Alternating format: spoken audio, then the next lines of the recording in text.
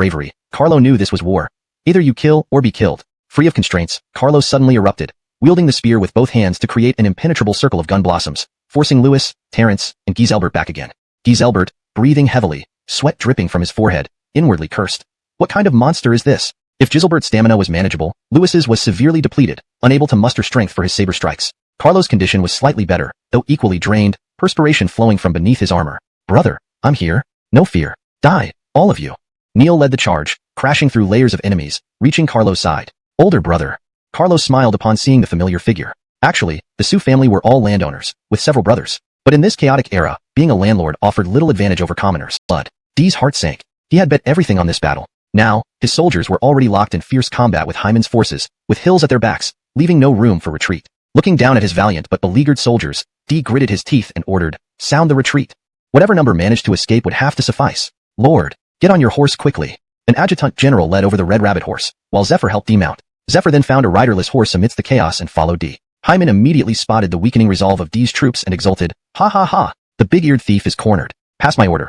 Anyone who captures or kills Dee will be ennobled as a Ting Ho. Those already titled shall receive a promotion in rank and an additional 500 households." Marcus, carrying a large saber that seemed out of place with his scholarly appearance, rode over. "My lord, please do not put yourself at risk. Jesu Schwanda's swordsmanship is unparalleled. You must be cautious. Sundan, don't forget that I was once a commandant of the elite cavalry, proficient in archery and martial arts. What fear do I have of Dee? Follow me into battle."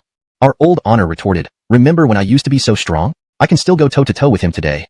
How could Hyman be afraid of Dee? Ridiculous. Avoid his peak strength? Bring me my—" Wearing heavy armor, he endured relentless attacks from top-tier generals like Louis and Terence for nearly half an hour, occasionally bursting into action to slay two Jiangdong commanders. Only Giselbert's agility kept him safe from Carlo's wrath. By the end, everyone bore significant injuries. This battle thoroughly demonstrated the true mettle of the best in the world. Chester Hyman, even after a crushing defeat at Chibi, still possessed the might and ability to reverse fortunes. The greatest warrior of the land faced 8 contemporary champions and killed 2, forcing the others to concede defeat. The Honor Army's victory was undeniably a triumph of sheer strength. A tactical advantage turned into a decisive win. The loss at Chibi couldn't be overturned by mere effort. Attacking strengths with weaknesses inevitably leads to failure. So, from the beginning, Carlo planned to abandon the Chibi battlefield entirely, using the second battlefield strategy to turn the tide. In this battle, Dwayne and Dee committed all their resources to confront the formidable Hyman. Did they win? Yes, in the Battle of Chibi, Hyman suffered a major defeat, losing tens of thousands due to plague and casualties. While it didn't cripple him, it would keep him from launching another offensive against Jiangdong for 3 to 5 years. During this time, rapid growth could be achieved, waiting for internal strife within Hyman's camp. With Hyman aging and his sons growing into able leaders, conflict was inevitable. Recall how Ron fell victim to this. Despite his power, internal divisions hastened his downfall. Many empires have fallen prey to internal strife throughout history, but Carlo aimed to deny this opportunity. If Dwayne and Dee succeeded, their efforts to weaken the aristocratic families would become futile, plunging the land into perpetual internal struggle. So, Carlo employed the highest chess stratagem, directly flipping the board to secretly open a second front. The results were clear. Resting and prepared, the mountain-shaking and iron-arm camps ambushed and routed 8 10,000-strong fleets of the Jiangdong Navy, securing a resounding victory. This achievement entered the annals of military history. At Wulin, Jiangdong soldiers carried Amnon aboard ships, preparing to retreat to Jiangdong. Quickly, bring the Grand Commander inside the cabin to avoid catching a cold. Recover as many troops as possible and monitor Huarong direction. Once the pursuers arrive, set sail immediately and destroy the remaining ships. But what about Lord Jesu? At present, the Grand Commander is gravely ill. Don't forget that Dee once seized our Jiangxia. Though allies now, they may become enemies later. Old as I am, this is also my opinion. Think of the effort Jiangdong put into battling Hyman with tens of thousands, while Dee did little. Gideon was frantic yet rational. First ensuring Amnon's safety, he issued orders, all units, immediately board the ships and burn the remaining, many injured.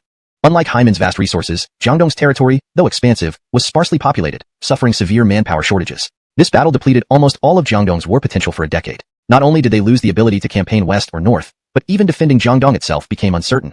Just as Gideon was sighing dejectedly, he suddenly noticed a fleet of warships bearing the banners of Jiangdong approaching from the east across the river. Based on the number of warships, there should be around 3,000 to 5,000 men. Could it be that our Lord has specially sent people to come to our aid? Someone, steer the ship over.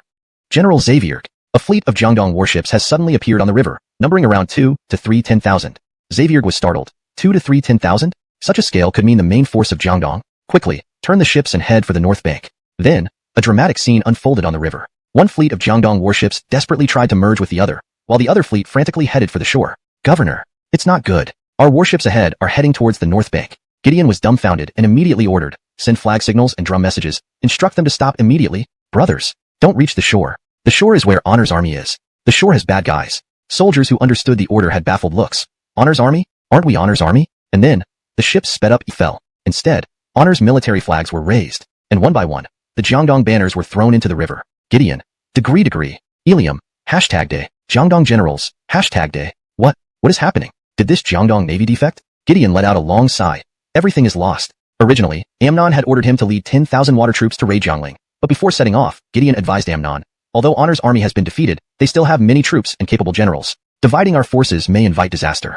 Because of this, Amnon changed his mind and regrouped the entire army for Wallin. Fortunately, Gideon was there. Otherwise, with Amnon unconscious and no clear leader, it might have bankrupted all of Jiangdong's resources. Gideon understood that this sudden change of allegiance would deal a devastating psychological blow to his own soldiers. Adding to the fact that these ships came from Chaisang, it inevitably caused unease. Gideon immediately summoned the generals to discuss the situation. Swish, Gideon unbuckled his sword and handed it over to Ilium. General, now that our chief commander is unconscious, the morale of the three armies is scattered, and we lack leadership. Among us, if we talk about merit and seniority, General, you should be at the forefront. Therefore, I hand over my sword to entrust you. Please take command at the rear to stabilize the morale.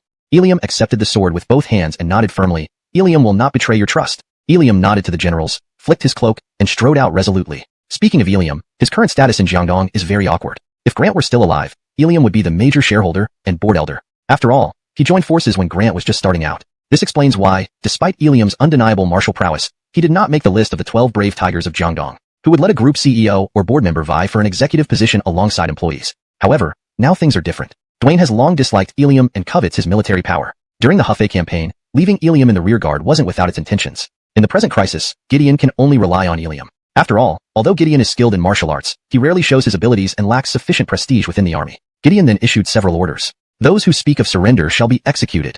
Anyone slandering the chief commander will receive 20 lashes. Those who shake the morale shall be executed. Gideon also declared to the whole army, despite our bravery, the enemy far outnumbered us and used treacherous tactics. Although we suffered minor defeats, we have won decisively at Chibi. This victory is heaven's blessing on Jiangdong. All survivors will be rewarded with grain, money, and land after this battle. Additional rewards for those with outstanding achievements. Meaning, as long as you return alive, you'll receive generous rewards. It's like treating the soldiers as though they've won a battle. Gideon had no choice. The soldiers were already on the brink of collapse. To stabilize morale, offering only punishment without rewards might cause a mutiny. Gideon's grasp of psychology was impressive. Sure enough, following Gideon's orders and rewards, the negative sentiments dissipated, and morale began to rise again. Most soldiers, unaware of the implications of the defeat at Huayong, knew they had won at Chibi and believed rewards awaited them. Thus, while the generals understood the dire consequences and were disheartened, the soldiers were jubilant. This aligns with Carlo and Marcus's strategy. Let Jiangdong win yet lose. Knowing the inevitable loss at Chibi, they used this defeat as bait to drain Jiangdong's war potential for the next decade. On the other side, Xavier rejoiced while Gideon sighed. Why? Because not only did they capture numerous Jiangdong officials, but also the families of Jiangdong generals. On the river battles with 6,000 men proves worthy of the Sheikh Mountain name. The main focus was always Amnon and D. Capturing them would ensure unification within a few years. Perhaps destiny intervenes. D's army was annihilated, but he himself slipped through the net. Even Lewis, Terrence, and Giselbert managed to escape. Lord. About 4,000 troops are drifting on Jiangdong ships claiming they followed Lord's orders to bypass Chaisang, led by Xavier. Xavier? Bypass Chaisang? Hyman looked puzzled at Carlo. Not just Hyman, even Marcus, Jae-Soo-Yi, and Justino watched intently. Carlo's eyes lit up. Bring Xavier here quickly. Yes, sir. After the messenger left, Carlo recounted Xavier's actions, making everyone's eyes widen. Good heavens, you dared to let 5,000 men, led by a surrendered general, delve into the deep mountains and old forests. And you even had them raid the enemy's base? If anyone has guts, it's you, Carlo, Sue Buck. Just as they were talking, Xavier rushed over in a hurry and immediately greeted. This subordinate, Xavier, greets Prime Minister. Ah, General One, no need for such formalities. Please rise quickly. Xavier, with an excited expression, began reporting his achievements. Prime Minister Lord, this time I was ordered to launch a surprise attack on Chaisang. Although we failed to capture Dwayne and complete the mission, we managed to take half of the Jiangdong official will temporarily retreat to Jiangling. By the way, Buck, who is in charge of Jiangling now? Carlo replied truthfully, Chancellor, General Barry is currently guarding Jiangling, ensuring no problems arise. However, although we have defeated Dwayne and D this time, our losses are significant. All the warships have been destroyed by the East River forces, so it may take some time to recover. Hyman waved his hand, his face showing a hint of disappointment. Sigh. Buck, you don't need to be so hesitant. Both Bram and Nick had advised against this campaign. Am I one who cannot distinguish right from wrong? It seems this is heaven's will. Since this is the case, let the East River forces cling to life for a while longer. As they were speaking, Gilbert led a group of soldiers who had brought a strangely dressed man. Though he wore light armor, this man had a plume feather stuck beside his helmet, though it was already worn out. Under his armor was a brightly colored robe, and a golden bell hung from his waist that jingled as he walked. The men and I were pursuing the generals of the East River forces when this thief tried to seize the bodies of Aaron and Averil. He was captured alive. Now, Chancellor, please give your instructions. Despite his usually handsome and robust appearance, Alessio now had a bruised face. His armor was torn in multiple places, and his elegant robe was dirty. his eyes and quickly moved to Amnon's bedside. Publican, you're awake. Someone, get the physician quickly. Although Amnon had awakened, his face remained pale, and he was weak. Just trying to sit up made him sweat profusely. Be careful, Gongjin. Gideon immediately helped Amnon sit up, leaning against him. At that moment, news of Amnon's awakening spread, and the other generals rushed in, including the wounded General Zachariah.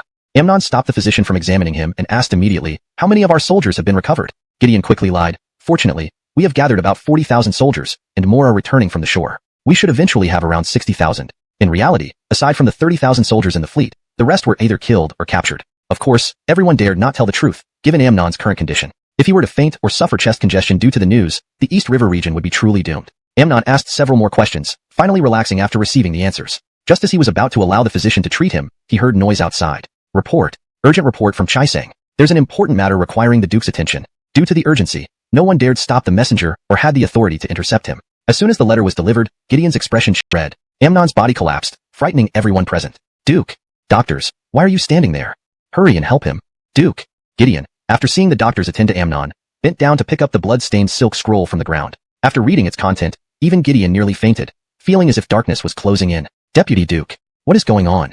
The letter stated, thousands of bandits lured our troops into an ambush, entered the city under false colors, and plundered the residences of the generals and officials of the East River forces, then escaped by boat. However, fortunately, our lord is unharmed. The bandits disguise themselves in our uniforms, using our ships. Please intercept them once this letter reaches you. Intercept my ass. They've been gone for a day and you just sent this letter? Even someone like Gideon, who had injuries, would have a ringing head after reading this. To think we were fighting on the front lines while you failed to protect our homes? Losing all our wives and children? According to this, Dwayne's family, his mother, sister, wife, sisters-in-law, children, nieces, and nephews, all got kidnapped. That's bad. Who doesn't know the Prime Minister honors hobbies? Imagine facing off with Hyman again, holding Guotai with one hand and Grant's wife with the other, with Bu Jixianxi sitting in his lap. What kind of battle is this? Hasn't Hyman tasted the wives and daughters of the East River Lords? Forget taste, he's probably measured every detail by now. Next year, maybe Grant and Dwayne will have brothers, or adopted sons born. Each general in honors camp gets a beautiful woman, all of whom are their wives and children, possibly even mothers-in-law. Just imagining that scene, Gideon felt blood rushing to his head, and darkness enveloped his vision until everything went black, and he too fainted. Ah, Deputy Duke. Deputy Duke. Don't panic, everyone. Translation completed, maintaining the original tone, structure, and style, adhering strictly to English language conventions. Quickly bring another physician here. Chapter 258. Unknowingly, my lady tonight, the flags snapped fiercely in the wind, echoing with the tumultuous roar of the river. Yet, even so, they could not mask the worries that plagued the hearts of many. The generals from the eastern lands were now preoccupied with different concerns. Some were anxiously burning with worry, others desperately wished to return home, and still others seethed with rage. I was out here fighting tooth and nail, only to find my home raided when I turned back. How did you manage to protect our home, Dwayne? Although Chaisang did not rival Shochuan or other ancient fortresses, it had been fortified into an impregnable stronghold under everyone's efforts. Defended by forces came from the north and were already suffering from water and soil incompatibility. Their combat effectiveness was already compromised. Moreover, the main forces were all concentrated at the Battle of Red Cliffs. The only troops Carlo could mobilize were the civilian porters responsible for supplies and logistics, and some farming troops. Thus, Carlo didn't hold much hope for the success of the surprise attack. He merely intended to intimidate Amnon and relieve pressure on the Red Cliffs battlefield. No one expected the Red Cliffs front to lose, but Porter successfully pulled off the surprise attack. What was sown with intention did not grow, while what was unintentionally planted thrived unexpectedly. After Amnon and Gideon fainted one after another, the heavy burden of command naturally fell on Eliam. Eliam asked everyone to keep the secret of the Chaisang incident from the troops while accelerating their retreat toward the east of the river. In Jiangling City, Hyman sat at the head of the hall, relaxed his shoulders, loosened his collar, and picked up the wine goblet before him. Ah, time waits for no man. I've never felt my armor so heavy. Well, with this great defeat against Jiangdong, our army won without winning, and the scoundrels of Jiangdong lost without losing. This achievement owes to each of you. Let's all drink to this victory. With these words, Carlo on the left and Ajay on the right raised their goblets, followed by the rest of the generals. As the goblets emptied and filled again, the atmosphere grew lively. Massively broke through Chaisang, captured numerous prisoners, disrupted the morale of the Jiangdong rebels, and bolstered our military prestige. For this, I hereby confer upon you the title of Marquis of Nanyang Pavilion and appoint you as General of Pacifying the South, leading an independent army. Porter immediately knelt down. General Porter thanks the minister.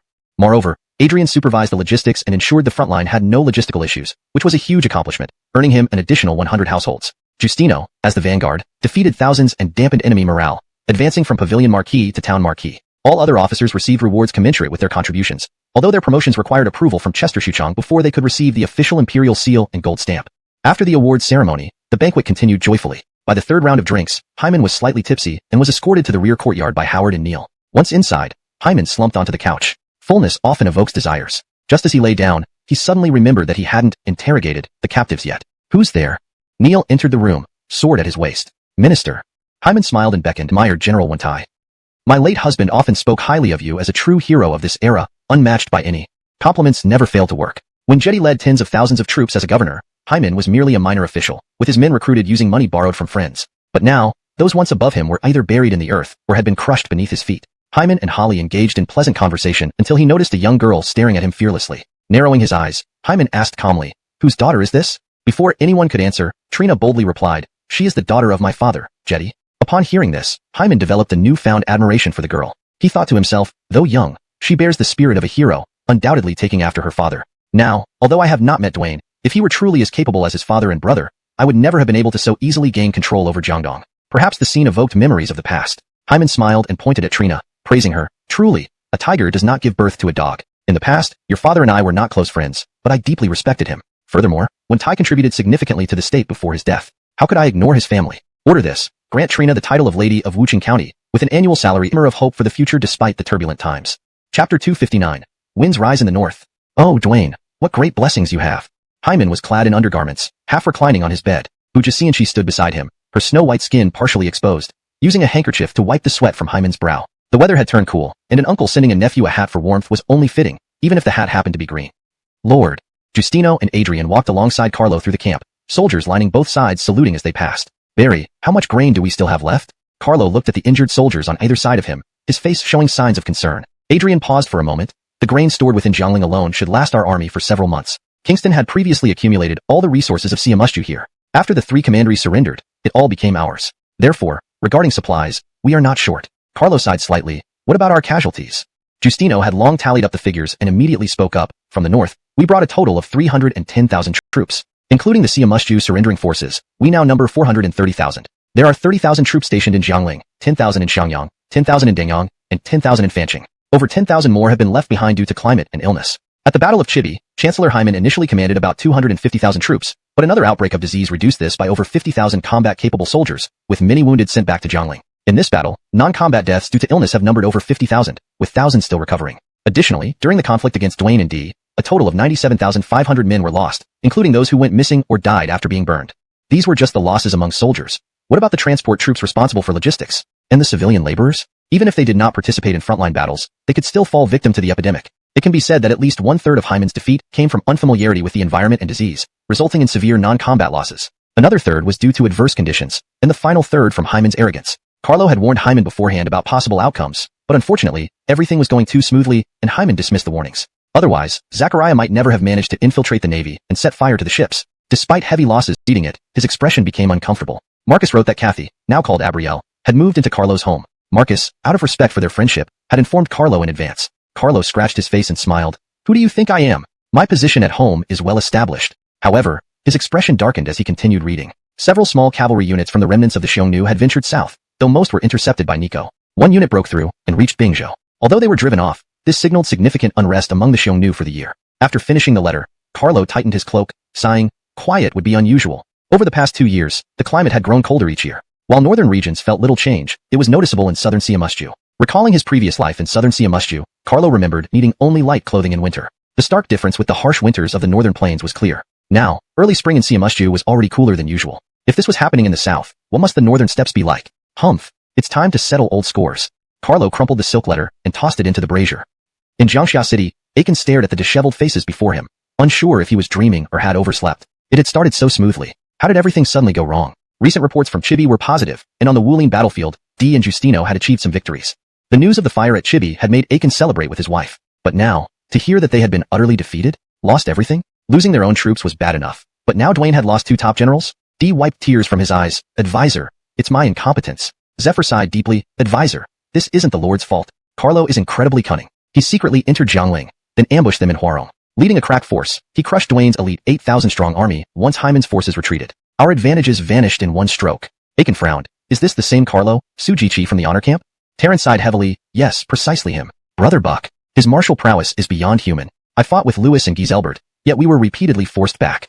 Seeing Lewis lower his head, Aiken realized Terrence wasn't joking. Otherwise, with Lewis's pride, wouldn't he have defended himself? Giselbert wanted to explain that the Jiangdong generals hindered their efforts, causing the debacle. Yet, reflecting on it, the 3 of them, all top fighters, needed to gang up on one person. No matter the outcome, it was humiliating. Giselbert gripped his spear tightly, saying resentfully, my teacher once said, A spear strikes with precision, but Carlo's spear moves swiftly as wind, strikes like thunder, and shakes mountains. Only now do I realize there are always better people. Aiken, seeing Dee's self-blame, comforted him. How can we judge heroes by one victory or defeat? We still hold Jiangxia. Let us conquer the 4 southern commanderies together.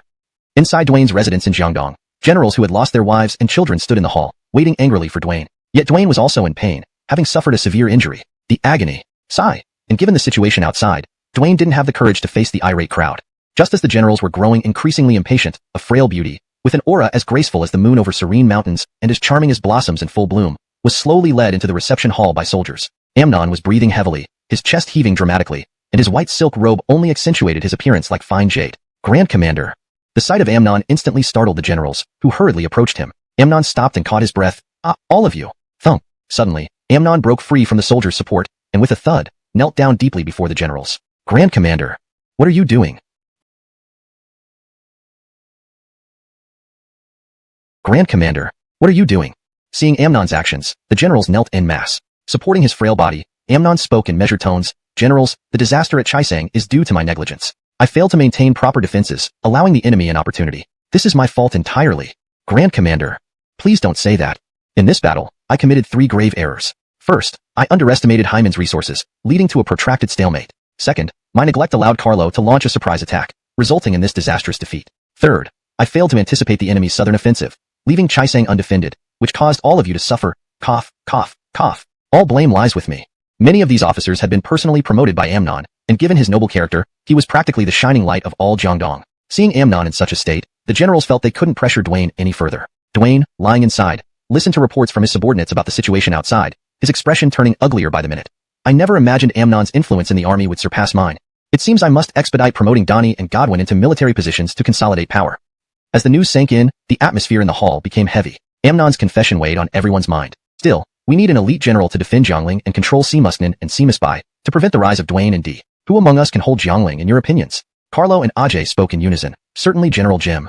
After all, what Jiangling needed was not someone who could fight, but someone who could defend and endure. In terms of resilience, Jim was undoubtedly top-notch within the entire honor camp. As for other generals, though each had their strengths, none were fit for this role. Carlo himself wouldn't be considered, as he naturally needed to secure the central region. Moreover, with the northern Xiongnu stirring again, Carlo must remain in Xuchang to lead the 3 armies. Should any trouble arise in the north, Carlo would need to mobilize troops immediately.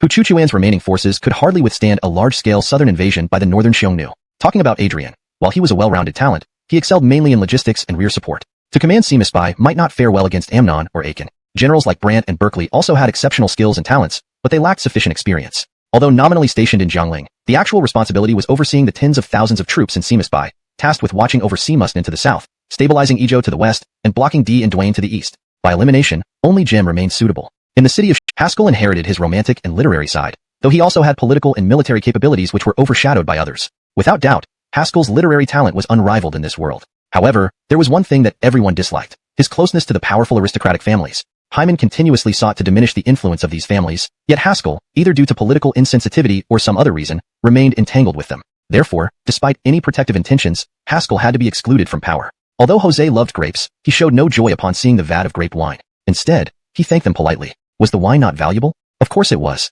During Chester Jasang's reign, eunuch Haywood Rang once granted the post of inspector of Jiazangshao to Ming Tuo for a vat of grape wine. However, Jose knew his sister's ambitious nature. If she visited him, there was certainly something she wanted. Honor Ching, seeing Jose's calm demeanor, reluctantly continued, Zihuan, our elder sister always doted on you most when we were younger. Now, her husband is merely a minor official earning 400 stones. He has held this position for more than a year. Can he be promoted? A faint smile spread across Jose's pale face. Elder sister, you should know that while I manage appointments of officials below 600 stones, if anything goes wrong, eldest brother won't spare me. If things turn awry, Famin and Carlo's ambitions extended far beyond uniting China. The strategic positioning in Jiazangshao and Yuzhou hinted at territories outside central China, perhaps even outside the 13 prefectures of Adamir. Initially, Arturo disdained being Jose's advisor. As a well-rounded talent, he aspired for a position of central power. However, reality proved harsh. Calculating the ages of key figures in Honor's camp, their average age was only slightly older than him, and each was extraordinarily talented. Competing with him, Arturo fell short in experience and seniority. In the end, Arturo took a great risk, opting for a position of prominence rather than obscurity. He chose to align himself with Jose. To be honest, initially, Arturo intended to support Haskell, given that Haskell's reputation among the aristocratic families was far better than Jose's. However, upon closer examination, Arturo realized that in terms of political scheming, Haskell was far inferior to Jose, and in terms of endurance, he was even worse. So, with a decisive nod, Arturo made up his mind. You're the one. Come on, Jose. Where is it? Buck, you look like an honest man with your thick eyebrows and big eyes, but you're more promiscuous than I imagined. Hyman glared at Carlo. Note, the last line seems to have a tone that could be misunderstood. Based on context, it may imply Carlo's lifestyle or activities were more extravagant or indulgent than expected, which caught Hyman off guard. Chapter 261. Dwayne's New Bride. Who would have thought, Greg with your thick eyebrows and big eyes, you're the most immoral one. Everett strained to reach Carlo's shoulder, grinning wickedly. Carlo plopped down on the ground, adopting an unconcerned attitude. SK, Isidore, I won't listen to this. It's just a small moral flaw. You even dared to the Empress. Carlo quickly pulled Everett over, firmly covering his mouth with both hands, laughing awkwardly. Hey, it was consensual. What's there to say? Everett slapped away Carlo's large hand in disgust. Speaking of which, Carlo's actions were far more severe than debauching the harem. Carl only dared to sleep with concubines. Carlo, on the other hand, had directly taken home the Empress, all while the Ademir dynasty still stood and the Emperor remained on the throne. According to Everett's estimate, future history books would certainly dedicate significant ink to Carlo. Everett raised an eyebrow provocatively, whistling, Jiansu, though such blessings are tempting, you should still prioritize your health. These words were originally meant by Carlo to advise Everett. Jonas spat out his tea, nearly jumping in shock. The bamboo slip recorded over 20 large and small clans, involving thousands of people. If Carlo were to execute them as rebels, it would be disastrous. Marcus was already used to such reactions and explained, these are the first families willing to relocate north. A total of 21 clans, with over 2,000 members, along with servants and tenants, totaling about 40,000 people, volunteering to move to Yuzhou. The murderous intent on Carlo's face vanished like spring rain. Ah, so these are kindred spirits. No misunderstanding here.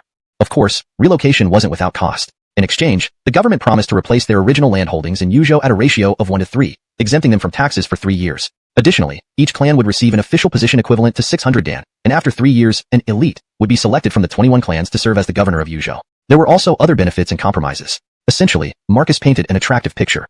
Moreover, these 21 clans were not powerful enough to be considered aristocratic families. Marcus's offer effectively elevated them to such status, naturally making them willing participants. The approach was similar to the initial migration plans for the Central Plains to Jiazhangzhou and Yongzhou. However, considering the harsher conditions in the north, more incentives were offered. Meanwhile, Lionel, Archer, and Charlie would soon return. One reason was that Hyman's camp had just undergone internal purging, leading to management deficiencies. Another reason was to prepare for the year-end conflict with the Xiongnu. Had Hyman not exhausted resources in the campaign against Jiangdong, Carlo would have already prepared to march. Spring is the time for growth. The Ademir people need to farm, and new grass sprouts on the prairie. At this time, Carlo could lead troops to destroy key grazing areas, cut off water sources, and besiege the northern Xiongnu into submission. But now, with Honor's camp just emerging from battle and the spring farming season approaching, they needed rest and recuperation. During lunch break, Everett, gritting his teeth, asked Carlo for a favor.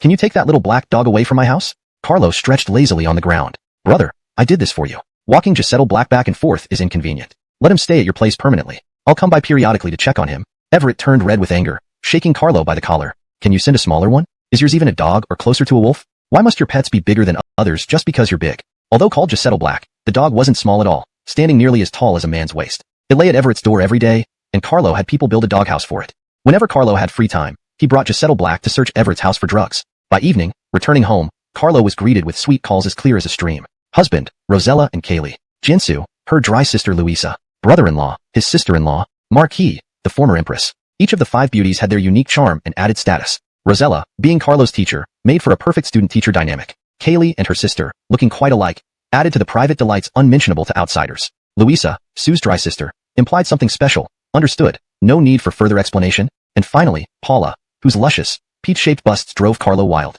Within the Sun residence in Jiangdong, to restore the region's strength quickly, Gideon arranged a new marriage for Dwayne. Though Dwayne had lost one capability, he still retained another to continue the lineage. Apart from Dwayne, almost everyone else from the Sun family had been taken to Xuchang. Notably, Hyman, to irritate Dwayne, appointed Grant's son as the Wu Marquis and governor of Scarletsu. He also bestowed the title of This really can't be blamed on Gideon. It was your own requirement that a true man should not be entranced by beauty. So, Gideon directly cut off any possibility of Dwayne indulging in the allure of beauty from the root. Faced with this unusual beauty, Dwayne couldn't help but feel utterly bewildered and frustrated. He had always prided himself on being a discerning person, but this was beyond ridiculous. Gideon had clearly been aiming to fulfill Dwayne's own lofty words. How could he possibly find fault with someone who met those exact unconventional criteria? Yet, here Dwayne stood, feeling more embarrassed and vexed than ever. The entire setup was absurd, yet Gideon had followed through precisely because of Dwayne's own declarations. The result was a scenario so bizarre that Dwayne could hardly even complain. Looking at this new bride, Dwayne felt as if the sky had truly darkened. Chapter 262. 2 Peaches and 3 Warriors, brother against brother. In Xuchang City, Hyman's ensemble of strategists had finally reunited once again. Lionel was stationed in Jiazhangzhou, governing a vast region, educating the Chang tribes, promoting agriculture, boosting production, and encouraging population growth. In just a few short years, he turned what was once barren land into a flourishing territory. Archer presided over Ji province, not only remeasuring the lands of Yuzhou but also commanding Bingzhou and the southern Xiongnu to defend the borders, contributing significantly to the peace and stability of central China. And Charlie had been long stationed in Su province, transforming the war-ravaged territories of Qing and Su provinces into orderly regions. He sent Berkeley to station troops in Hefei, effectively countering Duane's attempts to expand northward. In summary, Hyman's camp was now fully intact. Hyman sat in Xuchang, surrounded by his strategists, while Carlo's 3 camps had fully recovered their manpower. Had this configuration been available during the Battle of Chibi, Hyman might not have lost. After such a long time apart, Archer still looked much the same. His appearance barely changed, maintaining his wise, otherworldly demeanor. Charlie had transformed from a frail scholar to someone who appeared slightly healthier. The most significant change was in Lionel. He was now tanned and more muscular. It was said that upon hearing Lionel's transfer, the leaders of the Chang tribes were very reluctant to see him go, shedding tears. However, how true this sentiment was is debatable. The once quiet council hall now bustled with activity. Although everyone seemed focused on their work, they were actually watching Carlo and Everett quarrel again. Gaspard, tell me, can you get rid of that dog of yours? Carlo shook his head firmly. No way. I got this dog to deal with you. Sue gaspard, I'll fight you. Sinclair, look, we're just playing around. Why are you getting so worked up? Carlo's large frame moved unnaturally fast within the council hall, dodging Everett. Despite being out of breath, Everett couldn't catch up. Suddenly, Lionel gave Everett a meaningful glance and tossed a bundle of bamboo slips right under Carlo's feet. Bang! Carlo crashed to the ground, and Everett pounced, rolling and wrestling with him on the floor. Archer quietly rolled up the bamboo slips, poured himself a cup of wine, and sipped it leisurely, enjoying the chaos between Carlo and Everett. Thud. Amidst their scuffle, they accidentally knocked over a table in front of Marcus, spilling lamp oil on him and igniting a small fire. Everyone, previously absorbed in the spectacle, froze. Hyman shouted, "Wonru! Oh no!" Note, the emoticon mean is often used to express shock or distress in Japanese internet slang. For a more natural English translation, it can be replaced with an expression that conveys similar emotion. Quick, put out the fire. Marcus hurriedly tried to remove his burning clothes, but these were formal court robes with a jade belt, making them cumbersome and difficult to take off quickly. Struggling to stand, Carlo yelled, "Don't worry, wah!" As Marcus's fist connected with Everett's eye socket, Carlo vanished almost instantly, escaping through the wall. Inside the imperial temple, ornately carved beams and painted rafters created a majestic and luxurious atmosphere. The temple featured intricate decorations and portraits of past emperors, with offerings laid on tables, incense perpetually burning. According to rituals, daily sacrifices and prayers never ceased here, symbolizing reverence for the ancestors and honoring them as if they were alive. Blaine stood barefoot, tears streaming down his face, humiliation evident in his expression. He performed the grand ritual of kneeling 3 times and bowing 9 times, holding the imperial seal and pleading aloud. Descendant Jalen pays homage to the revered ancestors. Since my father's death, our Adamir dynasty has faced numerous crises. Initially, the 10 attendants usurped power, followed by interference from the relatives of the empress. Later, Karl entered the capital, massacred our people, defiled the palace, and committed unspeakable sins. Forced to move the capital first to Chang'an, and then establish an auxiliary capital in Xuchang. I am but a puppet emperor. The military and political powers rest solely with the treacherous Hyman. My queen fell victim to this traitor. If the ancestors watch over us, please guide me on how to restore our Adamir dynasty to its glory. He grabbed some copper coins, placed them inside a tortoise shell, shook it, and spilled them out. Upper Qian, lower Can, the dispute hexagram. This symbolizes separation and conflict. Qian represents heaven, Can water, revealing a struggle between heaven and water, indicating discord and contention. What are the ancestors trying to tell me? This hexagram contains both Een and Scarlic, suggesting internal strife. Water, shapeless and formless, represents infiltration. Could it be? Haha, I understand. Thank you, ancestors. No matter how strong a force may be, it can be weakened from within. Water, being gentle and insubstantial, can seep in undetected. Internal conflicts arise from self-interest. Hyman, you want my throne? I will give it to you, and even to your sons. Let conflict begin, brother against brother. Hyman, didn't you mock Ron's sons for lacking ambition and fighting among themselves? I shall see what kind of men your sons are. Hashtag chapter 263. The Honor family's 3 fools enter the military camp. Today, I will teach you my 13 postures and 26 movements of Xingyi spear techniques. Initially acquired, simplicity often harbors the most potent danger. This was genuine combat. Initially, Emir, Hutch, and Talon thought Carlo would demonstrate standard techniques, but as the moves unfolded, each was exquisitely crafted for killing. This was not just any spear form. It could endure for generations. Such advanced skills were usually kept within families. Yet here was Carlo, unveiling them all before them. As Carlo continued, the trio found themselves immersed in the intricate simplicity of the technique. When the individual moves were complete, Carlo connected them into a seamless flow. The wind whistled around the platform as points of light danced in the air, creating an illusion of enemies falling one after another, each struck down in one fatal blow. Carlo chose to impart these techniques because of the imminent threat of a major attack by the northern Xiongnu by year's end. Long spears and halberds were the most common weapons in the army due to their efficient use of iron, superior lethality, and effectiveness against enemies. In later times, generals might boast about breaking through spear defenses with single-handed swords, but in battle, nearly all preferred the spear. Spears were the most agile among long weapons, yet the heaviest among light ones. After over a decade on the battlefield, Carlo had never seen "Greet you, Chancellor." Hyman basked in the admiration of the fierce warriors before him. This was power. This was leadership. Ron, did you ever have such elite troops under your command? If not for appearances, Hyman might have even paraded these troops past Ron's tomb to share such treasures without bragging. What fun would that be? But there was regret too. Old friends were gone. Carlo took the opportunity to observe his new relations. Yonatan, roughly his age, had trained alongside Carlo and possessed both literary and martial prowess. He was kind-hearted yet practical, unanimously chosen as heir by the company board. Jose, despite recovering from childhood illness, remained slender, with narrow phoenix eyes that mirrored his father's shrewdness. Most frustrating was Haskell, brilliant poet, lacking political acumen, failing to recognize Hyman's stance against the aristocracy. Consequently, Yonatan stripped him of power and excluded him from the core circle. The conflict between Hyman and the aristocrats was more than a struggle for power or position. It was a clash of ideals. Either Hyman and his allies shattered the old order, or the aristocrats would crush them and vilify them in history. Losing would mean historical infamy for Carlo and Hyman. Thus, Haskell's flirtation with the aristocrats was reckless. That Hyman didn't kill him was testament to paternal love. Fortunately for Carlo, his lord was a romantic and chivalrous figure. Lesser men might have betrayed Carlo. Hyman asked only one question. Is it feasible? After Carlo and Archer confirmed the potential for success, Hyman responded simply, let's do it. Buck, I've brought my 3 sons here to serve under you for a time. Ah, understood. Father-in-law wants me to mold these young relatives. Mwahaha. Carlo smiled inwardly. Rest assured, Chancellor, I will treat the 3 lords well.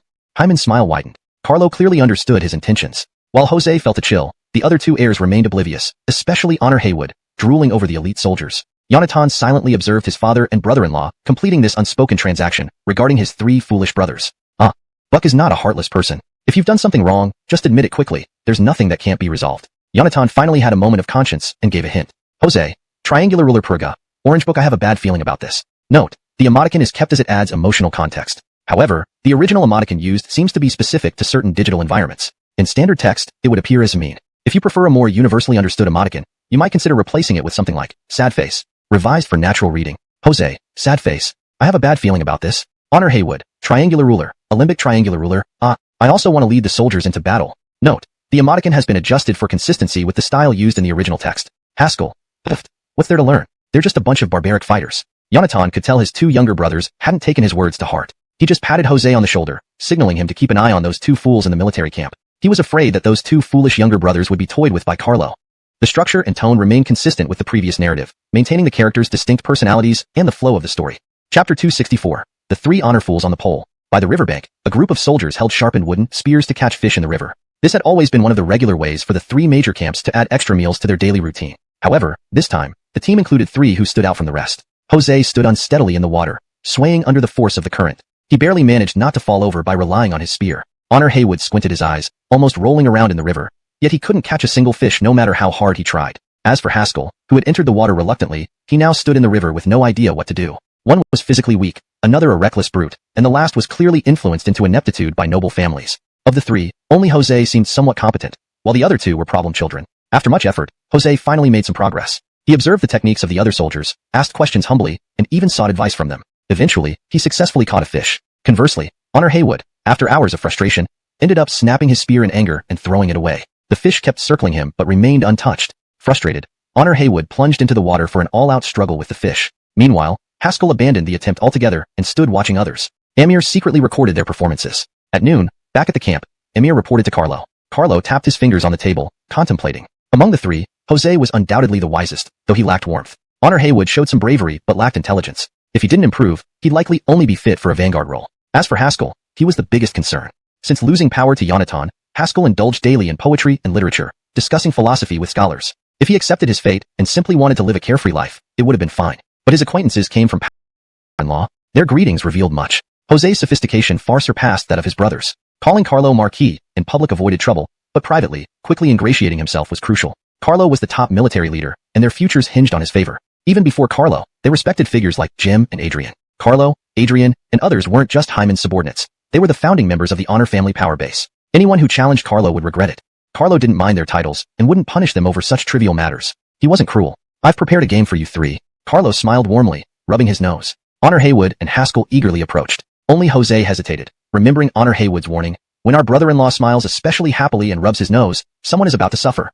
Carlo pulled out a double-faced copper coin. He shook it in a wooden cup and proposed a game. Shake the cup. If it lands flower side up, you drink. If it lands character side up, I'll drink. Interested? Haskell grabbed the cup confidently, boasting, second brother, third brother, step back. Jose watched silently. He noticed Carlo's amused look and said cautiously, Zhejian should not underestimate this. Haskell ignored him, shaking the cup loudly. After a moment, he flipped the cup onto the table triumphantly. Jose's face darkened. He had warned Haskell, but mother-in-law teach you another lesson. When a talent meets a soldier, even reason cannot prevail. Sometimes, talking alone won't get you anywhere. Bring them here. Adamurg the three young masters on the flagpole for half an hour. Let them get some fresh air, clear their heads. At this point, Honor Haywood stepped forward, his neck stiffening as he protested. Lord, brother-in-law, I don't accept this. Clearly, you cheated. Why should we be punished? Jose thought inwardly. Naive little brother. What else could it be? Because he has the bigger fist. Carlo placed a hand on the table in front of him and suddenly exerted force. Bang! The table flew past Honor Haywood's face, crashing heavily outside the tent, scattering debris everywhere. Why? You ask why? Seeing Honor Haywood frozen in place, Carlo felt quite satisfied, believing he had successfully intimidated him. But then, brother-in-law, I want to learn that. Honor Haywood came back to his senses, his eyes gleaming with excitement as he looked at Carlo. Carlo was left speechless, feeling quite helpless at times. In the end, the three sons of the Chancellor couldn't escape being hung on the flagpole. Honor Haywood and Haskell were hung because they lacked sense. Jose was hung because this cunning boy used his brothers as pawns. Anyway, Carlo had plenty of time in the coming months. He would properly educate these little brothers of his. The paragraph structure and line breaks have been maintained as requested, ensuring the translation flows naturally and coherently with the previous content. Chapter 265. The flames begin to rise. Brother Keenan, have you been well? A middle-aged man with half-gray hair and a flowing beard stood in the hall, bowing respectfully from afar. Ahil had just been appointed by Hyman as the governor of Qing province, responsible for all provincial affairs. He was always busy and exhausted every day, but upon seeing the visitor, his weariness vanished instantly, and he quickly stepped forward to grasp the other's hand. Boda, it really is you. Come in, please sit down. Servants, prepare wine and set up a feast. Elvin, also known as Emeric Boda, was Ahil's clan brother who had not left their 5 generations of kinship. They had been acquainted since childhood. However, after adulthood, Elvin pursued alchemy and roamed through the mountains, rarely returning home. Hence, meeting an old friend after over a decade of separation filled one with joy. Ahil warmly entertained Elvin. During the banquet, they laughed and reminisced about their childhood adventures, drinking cup after cup without noticing the passage of time. In the past, Ahil abstained from alcohol to ensure his official duties were not affected. But encountering an Boda doing this, shaking his head angrily, Elvin replied, "Are you still my Keenan?" Taken aback, Ahil stammered, "Why do you say that? Have I shown any disrespect towards Ahil? If so, I beg for your forgiveness." Elvin sighed deeply. The Keenan I knew was a loyal and righteous man, not a sycophant. Hyman imprisoned the emperor, controlled the government, killed virtuous scholars, and relied on his cronies Carlo and Jim to act tyrannically. How many families in Scarlet Province have suffered under him? We hate him so much that we wish to devour his flesh and drink his blood alive. How can you praise him so sincerely, showing such gratitude? Ahil struggled to defend himself. Deep down, he knew that Hyman's imprisonment of the emperor, suppression of noble families, and arbitrary killing of scholars were significant burdens on his conscience. As a member of the Emeric family of Jimmy County, although they were not among the major noble clans, they were still a respected local family. Naturally, Ahil harbored a favorable view toward noble families. Hyman's policies aimed to stabilize and protect the populace, and Ahil saw their positive outcomes. Thus, he chose to turn a blind eye to certain aspects. Yet now, Elvin ruthlessly exposed this sore point. Elvin noticed Ahil's changing expression and continued, bending forward and stepping closer. "Keenan, I know your abilities and that Hyman treats you with great respect. But since Hyman unified the North, our noble families have suffered greatly under his constraints.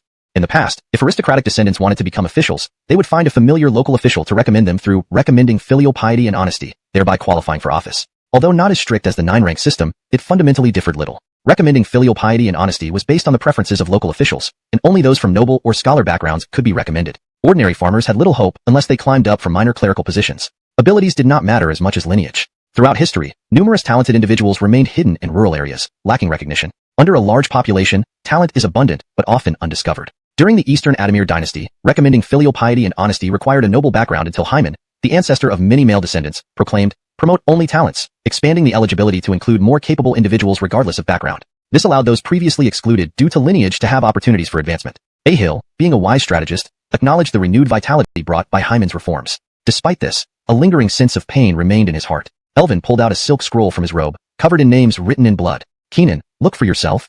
The scroll bore the names of renowned scholars and nobles from Scarlet Province. Many names were familiar to Ahil. Holding the scroll, he hesitated to speak, finally managing to utter 2 words. This is a joint blood petition signed by 37 scholars from 13 prominent families in the 2 provinces of Scarlet and Yu. They are willing to overthrow the traitors and restore the empire. Decide what you will do.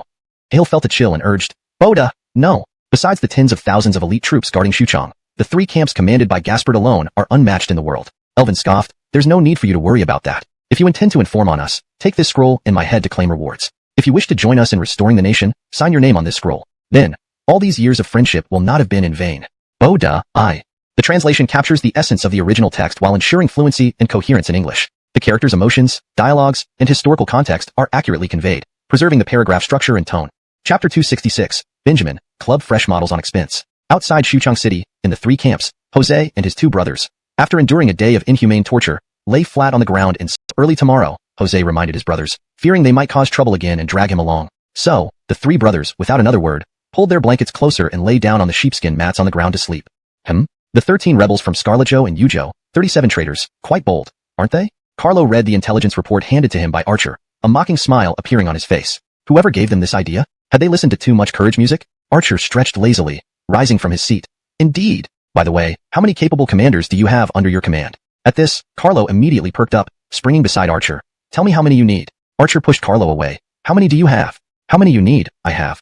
Archer stroked his beard, clearly thinking, bragging, are you? It's easy to find thousands of soldiers, but rare to find a capable general. These generals must possess strategic command skills beyond mere physical prowess. Even warriors like Howard and Neil, despite their exceptional bravery, remained personal guards to Hyman due to their lack of tactical skills. Carlo, however, argued, if you're asking for renowned generals, I don't have any. But if you want competent commanders, I've recently trained several. Upon hearing this, Everett and midsummer and the grasslands were lush. In 2 months, autumn would come, and livestock would fatten for winter. Sending people to clear the grasslands at this time, only Archer would think of that. Even the usually quiet Lionel added, we just received 4,000 warhorses from Jiazhang's Hao. If Buck needs them for his rapid wind camp, he can take them directly. Prioritizing equipment for the elite forces was common sense. While the North focused on production, Amnon and Jiangdong dealt with the chaos left by Dwayne. Despite being ill and unable to ride, Amnon personally traveled to Kuaiji Commandery to suppress the Shanyu tribes to restore Wu's strength. The Shanyu were southern tribal peoples who lived in the southeastern part of Jiangdong, untouched by Adamir authority. They were divided into multiple factions, highly belligerent, and had grown to nearly 1 million over decades of relative peace while central China was in turmoil. With eastern Wu's adult males severely depleted by Hyman's attacks, the solution was simple, raid. Waiting for natural population growth would take too long. Raiding neighboring tribes was faster.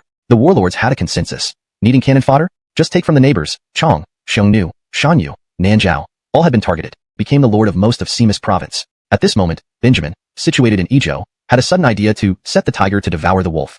He aimed to trick Di into occupying Adamirzhong, defeating Xavian, and resisting Hyman. Benjamin's letter was filled with sincere and heartfelt words, dripping with flattery. In essence, it said, brother, we both bear the surname Jesu. How can we let those surnamed honor act so arrogantly?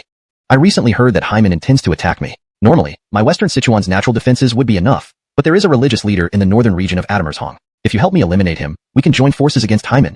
Following the rules of brotherhood, you just bring your troops over. I'll cover all expenses for provisions and logistics. Sorry, I meant military funds and weaponry. You only need to bring them in. Isn't this perfect timing? Just when I was feeling sleepy, someone sent me a pillow. The one who covets western Sichuan might not be Hyman. It could very well be Uncle Jesu. Note, the last paragraph has some colloquial and humorous expressions which are translated to maintain the original tone and style while ensuring clarity in English. Chapter 267.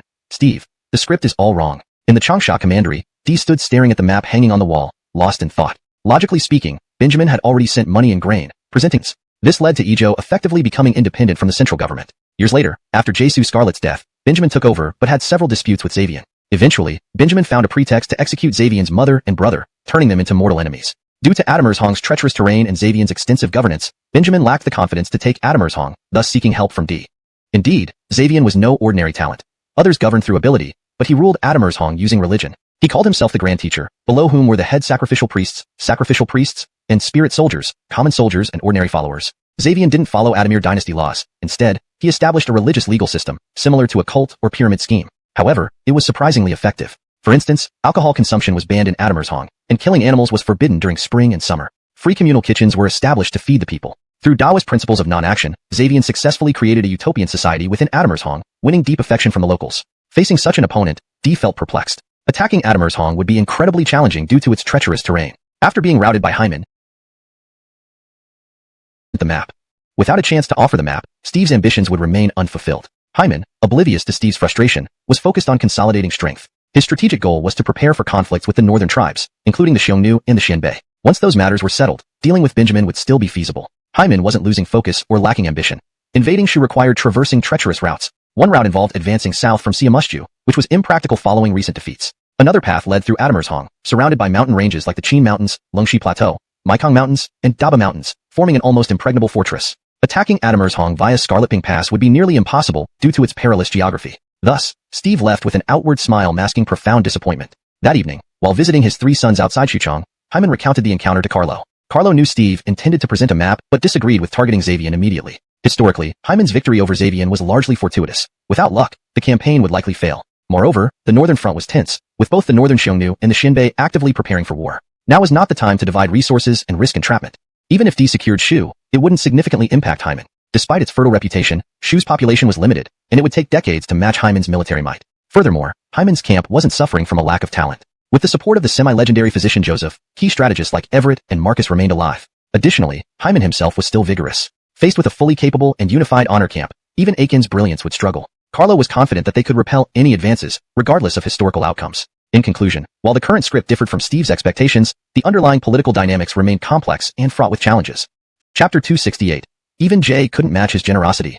The dusk settled over Xuchang, with streaks of crimson clouds spreading across the horizon like countless blood-red silk threads descending, a haunting yet mesmerizing sight. Hyman, do you have any available men under your command? Carlo kicked open the door of the administrative hall, the once pristine Huahongwood door shattering at his force. The sharp sound of splintering would echoed within the hall, but this was no longer surprising to its occupants. But today was an exception, as Hyman had just come by for a visit. Hyman's face darkened as he looked at the towering figure in the doorway. He had been wondering why they had been changing doors so frequently lately. Now he knew the reason. Seeing Hyman, Carlo smiled awkwardly and bent down to slip away. Quick retreat. I'm moving out of sight. Get back here. What are you, since Hyman isn't here? Why were you looking for him? Oh, nothing much. I wanted to ask him to help take care of someone. Hyman, with arms tucked into his sleeves, squinted his eyes. Steve, right? There's no need. He's already gone. Then send someone after him. Chop him down.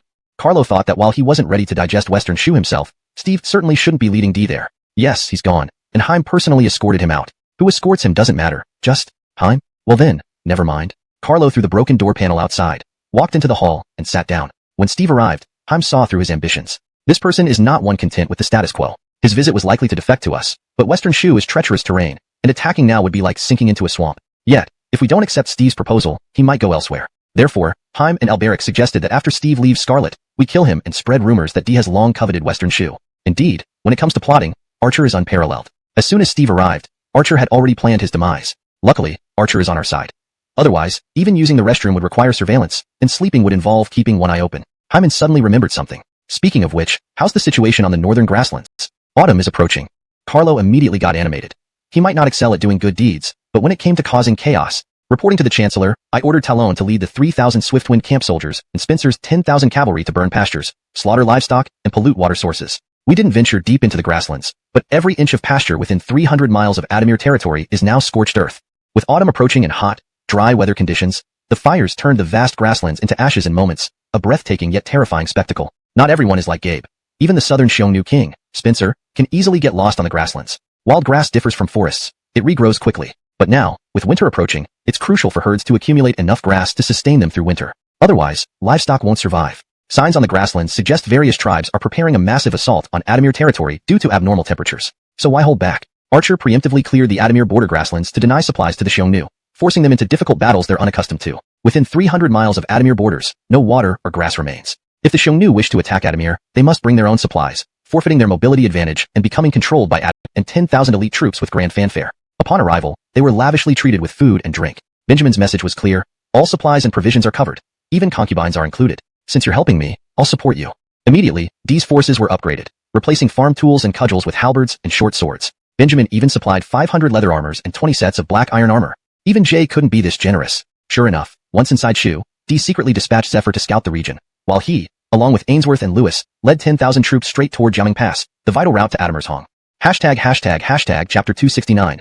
Buying sunflower seeds for Jay Suchan. Before the Jiaming Pass, D ordered his troops to enter the pass for a 3-day rest and preparation before the battle. This expedition against Xavian included not only D's own elite 10,000 soldiers, but also 10,000 Ejo troops sent by Benjamin, commanded by Scarlet Huai. Scarlet Huai, originally the commander of Baishui Pass northwest of Jiaming Pass, had been ordered by Benjamin to assist D in attacking Adamir's Hong. Second brother, please enter the pass first and settle the soldiers. I will take Shiwan to inspect the terrain around Jiaming Pass. Unsuspecting, Scarlet Huai led the 10,000 troops into the city with Lewis. D, riding his horse, accompanied Ainsworth to survey the surrounding area of Jiaming Pass. How perilous it is.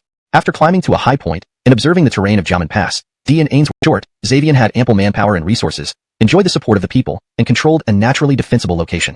Attacking him with just these 20,000 troops was like chasing a dream. This explained why Benjamin, despite controlling an entire province, could not subdue Xavian. With more than 70,000 troops and the rugged terrain of Ejo, it had remained largely untouched by the chaos in other provinces over the past few decades. Ejo now officially had about 250,000 households and a population of 1 million, not including refugees, unregistered residents, or tribal populations. Combining these groups, Ejo might have close to 2.5 million people. To conquer the north from the south, D needed to secure Ejo, this rich prize. However, due to the death of Steve orchestrated by Archer, D lacked accurate information on Ezhou's military layout, making any rash action too risky. For now, he could only pretend to prepare for battle, appearing ready to challenge Xavian. I lived by the Scarlet's River, owning houses and fields. Who would have thought that the despicable Cao Cao would seize my lands, and then sent men to beat me? Since the Battle of Chibi, Dwayne's eyes were fixed on Siamushu and Yuzhou, hoping for an opportunity to gain an advantage. However, in Huainan, Berkeley defended Shochuan with 20,000 troops, giving Dwayne no chance to attack easily. Meanwhile, in Siamushu, Jiangxia, Changsha, and Guiyang were all under D's allies. Even if Dwayne coveted Siamushu, he couldn't make a move now.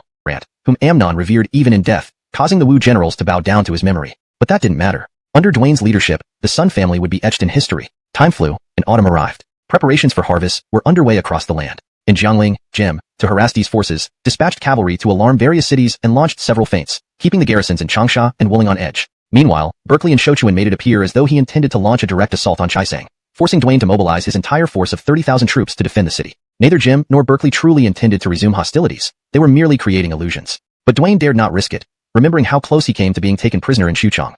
Hyman had failed to invite Dwayne personally but had invited his mother, sister, wife, and children. Therefore, Dwayne feared this greatly and immediately wrote to Amnon and Kuaiji to return to Chaisang. Aiken, seeing through Hyman's bluff, advised D to use this as a pretext to ask Benjamin for 10,000 troops to resist Hyman. Upon receiving the letter, D's eyes gleamed momentarily. After reading it, he burned the scroll and promptly sent a messenger to Benjamin. Brother, your younger brother has come to support you. But now Hyman is threatening me. Shouldn't you show some support? I'm not asking for much, just 10,000 troops to help our brother-in-law in Siamushu. How about and style while ensuring the storyline and logic are coherent with the previous content. Chapter 270, D's campaign in Shu. Minister your attention. At present, on the northern steppes, 150 miles from our Adamir border, cavalry forces of the northern Xiongnu and Xinbei are frequently appearing. However, the horses they ride appear exceptionally weak. Carlo and Archer exchanged glances and could not help but laugh. How could the horses not be weak? The grasslands extending 300 miles beyond Adamir's border were burned to nothing, starving them. Nico, seated in a lower position, secretly sighed in relief. Fortunately, we surrendered early enough. These Adamir people are truly devils. Hyman straightened up in his seat. How many cavalry forces do we currently have available? As the head of the military, Carlo stepped forward to report, Minister, at present, we have 3,000 men in the Swift Wind Corps, and 15,000 men in the Tiger Leopard Riders combined with the Southern Bingzhou Cavalry. The Southern Bingzhou Cavalry referred to the former Southern Xiongnu Cavalry. After screening and reductions, the remaining 10,000 troops were nominally under Honor Hong's command, but were directly subordinate to Hyman in reality. It wasn't that they didn't want to maintain more cavalry, it was simply too expensive. Cavalry units were incredibly costly. Moreover, elite cavalry units weren't equipped with just 1 horse per soldier, but 3 or even 5. However, in a few years, just from Jiazhang's Hao alone, they would acquire enough warhorses to form another elite cavalry force of 10,000. They did not lack grain now, but what about warhorses? Jiazhang's Hao, Bingzhou, and Yuzhou had been ravaged into fragments, and their breeding grounds couldn't stabilize the production of warhorses in the short term. A smile appeared on Hyman's face, but he suppressed it to maintain his authority. What does it mean to be the strongest power in the world? Marcus, Carlo, Ajay, and others thought to themselves that these were all insiders. If they wanted to laugh, let them laugh. How many soldiers do the Northern Xiongnu and Xinbei have? Actually, most of the Northern Xiongnu tribes had been absorbed by the Xinbei, though a few still claimed to be Xiongnu. Nico immediately stood up, bowed to everyone in the room, and then said, Prime Minister, Lord, gentlemen, allow me to inform you. According to my knowledge, the Xinbei can field no less than 250,000 troops. Including the remnants of the Northern Xiongnu, the number is conservatively estimated at over 300,000. Although the current Xinbei were not as strong as the peak of the Xiongnu era, this battle determined the life and death of the Xinbei. If the Xinbei lost, there would be no further threat in the northern regions of Adamir. The Xinbei might not go extinct, but they would be weakened to an extreme point, perhaps never recovering. Therefore, the Xinbei were sparing no expense, throwing everything into this decisive battle for survival. How many troops can we mobilize now? Messenger, we can mobilize a total of 230,000 troops. Only a year after the Battle of Red Cliffs, excluding the troops guarding key passes, Hyman's camp could mobilize 230,000 troops without blinking. Simply terrifying. If D heard this, he'd surely drool with envy. 230,000 elite soldiers. Among them were the 3 camps which were considered the finest troops of the late Eastern Adamir. But when Hyman heard the figure, he frowned slightly, unsatisfied. He slammed his hand on the table. If it weren't for the fact that Adamir has yet to unify, would a mere 300,000 Xinbei dare so? Hyman wasn't exaggerating. During Adamir's peak, they boasted an army of 1 million. Even the Roman Empire, invincible in the West during its time, only had 350,000 troops, and those figures were questionable. If this giant hadn't faced internal issues, it would have been unstoppable. But Hyman wanted everyone to know that even if Adamir was fragmented now, it remained the supreme power. A dragon will always be a dragon, not prey for mere There will definitely be results within 3 days. Seeing Ainsworth's confidence, Scarlet Kwai could only turn and leave. Shi won. Any news from Shu? My lord, Benjamin, sent 5,000 troops out of the pass towards Siamushu. They've likely been detained by our strategist.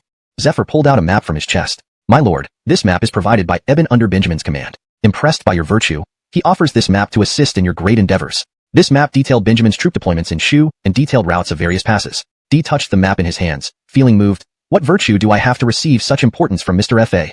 At noon, D invited Scarlet Huai into the main tent for discussion. Unprepared, Scarlet Huai walked in. Entering the tent, Scarlet Huai saw D, Lewis, Ainsworth, and Zephyr already waiting. Lord Schwanda, I wonder why you summoned me.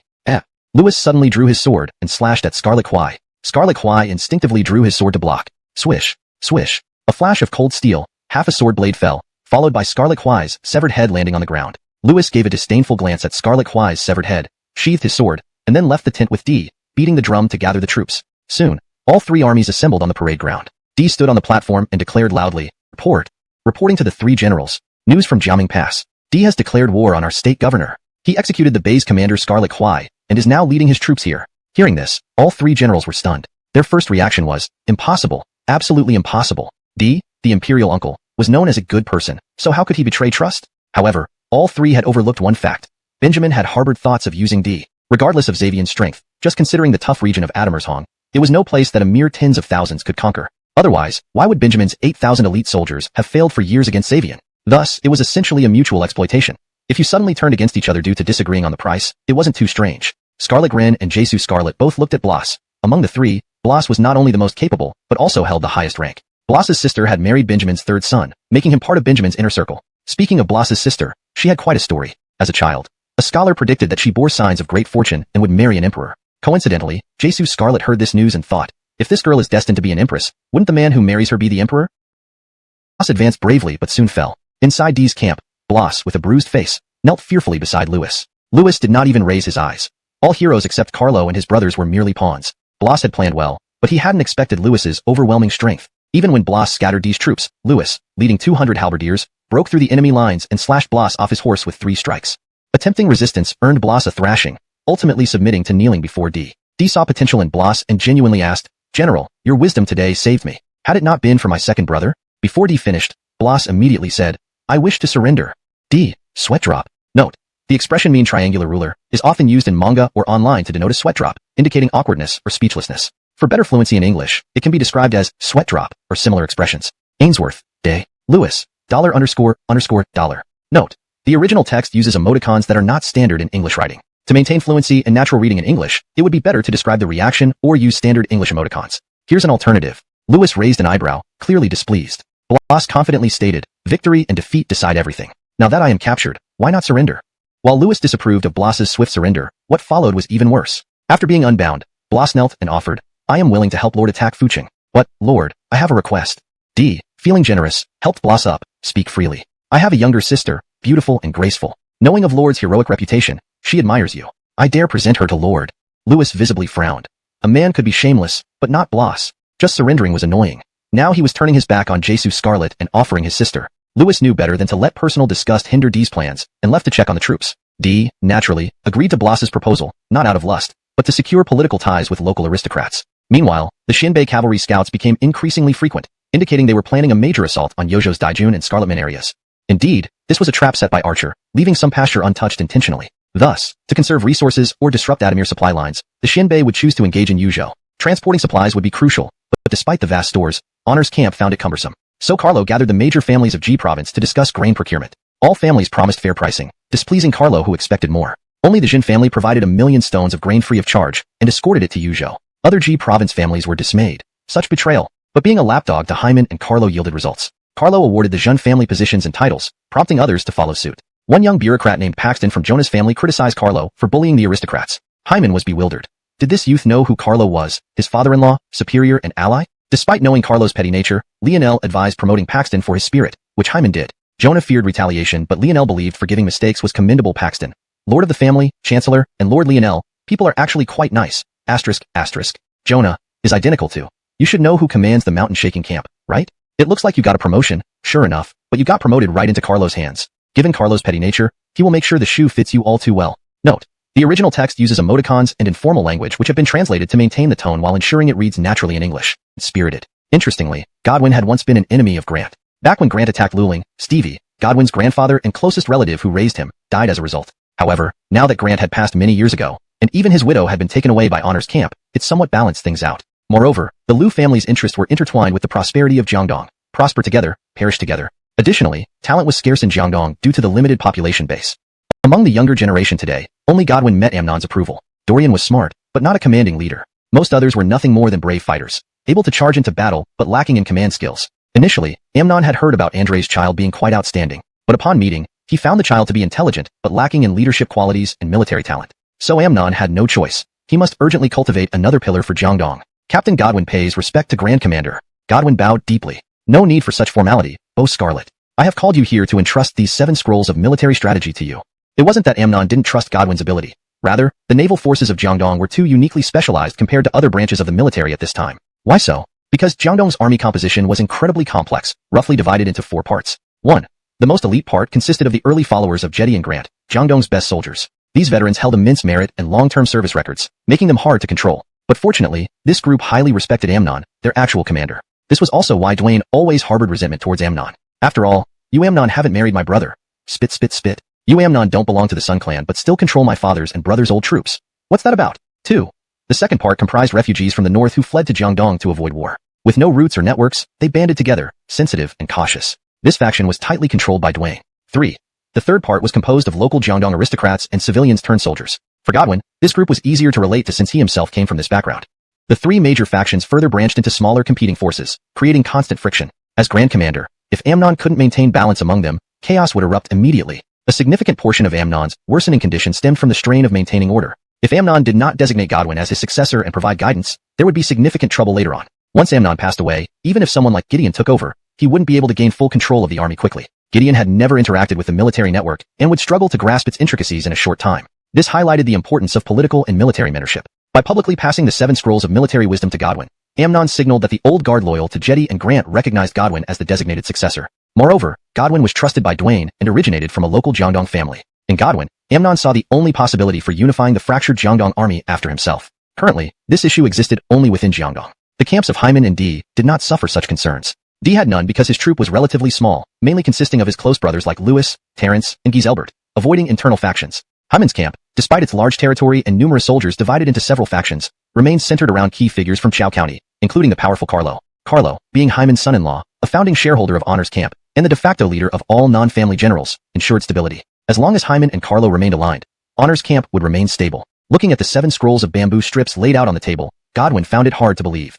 These weren't just books. They represented military connections and resources. Amnon was giving these invaluable assets to him, instead of leaving them to his own descendants. Amnon knew Godwin's doubts and, despite his weak condition, struggled to sit up, which seemed to drain all his remaining strength. Godwin quickly stepped forward to support Amnon, while Becky tactfully left the room. What followed was not something even she should overhear. I know you have doubts and questions. My old wounds worsen day by day, and I fear time is short. I no longer have the energy to teach my young children. Besides, Jiangdong faces internal and external threats. Time is running out. Recently, I've reviewed all our generals, and only a few can be truly relied upon, with you, O Scarlet, being the best among them.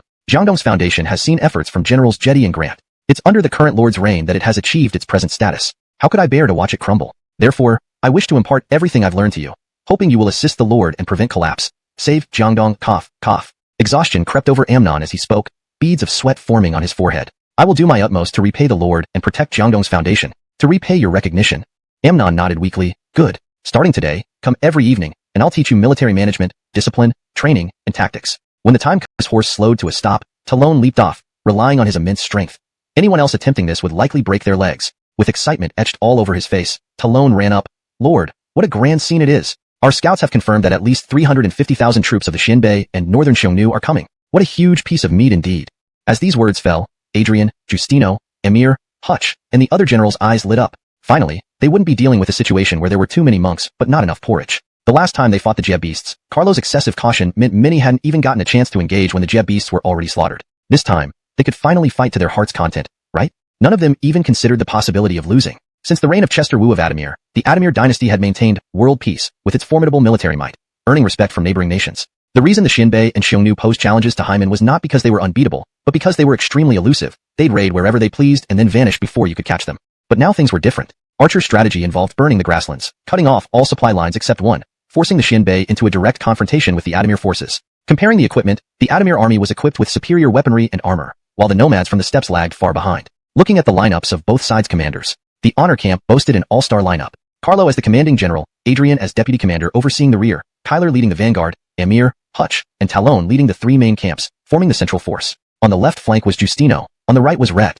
Lionel and Everett served as military advisors and chief strategists, respectively. Nico led 10,000 Southern Xiongnu cavalry, and Brady commanded 5,000 Xiong cavalry as mobile forces. Bringing this line up against the Xianbei was practically giving them a show of respect. Prince meets General Carlo.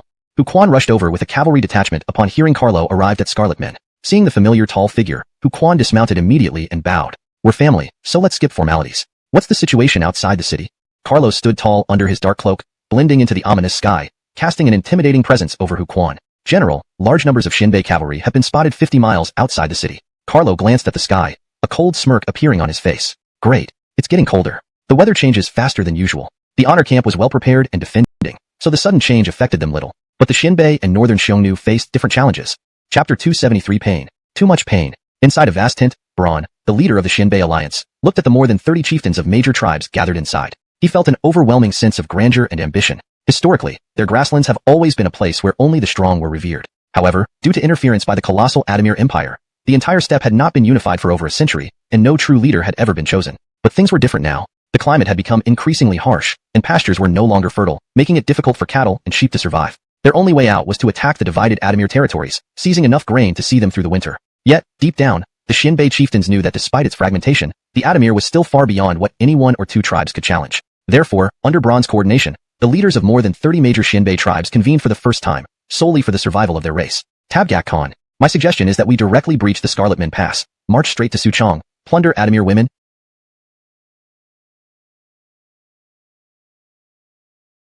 This makes perfect. The memory of Adifir's brutality made the Xianbei chieftains tear up. Braun himself had tried to resist, but to no avail. Tabgak Khan, we've gathered more than 300,000 steppe warriors across all tribes. Are we really afraid of a crumbling Adamir? Seeing the few leaders below shouting, Braun felt a headache coming on. His strength paled in comparison to the Adamir. Yet now he was forced to abandon cavalry tactics for a direct assault on fortified cities. With incompetent allies, it was, if Kelador brothers don't believe this, then let's do this. Tomorrow, I will appoint Brother Kelador as the vanguard to engage the Adamir. That way, everyone can see the reality of Adamir's strength. Inside Scarlet Men Pass, Carlo sat arrogantly, chin propped on his hand, eyes half closed, mocking the skinny youth before him. Talon and Hutch stood flanking Carlo's seat. Seeing Paxton standing motionless without bowing or speaking, Talon shouted angrily, "So, you're Paxton, eh?" Paxton nearly collapsed from fright, nodding shakily. "Secretary Emerick, you don't need to be scared. I always appreciate honesty. If you're here to report me to the Chancellor, then clearly, even I've made mistakes."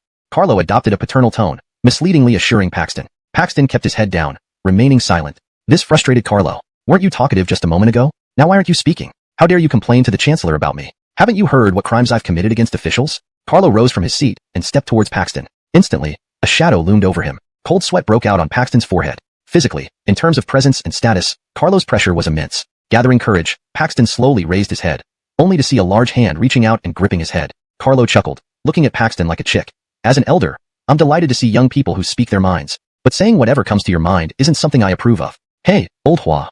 Yes, Lord. Talon approached with a menacing smile. Carlo released Paxton and tossed him to the ground. Young men often lack experience. From now on, he will follow you. Take good care of him. After all, he's young. Talon understood immediately, grinning sinisterly. Understood. Secretary Emerick, come with me. Grabbing Paxton by the collar, Talon started walking out. Of course, it wasn't a capital offense. Paxton just lacked judgment and was being manipulated. But Carlo wouldn't let him off easily. Young people need some rough education, Amir remarked with a sneer. To think he'd offend our ruler. Brady asked curiously, is our ruler petty? Justino replied, didn't you see what happened during the Jet campaign and the Wei family affair? Adrian added, our lord has a reputation for being petty. One is Gaspard, and another is Lyndon. But rest assured, they treat their own generously. Calhoun asked hesitantly, what will happen to that young man? Amir waved his hand. He'll stay in the same position until he quits. Calhoun muttered, that doesn't sound too severe. Our lord seems quite lenient. Justino stared at Calhoun as if he were foolish. Do you really think he can leave after offending Gaspard? If Paxton has no special talents, he'll likely remain in that position till he dies. Footsteps interrupted their conversation. Report to the ruler. A secret dispatch from Suchong. Read it. The enemy has obtained detailed information about our troop numbers. Beware, Gaspard. These few words enraged everyone present. Who did this? I'll get his wife. No doubt those meddlesome fellows. Bastards. I'll deal with them. Carlo remained unfazed. Even if the Xianbei knew his true strength, what difference would it make? They had no choice but to confront him at Scarlet Men Pass. Fortunately, thanks to Archer's strategic foresight, the 1,000-mile Whiteland had been prepared. Otherwise, the nomadic cavalry's mobility would devastate the Adamir border defenses. They simply don't engage you. They loot and flee. There's nothing you can do. Generals, listen up. Tomorrow, Miaocai will lead the vanguard to probe the Xianbei. In Suchong City, Hyman's fingers drummed incessantly on the desk, each thud resonating thunderously in Jonah's ears. Before Hyman sat a detailed list of those who had rebelled, including every word Elvin and Ahil had spoken in Qingzhou. all recorded meticulously. Humph! How dare these lowly scoundrels speak lightly of the state? Every day they cursed Hyman as a national thief, but what was the result? To restrain Hyman's power, they willingly provided intelligence to the Shinbei. Who was truly the traitor? Archer sighed. Prime Minister, war is imminent in the northern region. We should not provoke internal strife. Jonah quickly concurred. Yes, Prime Minister. However, perhaps we should adopt a more measured approach. I request permission to take charge of this matter, to purge our ranks. All main conspirators shall be exterminated, and their families destroyed. Followers will be executed. Archer stood before Hyman, his narrowed eyes filled with murderous intent. Jonah, Mr. Hyman. You just said we shouldn't cause internal strife? Archer replied nonchalantly. Indeed. Once they are all killed, there will be no more chaos. Jonah fell silent for a long time, then bowed to Hyman and stepped back, lowering his head and adopting an introspective demeanor. Hyman crumpled the silk scroll and tossed it into the nearby oil lamp. Things aren't peaceful lately. We must strengthen the Chester's protection. Archer's eyes lit up at this, a smirk forming on his lips. Your minister understands. That night, within the imperial palace, Chester Jalen was preparing to visit one of his concubine's chambers for the night. As he stepped over a threshold, he suddenly felt something catch his foot. In an instant, he performed a perfect split across the threshold. Snap! For a moment, the world went eerily silent, followed by a soul-piercing scream. Ah! Even the eunuchs nearby could not help but feel a chill down below, recalling painful memories. Pain. Too much pain. After examination by the imperial physician, fortunately, the Chester was unharmed, except for losing his reproductive function. In later video games, Chester Jalen would be respectfully referred to as Remaining Gun Rogue and Explosion Boy. The next morning, when the news reached Hyman and Marcus, they were both stunned, exchanging glances that clearly questioned. Did you really go this far? Archer's eyelids twitched uncontrollably. He wanted to explain that it was an accident, unrelated to him. If he had truly acted, he would have poisoned the Chester subtly and without detection. But the problem was, no one believed him now. After all, Archer's reputation preceded him. Chapter 274, Dwayne's New Moves. As the northern region was engulfed in flames, all factions across the land were watching closely. In Jiangxiao of Siamushu, Aiken watched the reports from the north and glanced at the map where Jiangling City stood like a nail, firmly embedded between southern and northern Siamushu. He felt an overwhelming sense of emotion. Pity such a great opportunity, but with Jim personally commanding in northern Siamushu, it seems unfeasible to capture it quickly. Aiken refocused his thoughts and turned his gaze toward Shu. From Jiamao down to Amarigdu, there are many fortified cities. With our small forces, Lord D will have difficulty making progress. Now that Eastern Wu is also weakened and preoccupied with the Shanyu, they cannot covet southern Siamushu. As for Jiangling, with honors troops fully engaged against the Xinbei and Xiongnu, Jem likely won't risk further conflict. Izhou, Shu, was crucial to the success of the Longzhong plan, and capturing it sooner would be advantageous. After pondering this, Aiken made up his mind. He left 5,000 troops to defend Jiangxia against Hyman from the north and Dwayne from the east. Leading Terrence and Giselbert, he took 20,000 troops directly toward Jiangzhou in Shu territory. Benjamin's stronghold of Amarigdu was defended by Wuyang, Rogergan, and Luoqing. Since D had advanced from Jiamao Pass, the route through Luoqing was already secured. Thus, Aiken needed to capture Wuyang and Rogergan to form a pincer movement with D. Immediately, Aiken ordered the entire army to sail downstream, with Terrence leading 5,000 elite soldiers as the vanguard to capture Jiangzhou. Meanwhile, Giselbert led another 5,000 to seize Jiangyang and then Wuyang. Just as Aiken was entering Shu, something unexpected happened in Mianzhu City. After Fuqing fell to D, Omar and Jesu Gue retreated to Mianzhu City. Upon hearing the news, Benjamin was stunned.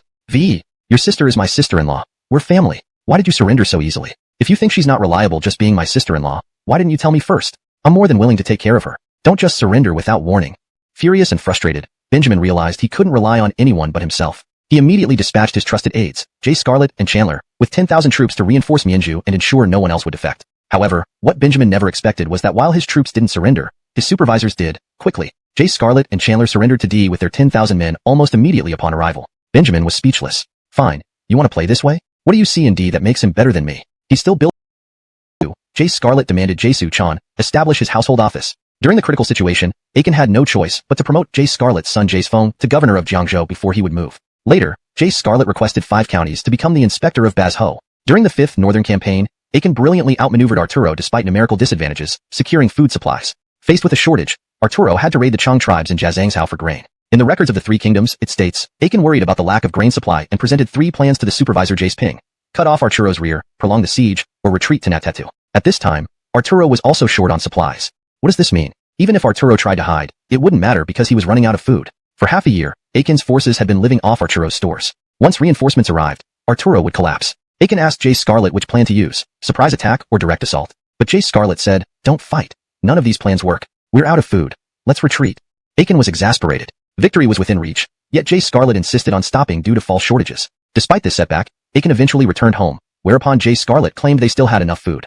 Amnon had once suppressed began to resurface. With no other choice, Amnon was forced to delay the campaign against the Shan Yue tribes and instead focused on quelling internal disputes while training Godwin. Actually, it wasn't surprising for Dwayne to take action against Ilium. However, he made a grave mistake by timing his move too precisely, which turned out to be an ill-timed intervention. Historically, Dwayne was likely to have acted against Ilium as well. According to the records of the Three Kingdoms, Volume 4 of Wu Annals, after Dwayne assumed power, he entrusted the southern affairs to Ilium because of his ability to subdue a Diffier. Ilium died at the age of 41 in the 11th year of the Christian era. This was peculiar, considering Ilium was one of the original founders of Jiangdong with remarkable abilities. Yet his death was recorded simply as died in the 11th year of Christian. There was no explanation provided for the circumstances of his death, which raised many questions. However, even if the records were questionable, they still maintained some semblance of dignity unlike those of Wei or Seamus annals, which often exaggerated claims. The next day, Dwayne and Gideon were strolling in the courtyard when Dwayne suddenly asked, Seamus, do you know how Hyman attracts such talented individuals? His ministers are numerous like rain, and his generals abundant like clouds. Gideon couldn't understand why Dwayne suddenly had this train of thought, but as long as Dwayne could refrain from causing trouble, Gideon would answer whatever he asked. Gideon pondered over Hyman's policies and reported, aren't they just like these trees? Today's order and structure are much like these roads. Who doesn't know how Hyman rose to power? Yet who dares emulate him? Take D for instance. He may possess benevolence, but the revival of Adamir requires support from influential families. Without their backing, D could never restore the glory of Adamir. If D wishes to follow Achilles' path, he must unite with powerful clans. Only Hyman, arrogant and audacious romanticist, dared defy norms. Gideon recalled the phrase, appointing based on talent, from Hyman's recruitment edict, feeling perplexed. Are roads always right? Or is there only one way? Humans build roads assuming theirs is the only path. But now, rule breakers, not one but many, have emerged. They broke the path, planted the phoenix trees, and truly attracted the phoenixes. Who knows who will win this battle between the road and the tree? Outside the Scarlet Men Pass, Justino led a vanguard of 30,000 infantry, facing off against 10,000 cavalry of the Morong tribe of the Xianbei. Justino ordered 5,000 archers to line up on both flanks for crisscross firing. Behind them were soldiers wielding 5-meter-long pikes, and in front stood a row of shield-bearing troops obscuring their weapons from view. Meanwhile, Justino cunningly positioned 2 squads of short knife-wielding soldiers in front of the formation. Auden, upon seeing this, burst into laughter. Ha ha ha, how foolish of Jose and ignorant of Justino to send in men with short knives. Everyone knows pikes are most effective against cavalry. This advantage is mine. Without further reconnaissance, Auden leaped onto his horse and raised his arm. Brave warriors of my tribe, we gather here today to secure enough food to see us through the harsh winter. The Adamir wish to block our survival. What should we do? Kill, kill, kill. Excellent. Follow me. After we break through, grain and women shall be yours. Charge.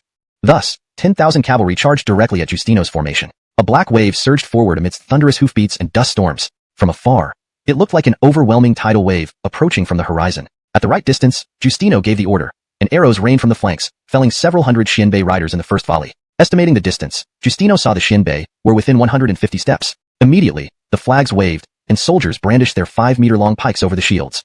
A forest of spears formed instantly. Within moments, the distance closed, and Auden turned his horse, attempting to lead the cavalry to the sides. But it was too late. In the momentum of thousands of horses, abruptly changing direction was impossible. Stopping the charge, even more so. When cavalry charges, there are only 2 outcomes. Either breaking through the enemy or being completely annihilated. Too late. As the first wave collided with the pikes, the immense force snapped several pikes, blood spurted everywhere in a chaotic scene. Justino watched coldly, ordering the pikemen to fill the gaps caused by broken pikes. After surviving 2 rounds of attacks, the cavalry's momentum was utterly depleted. Axes and ring-handled knives. Charge.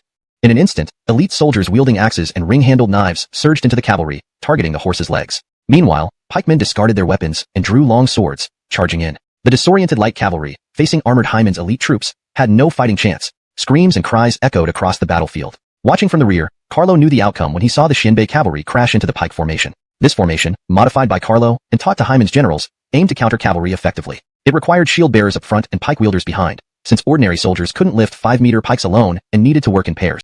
The rear pike soldiers then mounted their pikes on the shoulders of front soldiers, creating layers of defensive spikes specialized in countering cavalry. However, this Iron Turtle formation's greatest drawback was its near-zero flexibility. This formation could only be used to ambush enemies. Once they became aware, they wouldn't recklessly charge into it again. Moreover, this array had no offensive capability and was incredibly inflexible. To be honest, Carlo's pike formation operated on the same principle as the Macedonian phalanx, both requiring coordinated troop movements.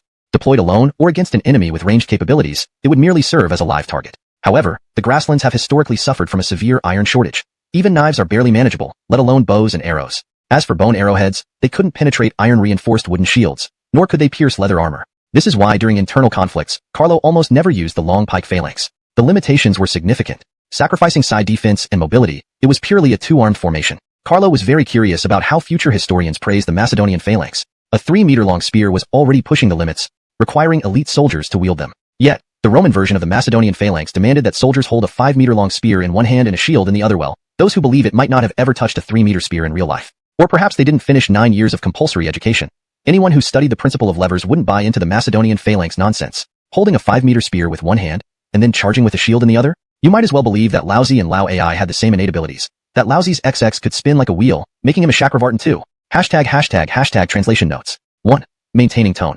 I've preserved the sarcastic and critical tone Carlo uses when discussing the impracticality of certain military formations. 2. Historical context. Explain the context of the Macedonian phalanx and its practical limitations. 3. Cultural references. Retained cultural references such as Laozi and Lao AI while ensuring the translation remains coherent and natural. 4. Technical details. Accurately conveyed technical details regarding weapons and formations, ensuring clarity for English readers. Chapter 276. Brady's first battle. As the momentum of the cavalry charge ran out, they were immediately surrounded by the 30,000 elite troops led by Giustino. The archers on either side promptly put away their bows and jointly killed them. From the direction of the Shinbei royal tent, 5,000 cavalry and 20,000 infantry rushed to support. Finley, also a leader of the western Shinbei tribes like Todd, understood the principle of lip gone, teeth chill.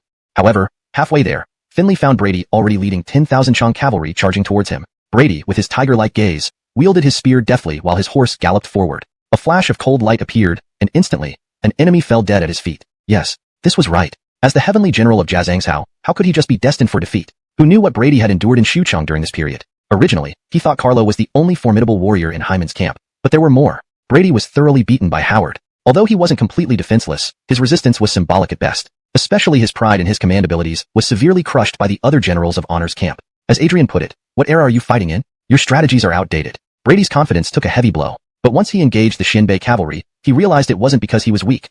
Rather, Honor's generals were problematic. After all, who starts with disease simulation in war exercises? Especially Archer, who started with white bones exposed in the bewildered Shinbei couldn't let Brady off so easily, pursuing relentlessly. After chasing for 3 or 5 miles, they collided head-on with the waiting Kyler, who unleashed a barrage of arrows, driving them back. Unwilling to risk further pursuit, Kyler and Brady's Chang cavalry covered each other as they retreated back to camp. Giustino was drenched in blood, his armor caked with dried blood stains. Ha ha ha ha. Lord, these Shinbei are nothing. What a great battle.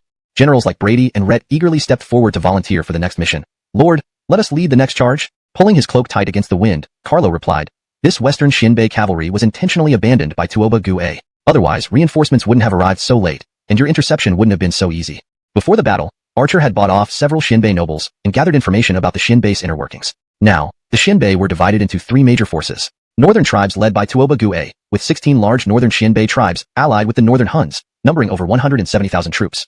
Western tribes led by Murong, consisting of 7 tribes with nearly 100,000 troops. Eastern remnants, with barely 50,000 men. Murong of the western Shinbei tribes had never accepted Tuoba Gu-a's leadership, or Jesu, so mass production hasn't started yet. Rubbing his temples, Carlo sighed. All right, get all the ballistae onto the walls. Also, dismantle the catapults and fix their bases to the wall, and assign personnel to collect logs and rocks. Just as Carlo gave these 2 orders, news from behind came. Report. All civilians within 100 miles of Scarlet Men Pass have been relocated safely. Good. 1 month. We'll wait 1 more month, then I'll close the door and deal with them. Note, some parts of the translation maintain specific cultural references and terminology to stay true to the original context. Chapter 277. What's a gua? Comprehensive insurance truck. How long do you think our brother-in-law will be back? Honor Haywood said, gnawing on a small deer leg with gusto. Jose maintained his air of a noble young man. He sprinkled salt over the well-roasted venison and used chopsticks to bring it to his mouth. Perhaps 3 to 5 months, maybe half a year? Haskell secretly poured himself half a glass of wine from Jose's wine flask, unaware that everything was observed by Jose. Logically speaking, among the 3 brothers, Jose is undoubtedly the smartest and the most obedient. However, almost every time Haskell and Honor Haywood got punished, Jose would suffer as originally blood brothers. Now after being enlightened, they understood that the position of crown prince was beyond their reach. Gradually, they grew closer, especially Haskell, who was first taught by Carlo and later, forced to work with Archer to clear out the rebels. At least now, he wouldn't dare publicly involve himself with the aristocratic families. As the 3 brothers chatted happily, a messenger suddenly reported from outside the door. Greetings to the 3 masters. There is an invitation from the Vivian household. Honor Haywood, who had no interest in gatherings of scholars and literati, frowned and was about to reject it outright. Jose stopped Honor Haywood, took the invitation, read it, and laughed. Ha, sure enough, it's elder sister. She invites us 3 brothers to a banquet. What do you think? Swallowing the dark red wine in his mouth, Haskell smiled. This is indeed peculiar. Our elder sister usually only invites eldest brother and second brother. Why does she include me in third brother this time? Since we have nothing else to do, why don't we check it out? In the Honor residence, Yonatan was leading people in organizing intelligence reports from the front lines and addressing logistical issues. Ever since the Battle of Red Cliffs, Hyman began delegating more power to Yonatan, allowing him to gradually adapt. And Yonatan did not disappoint the expectations of his father Hyman and the all-star lineup of advisors in the Honor camp. Yonatan handled affairs with generosity, without being inflexible, and decisiveness, without being autocratic. Even ministers who disliked Hyman had to admit, the rogue Honor actually has a fine son. But if anyone thinks Yonatan is overly magnanimous, they would be greatly mistaken. It's often true that things stand out in comparison. When a minister made a mistake, Carlo, annihilate the entire clan. Hyman, all direct descendants of the family should be exterminated. Yonatan, father, I beg to differ. I believe that executing everyone in the family is sufficient. The ministers, how merciful Master Honor is. So, half of the reason for Yonatan's good reputation is thanks to the contrast provided by Hyman and Carlo. Honestly, quite a few ministers fear that something might happen to Yonatan even more than the people in the honor camp. Who knows why such a benevolent person emerged from the bloodthirsty honor family? If this one goes, there might never be another good person like him. Report. Greetings to the eldest master. Miss Honor Ching from the Vivian residence is holding a grand banquet and has invited the 3 young masters. Yonatan paused while flipping through bamboo slips, a look of puzzlement flashing across his eyes. Didn't father just issue an order forbidding large banquets in Suchong until the northern struck? My lord. Within half a month, the Xinbei allied with the northern Xiongnu launched numerous attacks on Rhett and Gilbert's camps, all repelled by our forces. Carlo felt the wind direction, tightened his cloak. It should be soon. Send someone to inform Rhett and Gilbert to abandon their camps and return in 3 days. Oh, and how's the construction of the city within a city progressing? In response to Mr. Americk's supervision, it's nearly complete. Carlo planned to use the same city within a city tactic again. Back in the summer, Carlo ordered the construction of a fortified inner city within Scarlet Min Pass. Using this method against the Xinbei, who lack advanced siege equipment, would be more than sufficient. He also prepared plenty of tung oil, rolling logs, and stones within the city beforehand. While it's impossible to annihilate all 30,000, killing 7 to 8 10,000 would directly crush the remaining 20 plus 10,000's morale. Generally speaking, those who can rush into the city first are surely the Xinbei elite. Once these elites are eliminated, the steppe will become a backyard garden of the Great Adamir. They can either surrender peacefully and await assimilation by the Great Adamir, or starve to death once winter arrives. Chapter 278. Soul. WCXXX, did you hear that? How could this be? D, who was once a mere mat weaver and sandal seller, is now fighting like a cornered rat after being chased. 30% strategic, directed at major events and his own people. But when it comes to making critical decisions, D never hesitates or shows mercy. Not only Greg, but Clifton also noticed D's ulterior motives. To stop Benjamin from inviting the wolf into his home, Clifton hung himself from the city gate in protest.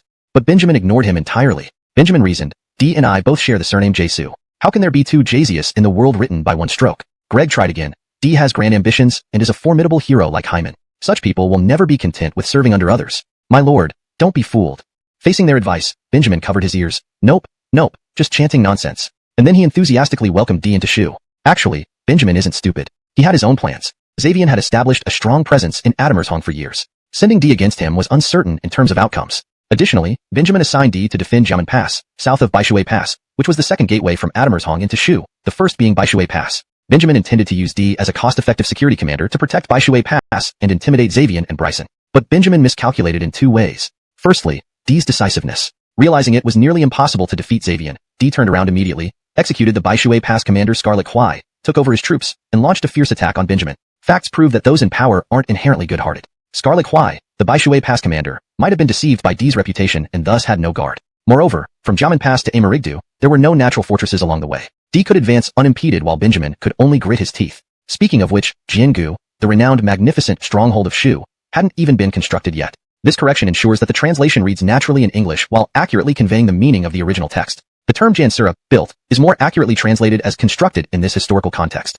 Imagine this. Benjamin, like a beautiful, rich woman decked in gold and jade, living next door to a bandit. The wealthy Madame Benjamin hired a tough male bodyguard named D to live in her house for safety. To some extent, this did deter the neighbor. But for Benjamin, wasn't D merely a piece of meat to be toyed with, helpless and powerless? Once D turned against him, Benjamin could only scream for help, but none would come. Secondly, Benjamin destroying his lifetime-built reputation of righteousness. Thus, the core of the Shu Adamir Foundation would be destroyed. Soul's plan was incredibly damaging. Even if it didn't kill D outright, it would cripple him severely. Benjamin hesitated and decided to gather his top advisors for a discussion. While they debated fiercely, something strange possessed Benjamin. He suddenly became compassionate. Slamming his hand on the table, Benjamin declared, since ancient times, rulers should love their people as their children. How can we harm civilians to resist enemies? Greg, #de, Soul, 6yoakak hajime andarain. Are you an idiot? Thinking of righteousness now? Who will die if not you? Despite this, Soul persisted, standing up. My lord, D left troops behind along the way to secure retreat paths. Now, he stands opposite our army in Luo City with fewer than 10,000 troops, lacking support. This is the perfect time to strike hard and eliminate him. D adheres to righteousness but isn't foolish. After capturing Baishui Pass, he left some troops as hostages to force the Baishui Pass defenders to follow him to Amarigdu. Soul's scorched earth strategy was ignored, but Benjamin did hear that D's troops were fewer than 10,000 and lacked local support. He immediately dispatched 3 armies. One rushed past Mianzhu and Fuqing directly toward Jiamen Pass. 2 more forces, one as the main Aji, made the Xinbei unable to maneuver effectively, nullifying their advantages completely. In fact, since Chester Wu of Adamir, the The numerous tribes on the grassland no longer had the strength to directly confront the Adamir Empire head-on. The likes of Gabe and Camden nearly inflicted PTSD upon the Xiongnu. But there were two annoying traits about the Xiongnu. One was their mobility. After plundering, they would run away, and being without a fixed residence, you couldn't chase them down. The other trait was their poverty. To put it bluntly, in a gamble with us, it wasn't about what you wanted but what we had. The Adamir spent massive manpower and resources, even achieving a great victory, yet still found it difficult to reap benefits. The tribes on the grassland were truly penniless. The land couldn't be cultivated, making it of little use to the Adamir. As for wealth and resources, don't kid around. How could the Xiongnu or Xinbei have any resources? Speaking of siege weapons, the Xinbei didn't even have the technology to build trebuchets. So facing Rhett and Gilbert's well-protected defenses backed by Scarlet Min Pass, the various Xinbei tribes gnashed their teeth in frustration, unable to breach them. Especially after Rhett and Gilbert studied under Hyman's camp, they became even more shameless. Deer antlers paired with tripwires and pit traps, layered multiple times over. They also followed Carlo's instructions and built arrow towers within their camps. Arrow towers were typically not built too close to the front line, as they could be easily destroyed by enemy siege equipment. But things were different now. With the Xinbei and Northern Xiongnu lacking such tools, these two leaders boldly placed the arrow towers right at the front, behind the deer antlers and pits. Whenever the Xinbei attacked, arrows rained down mercilessly. Over a month, nearly 30,000 Xinbei casualties accumulated, yet they failed to make progress. But there was some news. Xinbei corpses managed to fill in the trip pits. Cunning and treacherous Adamir people. Damn. Casper pounded his fist on the table, his face contorted with fury. Isn't this blatant bullying due to our lack of siege tactics? Carlo. Sai? Indeed. What can you do to me? Chieftain Tuoba, we must find a way. If this continues, we won't be able to capture Scarlet Min Pass, and our warriors will be wiped out. Yes, Chieftain Tuoba, over a month, the Xiongnu tribes have lost over 10,000 men, and we haven't gained an inch of ground. This cannot go on. If only we had Adamir siege weapons and endless arrows. You're stating the obvious. We don't have them. Don't have them, then go steal them. But the problem is we can't beat them. Bullshit. 30,000 against 20,000. We should win. Dunlunramu, obscene insult. If you think you can lead your tribe forward, how come you weren't among the tribes hit in the past few days? Casper was conflicted. He expected the Xinbei to be somewhat inferior to the Adamir, but he didn't anticipate such a vast gap. A fractured and unstable half of the Adamir Empire could easily suppress their 30,000 brave warriors. Just imagine the might of the Adamir during its peak. Amidst the chaos inside the tent, Casper noticed a tribal leader whose demeanor clearly stood out from the rest. This person exuded grace and elegance, yet retained the boldness of a grassland warrior, topped with ceremonial attire typical of Adamir nobility. Clearly, this must be a leader from the Xiongnu lineage. Jesu Bin, fictional name, looked disdainfully at the scattered Xinbei, feeling supreme contempt. A mere Xinbei tribe, daring to contend with the mighty Adamir? Ridiculous. Jesu Bin came from a noble Xiongnu family. It was said that one of his ancestors was a princess sent from the Adamir court during Chester Wind's reign. Among the Xiongnu, it was customary to take the surname of the more prestigious parent. Thus, from that generation onward, they adopted the Jesu surname. Now, 7 out of 10 Xiongnu families on the grassland use Jesu, claiming royal Adamir blood. Indeed, though diluted, almost, Adamir princesses, every chieftain would have one. As for territory, anything north of the Scarlet's River, what could anyone do about it? The biggest problem now was simply getting in. Breaking through seemed impossible. Could they expect the Adamir to let them in by presenting the decree? Unlikely. It would probably end worse. Jesu Bin smiled. Gentlemen, fear not. Within days, at least half of the garrison at Scarlet Min Pass will be relocated. It's up to you to break through. Really?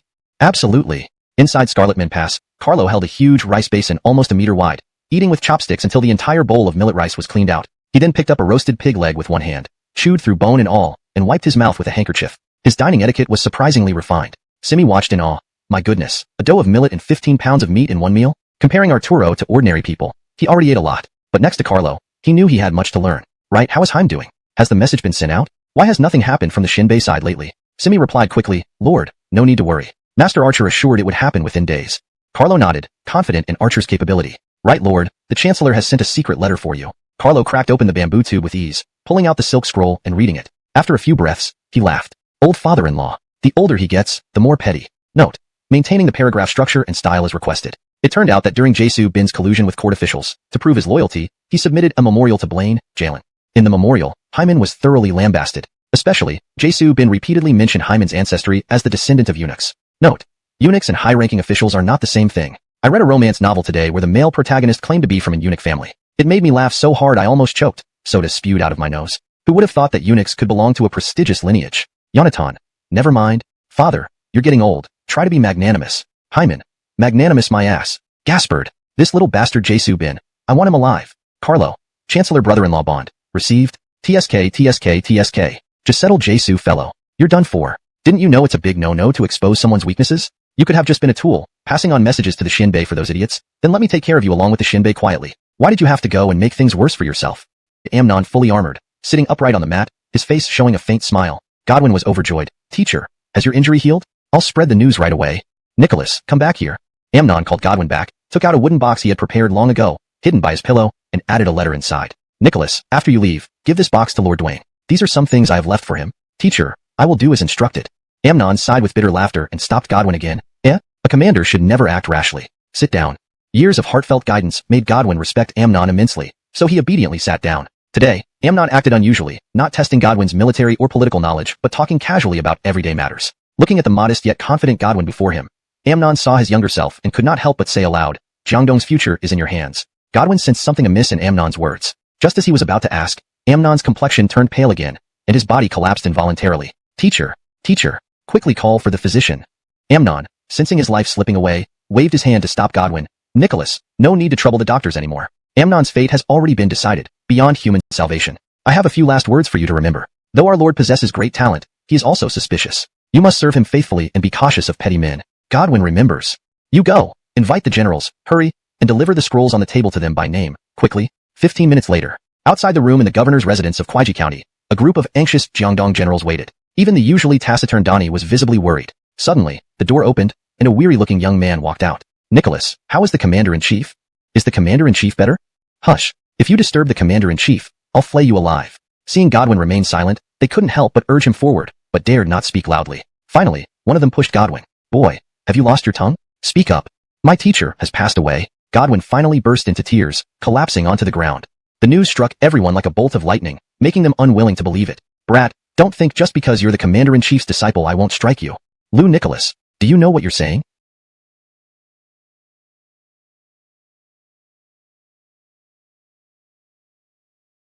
Godwin, suppressing his sorrow, shouted with all his strength, Teacher, has ascended to heaven. It's not good. Not good for our Lord. On a dimly lit bed, Dwayne was entwined with two graceful figures, thoroughly enjoying himself. This could not be blamed entirely on Dwayne, mainly due to Gideon's arranged marriage. Sigh. Poor Dwayne. Lord. Dead. Dwayne shot up from under the covers, enraged. Rubbish. Don't you want to live? Who died? The servant immediately fell to his knees, pleading, No. I mean the commander-in-chief has died of illness in Kwaiji. What? Where did this rumor come from? Investigated immediately. Lord, it's not a rumor. General Godwin, the commander-in-chief's disciple, sent a letter and a final message from the commander-in-chief. Startled by the sudden news, Dwayne was momentarily at a loss, looking around bewildered before regaining his composure. Where is the letter?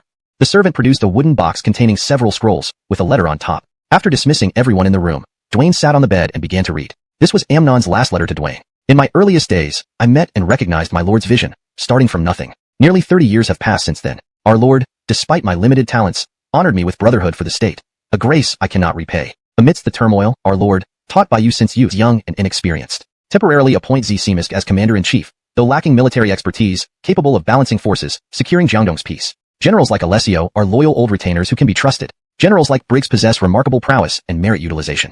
However, Jiangdong clans led by certain families warrant caution, trustworthy but potentially disloyal. Be vigilant, lest they defect. Lastly, our Lord, endowed with divine wisdom, but excessive scheming invites downfall. As the saying goes, bravery faces battles unyieldingly, intelligence may fail in countless plans, combining both ensures eternal resilience. With the future of Jiangdong resting on you, seek advice internally from Vlad and externally from Gideon. I regret not having pacified Siamushu or repelled Honor's forces for our Lord. After my death, please cherish yourself. Though Dwayne had fantasized many nights about seizing Amnon's power, when the day came, he found himself at a loss.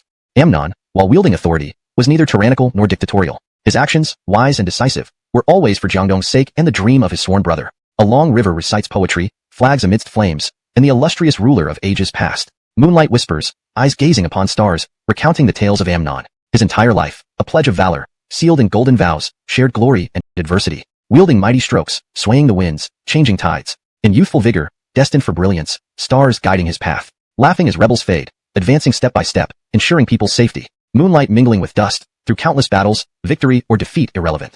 Holding sword and turban, wine cups in hand, pouring thoughts into emptiness. When demons dance, a breeze occasionally flips pages of history, pausing at this very page.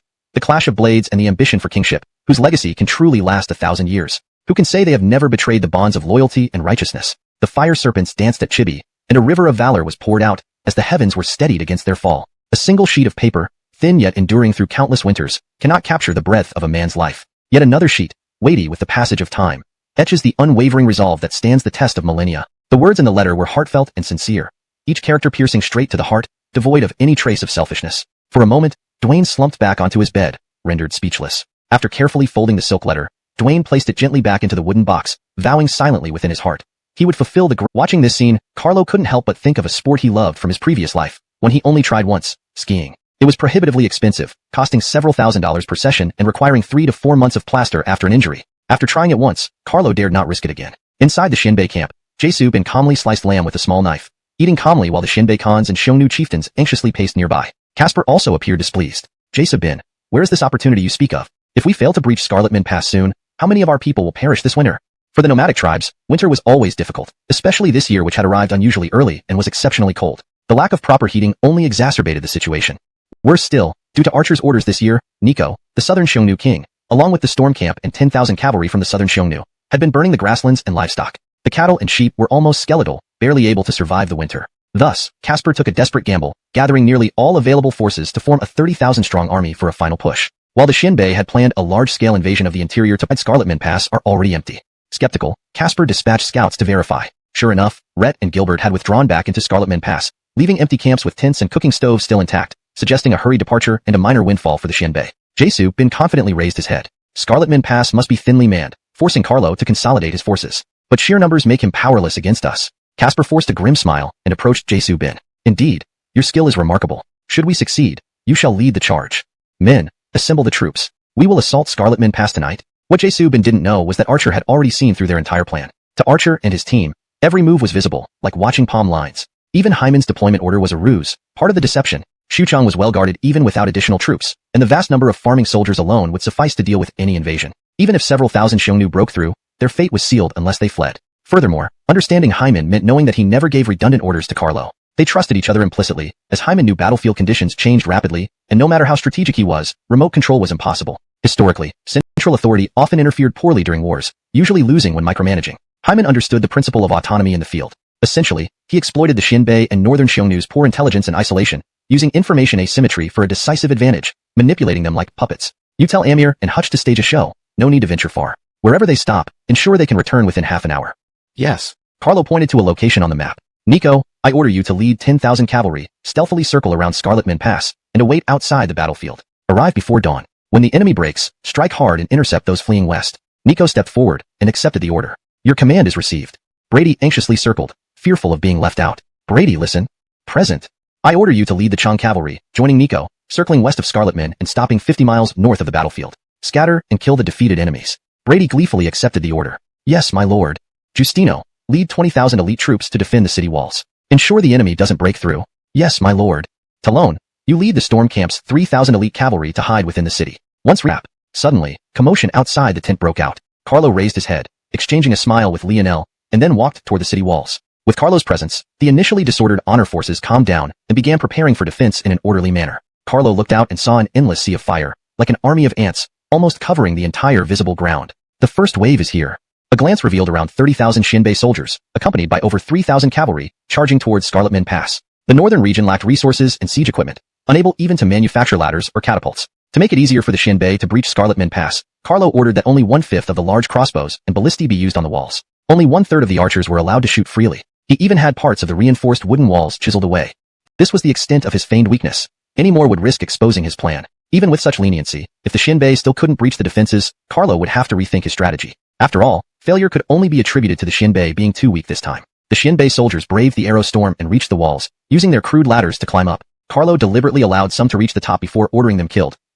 Finally, after intense assaults by Francisco's forces, the city gates crumbled. Shinbei soldiers flooded into Scarlet Moon Pass like wolves. Some rushed deeper into the fort, while others fought for control of the walls. The Shinbei chieftains and Huns forgot Francisco's orders, leading their armies into Scarlet Moon Pass en masse. Jae-Sue Merrick, the strategist among the Huns and Shinbei, sensed something amiss but remained silent, knowing any objections would anger everyone. The first wave of Shinbei who breached the gate encountered the inner fort defended by Justino. They're here. Archers fire. Arrows rained down, felling many Shinbei. Under Francisco's supervision, the assault on the walls intensified. Several times, they nearly succeeded, but ultimately failed. To Francisco, this seemed a last-ditch effort since the city was already breached. With Carlo's remaining forces, what could be done? Just as he prepared to rally his men with rewards, an uncountable number of Shinbei surged through the gates, disrupting the original formation. Lionel also helped by unleashing 2 rounds of arrows, resulting in hundreds of Shinbei inadvertently dying at the hands of their allies. As more Shinbei swarmed in recklessly, Francisco's face turned darker than charcoal. What are you doing? There's limited space down there. Are you trying to hinder us?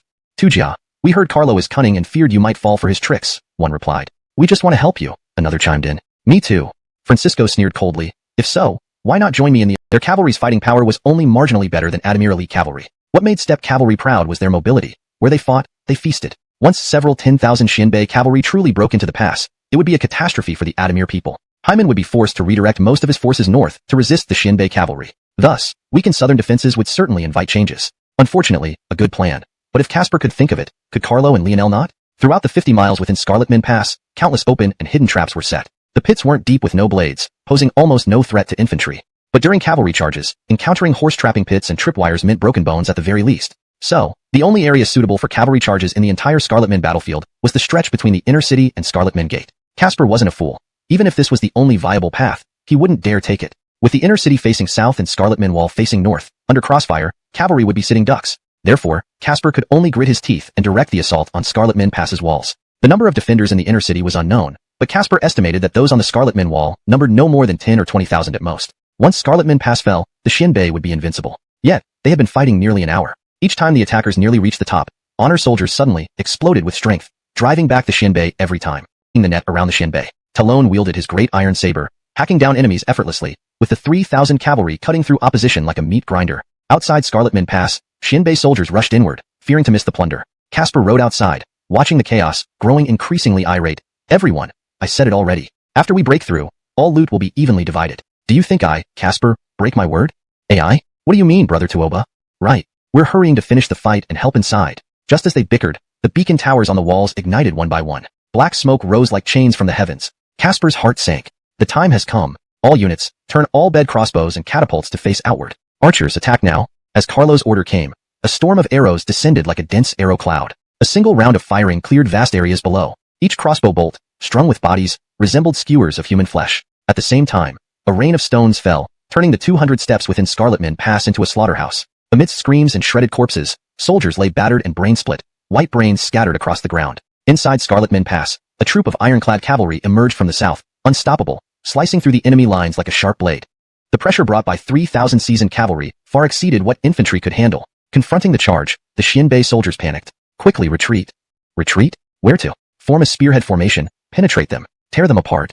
Talon roared, laughing maniacally, blood streaming down his face, appearing like a demonic fiend. Caspar immediately organized his elite cavalry to intercept the Windriders, knowing their breakthrough could spell disaster. Facing the Xianbei cavalry, Talon ignored them, raising his hand. Instantly, a black banner with golden script rose, followed by a horn blast. In a flash, all cavalry tightened their spears, forming layers in unison, ready for a deadly thrust. Charge! Upon meeting, the battle was decisively one-sided. Caspar's supposedly elite cavalry crumbled under Talon's force. Simultaneously, Hutch led the mountain-shaking camp out from inside. Hutch, wielding dual swords, advanced relentlessly. Move! As the flag waved, the camp dispersed into groups of 300 each, spaced 100 steps apart, interlocking perfectly. 6,000 soldiers by Carlo's unconventional way of descending the wall. This officer greets your excellency. Don't waste time. Leave 7,000 troops for Lionel to command, and the rest will follow me. Translation provided maintains the original structure, tone, and style while ensuring fluency and coherence in English. The names are accurately transliterated using pinyin, and the paragraph structure and line breaks are preserved as in the original text. Chapter 284. The Battle of Scarlet Min Pass, Part 2. Seeing his elite cavalry shattered, Caspar had no choice but to personally lead the remaining 10,000 cavalry to intercept the Whirlwind camp. He also issued orders for all remaining cavalry to join him in surrounding and annihilating the Whirlwind camp. But would Talon do as he wished? He had already followed Carlo's orders and broken through the defenses inside and outside Scarlet Min Pass. It was only a matter of time before the tens of thousands of Xianbei inside the pass were cleared out. Now Talon's strategy was simple.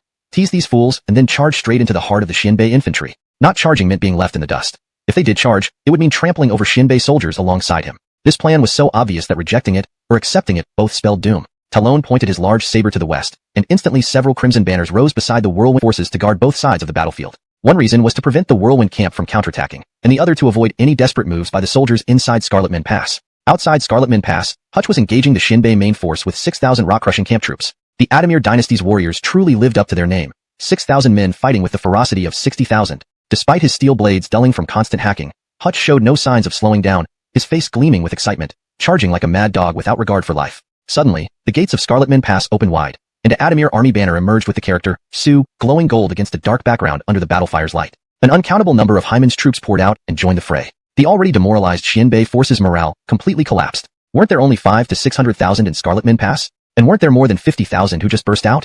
Also, since over 100,000 Xianbei soldiers entered Scarlet Min Pass, the emergence of Honor's forces signified what? Without wasting another moment, the Xianbei troops began retreating en masse, forming a chaotic tidal wave. Would Carlo let them go so easily? Mancheng, organize the crossbow units immediately. Get the iron armored core archery. 1 arrow, 1 child, whoever disagrees. Driving chariots, ramming into your face. Disagree? Just keep quiet. Calligraphy. After winning, recording your incompetence in history. Mathematics. Counting kills is essential. In this era, not every fighter was a gentleman, but a true gentleman must fight skillfully. Flaming arrows shot into the sky, and fiery balls rained onto the Xianbei concentration. Flames erupted everywhere, tearing through the night sky like cloth. Lionel gazed upon the raging sea of fire with satisfaction. For some reason, Lionel thought everything smelled delicious, like roasting meat.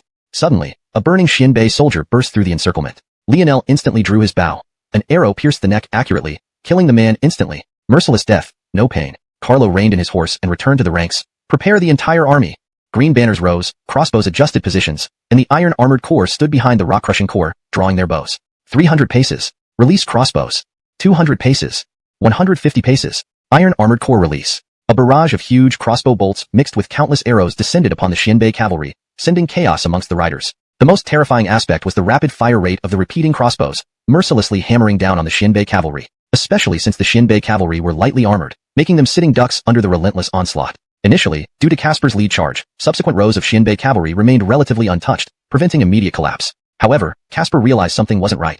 The density and speed of the arrows seemed unusually high. GM, someone must be cheating. By the time Casper's 10,000 cavalry reached the rock-crushing corps' lines, nearly a quarter were lost. Simultaneously, the rock-crushing corps adapted the formation effectively, combining long spears, specially designed shields, and improved wolf-toothed maces, making it impossible for the Xianbei cavalry to penetrate after suffering from the rain of arrows. With spent ammunition, the iron armored corps discarded their crossbows, drawing curved swords. Thousands of cavalry crashed into the rock-crushing corps' formation, causing chaos among the Xianbei ranks. Despite his small stature, Hutch's strength was unmatched, veins bulging as he resisted the stampede of Xianbei horses. When the front line halted, the rear lines crashed into them, creating complete disarray. 3,000 soldiers from the iron armored corps took the lead, drawing their ring pommel knives to charge out of the camp. They slashed downward at horse legs and upward at enemy heads with swift, deadly accuracy. The remaining soldiers closely followed, swiftly flanking from both sides. At the same moment, Talon circled around and delivered a decisive blow to the rear of the Xianbei forces. Carlo's strategy in warfare had one distinct feature: overwhelming the enemy with superior numbers in key engagements to ensure complete annihilation. Even if his troops were outnumbered overall, it didn't matter as long as he could guarantee that his forces would equal or exceed the enemy's numbers at critical points. For Carlo, this ensured victory. Over the years, Carlo's tactics could be summed up in 2 sentences. Press relentlessly when the wind is favorable, and persist tenaciously when the wind is against. If the enemy was fewer in number, he would surround and annihilate them. If the enemy outnumbered his forces, he would divide the battlefield, hold one side at bay, and then encircle and defeat smaller groups, gradually accumulating advantages until achieving overall superiority. As for desperate last-stand battles, well, Carlo didn't believe many people truly understood how to pull them off. Given the option of overwhelming firepower, who would want to gamble with their lives? Of course, except for the early days when Carlo started with his father-in-law, he rarely fought major battles where the odds were heavily stacked against him. After all, with the solid foundation of Honor's army, as long as the commander didn't make fatal mistakes, the likelihood of being in an unfavorable position approached zero. Chapter 285. Everett assassinated, a sea of corpses and blood. The barbaric Xianbei are utterly vulnerable. Break through them. Talon charged ahead as the vanguard, leading a fierce assault that obliterated the defenses of tens of thousands of Xianbei cavalry. At the forefront of the battlefield, the momentum of the Xianbei cavalry's charge had completely dissipated. Igor discarded his twin blades and drew his ring pommel saber, slicing and slashing between enemies with both hands. Horse legs snapped and heads rolled in quick succession. Apart from the elite soldiers wielding ring pommel sabers who were brutally slaughtering the enemy, the remaining honor troops, under Carlo's command, enveloped the Xianbei cavalry bit by bit like wrapping dumpling skin. Meanwhile, with Talon's relentless assaults and the massacre carried out by the mountain-shaking camp and iron arm camp, the tens of thousands of Xianbei cavalry were thrown into utter panic. Even Casper's commands barely made any difference. Only the remaining 4,000 cavalry of Casper and 2 friendly tribal leaders managed to obey orders and carve an escape route toward the west, allowing about 10,000 cavalry to break free. The rest of the cavalry was thoroughly surrounded. This demonstrated that the grasslands at this time were far less united than those hundreds of years ago. With no yell, throat pierced, death immediate. Instantly, all Xianbei infantry fell into chaos. Casper immediately organized his cavalry to intercept the fleeing soldiers and attempted to gather as many subordinates as possible. But just as Casper stabilized the situation, a soldier cried out, "No good! It's Adamir troops! The Adamir troops are attacking again! Haha, just settle brats, your Uncle Talon is here. Drop your weapons, kneel and surrender, and you won't be killed. Annihilate the Xianbei and show new rebels, those who defy shall die." Talon, disheveled and covered in dried blood, loomed large with a wild grin, terrifying the already demoralized Xianbei soldiers. Behind him marched formidable riders clad in dark armor, their black garb resembling demons from Stepp's legend. "Do not panic, do not panic, they are only 3,000 men, we can turn around and crush them." But no matter how hard Casper tried to rally or cut down deserters, it was futile. Once morale collapsed, gathering the troops became near impossible. Clenching his teeth, Casper waved his long saber fiercely and growled, Withdraw. With Casper's departure, the remaining Xianbei soldiers immediately knelt to the ground en masse. Talon ignored the captives. These men were utterly demoralized and leaderless. He would leave them for later retreat. Casper wanted only one thing, to flay Jesu Bin alive. All men, full speed chase north. Target, Jesu Bin. I will flay him alive. Charge. Following Casper's retreat, Talon witnessed a dramatic scene. The Xianbei cavalry chasing after the northern Xiongnu, cutting down anyone in their path. Talon stared dumbfounded. Why the internal conflict? Is it a rebellion? But this pursuit led straight to Nico's ambush. Nico charged out with his cavalry, while Talon pressed from behind. Instantly, a chaotic melee erupted. Honor troops, southern Xiongnu, Xianbei, and northern Xiongnu fought a tangled battle. Amidst the chaos, Jesu Bin, along with 300 personal guards, abandoned their forces and fled north. Casper, driven by his intense hatred for Jesu Bin, gathered about 1,000 cavalry and also pursued north. On the northern steppes, this was the inevitable passage from the Scarletman Pass battlefield to the heart of the steppe. Brady sat on horseback, excitement gleaming in his star-like eyes. This was a campaign involving hundreds of thousands. The perfect opportunity for me, Brady, to make a name for myself. Imagining himself galloping through armies, invincible among thousands, Brady lifted his spear triumphantly. I am Brady of Jiazangshao. Interrupting his reverie, a Chang rider pointed. General, look, it appears to be retreating northern Xiongnu soldiers, with more than 1,000 Xianbei cavalry behind them. Brady's expression hardened, laughing. Opportunity presents itself. Follow me into battle. 3 incense sticks later, Brady looked at Jesu Bin and Casper, bound like caterpillars. He felt frustrated. Stepping on Casper, Brady asked, how many retreating soldiers are left behind? Ignoring Brady's stomping, Casper crawled towards Jesu Bin. But Jesu Bin answered, General, our soldiers are about 20 miles south. How many? Initially there were 40 to 50,000, but now it's uncertain due to the ongoing encirclement by the Adamir army. Brady's face changed abruptly. These bastards didn't leave anything for him to claim victory. Mounting his horse swiftly, Brady ordered, quick, bring these pigs with us. 5,000 men follow me south. Leave another 5,000 here to prevent any stragglers from escaping back to the steppes. Yes. But by the time Brady arrived, the battle was nearly over under the joint encirclement of Nico and Hu. Only about 10,000 northern Xiongnu and Xianbei soldiers remained on the battlefield. The most amusing part was that these 10,000 were still hacking at each other. Meanwhile, Talon and Nico had already stopped fighting and simply surrounded the area, watching the spectacle. Nico was puzzled. General Hua, what's going on here? Talon scratched his head. I'm not entirely sure either. This moment, Carlo resembled a nuclear bomb teetering on the edge of detonation. Through Arturo's eyes, Carlo was engulfed in a wave of blood-red fury, standing amidst a sea of corpses and rivers of blood. What the hell? Who was sick enough to provoke them? Why did you have to mess with them? Arturo could already foresee the grim fate awaiting everyone involved in this incident. Translation continues as per the original document style and structure, maintaining coherence and narrative flow. Chapter 286, Carlo and Archer's Poison. Inside Xuchang City, Everett was surrounded by a group of people on his bed, hesitant to speak. I think I should be fine. After all, it was just the horse that got spooked and threw me off. Everett smacked his lips, glancing stealthily at a bottle of wine in the living room. It's been a while since I had wine. I'm quite thirsty. Everett originally planned to leave the city to inspect Scarletjo because some disturbances had recently occurred there. Hyman, considering old ties, as many from Scarletjo were acquainted with him, intended to use a carrot-and-stick approach to stabilize the situation. However, Everett and his men had barely traveled 15 miles out of Xuchang when they were ambushed. The attackers were hiding in a village with over 100 men. Everett passed the village around dusk, but strangely, not a single household had any cooking smoke rising. Xuchang. Seeing Hyman's silence, Marcus stepped forward and advised, Prime Minister, allow me to go to Scarletjo and Isidore's place? Now Keenan is stationed in Qingzhou as inspector. If his clan is swayed and coerces Keenan, it could destabilize Qingzhou. No need to rush. The Scarletman Pass battle is critical now. Xuchang cannot afford chaos. Bram, lock down the entire city. No one may enter or leave without my orders. Hyme, re-examine all intelligence closely for any clues. But Prime Minister, what about Qingzhou? That depends on how Ahil chooses. Qingzhou, though rich in resources near Jimmy Adamir, had seen years of warfare reduce its population. Its previous ruler, Abdullah, knew nothing of governance except laissez-faire. Social gatherings and feasts left the region stagnant. Most of Qingzhou's current residents were migrants due to Hyman's tax relief policies. Not that Hyman undervalued others. No one else could hold Qingzhou even if they tried. Keenan, it depends on your choice. In the Qingzhou inspectorate, Ahil faced several cousins and nephews from his family, feeling deeply troubled. These people were pressuring him to betray Hyman with the lives of their entire clan. Elvin shouted fiercely, Ahil, a man of integrity cannot hesitate. We are allying with the northern Xiongnu to purge corruption and restore the Adamir dynasty. Position, held civil servant titles. Although these officials wielded little power, they imposed real burdens on the people. Unlike future eras, commoners weren't submissive then. The imperial authority was less centralized and revered. When people realized their destiny didn't include ownership, Haywood Jew offered them a chance to start anew. Thus, the rebellion spread rapidly. Hyman's actions mirrored Haywood Jews, albeit under the guise of honoring the king and expelling barbarians.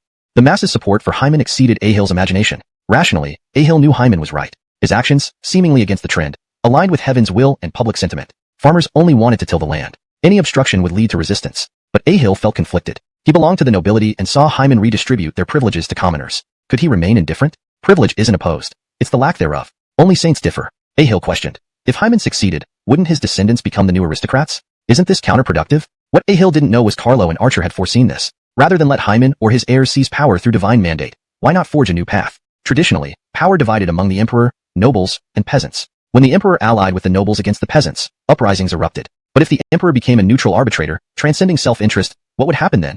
The emperor can stand on the moral high ground, using officials to indirectly oppress the commoners, and then turn around to eliminate the corrupt officials who oppress the people. In this way, the emperor publicly stands with the commoners, jointly suppressing the officials. Yet, in the end, the money extracted by officials still comes from the commoners. On the surface, it seems nothing changes, but the stability of the state greatly increases because the lowest-tier commoners will no longer believe that it is His Majesty who is starving them. Instead, they blame the detestable officials, preventing large-scale rebellions. The emperor achieves a situation where he can still amass wealth and maintain his good reputation. However, to realize such a scenario, it is essential to ensure that knowledge can reach the commoners, allowing a steady stream of talent from the commoner class to contribute to the nation, breaking the monopoly of the aristocratic families. Otherwise, if these families unite, they can easily sideline the emperor. The drawback, though, is that as more people gain access to knowledge, the wisdom of the commoners gradually awakens. Eventually, imperial authority may no longer be needed and could be phased out. However, if this transformation occurs naturally, it would take several hundred years at least. This was the trap, or rather, the slow-acting poison, that Carlo and Archer devised for imperial authority. It's a poison that, even knowing its toxic effects, no one can resist. In essence, Carlo and Archer had set up a clever scheme where the dissemination of knowledge among the commoners would slowly erode the absolute power of the emperor. Though initially beneficial for maintaining stability, it harbored a long-term threat: the eventual obsolescence of imperial authority as people became more enlightened and self-reliant. This strategy, while seemingly advantageous in the short term, contained the seeds of profound change in the long run. Chapter 287. Is Ari moving again? A man of principle should act decisively when necessary and must not be hesitant or fearful. Hyman's minions are exceedingly powerful, unmatched by anyone in the land. Now that we have lured away most of Hyman's troops with the Shinbei as bait, why hesitate any longer? General Fitzroy, make a quick decision. Yes, uncle, our family has always been of noble lineage. How can we allow ourselves to be ruled by lowly commoners? Uncle, the grand plan is nearly complete. With your approval and command, the Adamir dynasty can rise again, and so can our Aymeric clan. Ahill sat slumped on the ground, legs sprawled, utterly devoid of his usual dignity, torn between extreme hesitation. In Chaisang City, Dwayne stood before Amnon's coffin, speechless. Behind him knelt Amnon's wife and children, dressed in mourning attire, sobbing quietly. The most striking among them was the renowned Becky. As they say, to look beautiful were mourning clothes. Her stunning beauty combined with her black mourning dress was indeed breathtaking. Everyone present, regardless of age or status, shed tears before Amnon's memorial tablet, testament to his revered place in Eastern Wu. Amnon's young children could only watch as Godwin, acting in his capacity as disciple, received guests and offered condolences. Amnon's death had caused a significant shock throughout Jiangdong, even though everyone coveted his power. Yet, when this pillar of Eastern Wu truly fell, all felt an inexplicable sadness. During Amnon's reign, everything was prioritized for Jiangdong's benefit, never compromised for personal gain. Thus, even those who disagreed with Amnon never feared retaliation. But now, things were different. Dwayne's petty nature was well known. Recently, a visiting merchant in Chaisang inadvertently mentioned Dwayne's Hefei incident. Dwayne, finding any excuse, detained the entire caravan, executing the merchant and his associates. Previously, under the influence of his late grandmother and Amnon, Dwayne appeared humble and generous. However, Liu family remained unyielding, leading him to join Dwayne. With the Liu family's prestige and his intellect, Godwin earned Dwayne's admiration and met a figure like Moonlight. Until the Battle of Red Cliffs, Godwin's aspirations were vague. Seeing Amnon command victory amidst chaos, his mind resonated.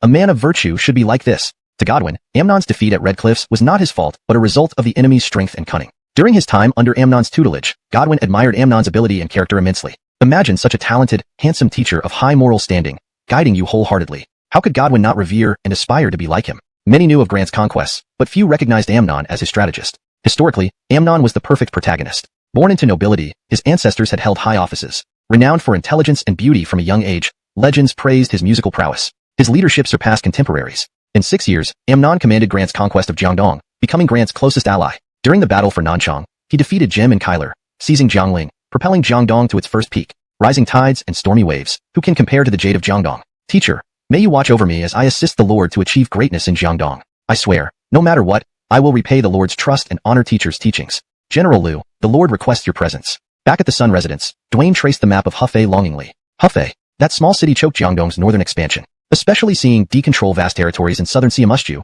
Dwayne grew more irritable. Why did D live comfortably despite losing at Red Cliffs? If not for Jesu Chi's 10,000 men guarding Jiangxia, Dwayne would have retaliated fiercely. Now, Amnon, on his deathbed, stabilized the nearby Shanyue tribes for Dwayne, giving Jiangdong a reprieve. News of Hyman's main force battling the Shinbei fueled Dwayne's ambitions again.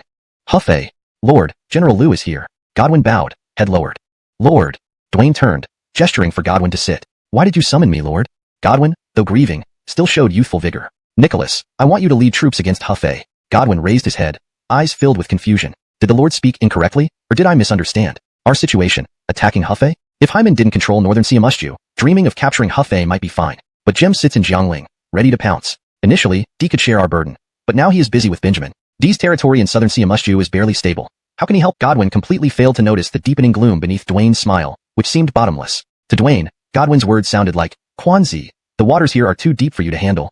Nicholas, although what you say makes sense, still. Translation notes. 1.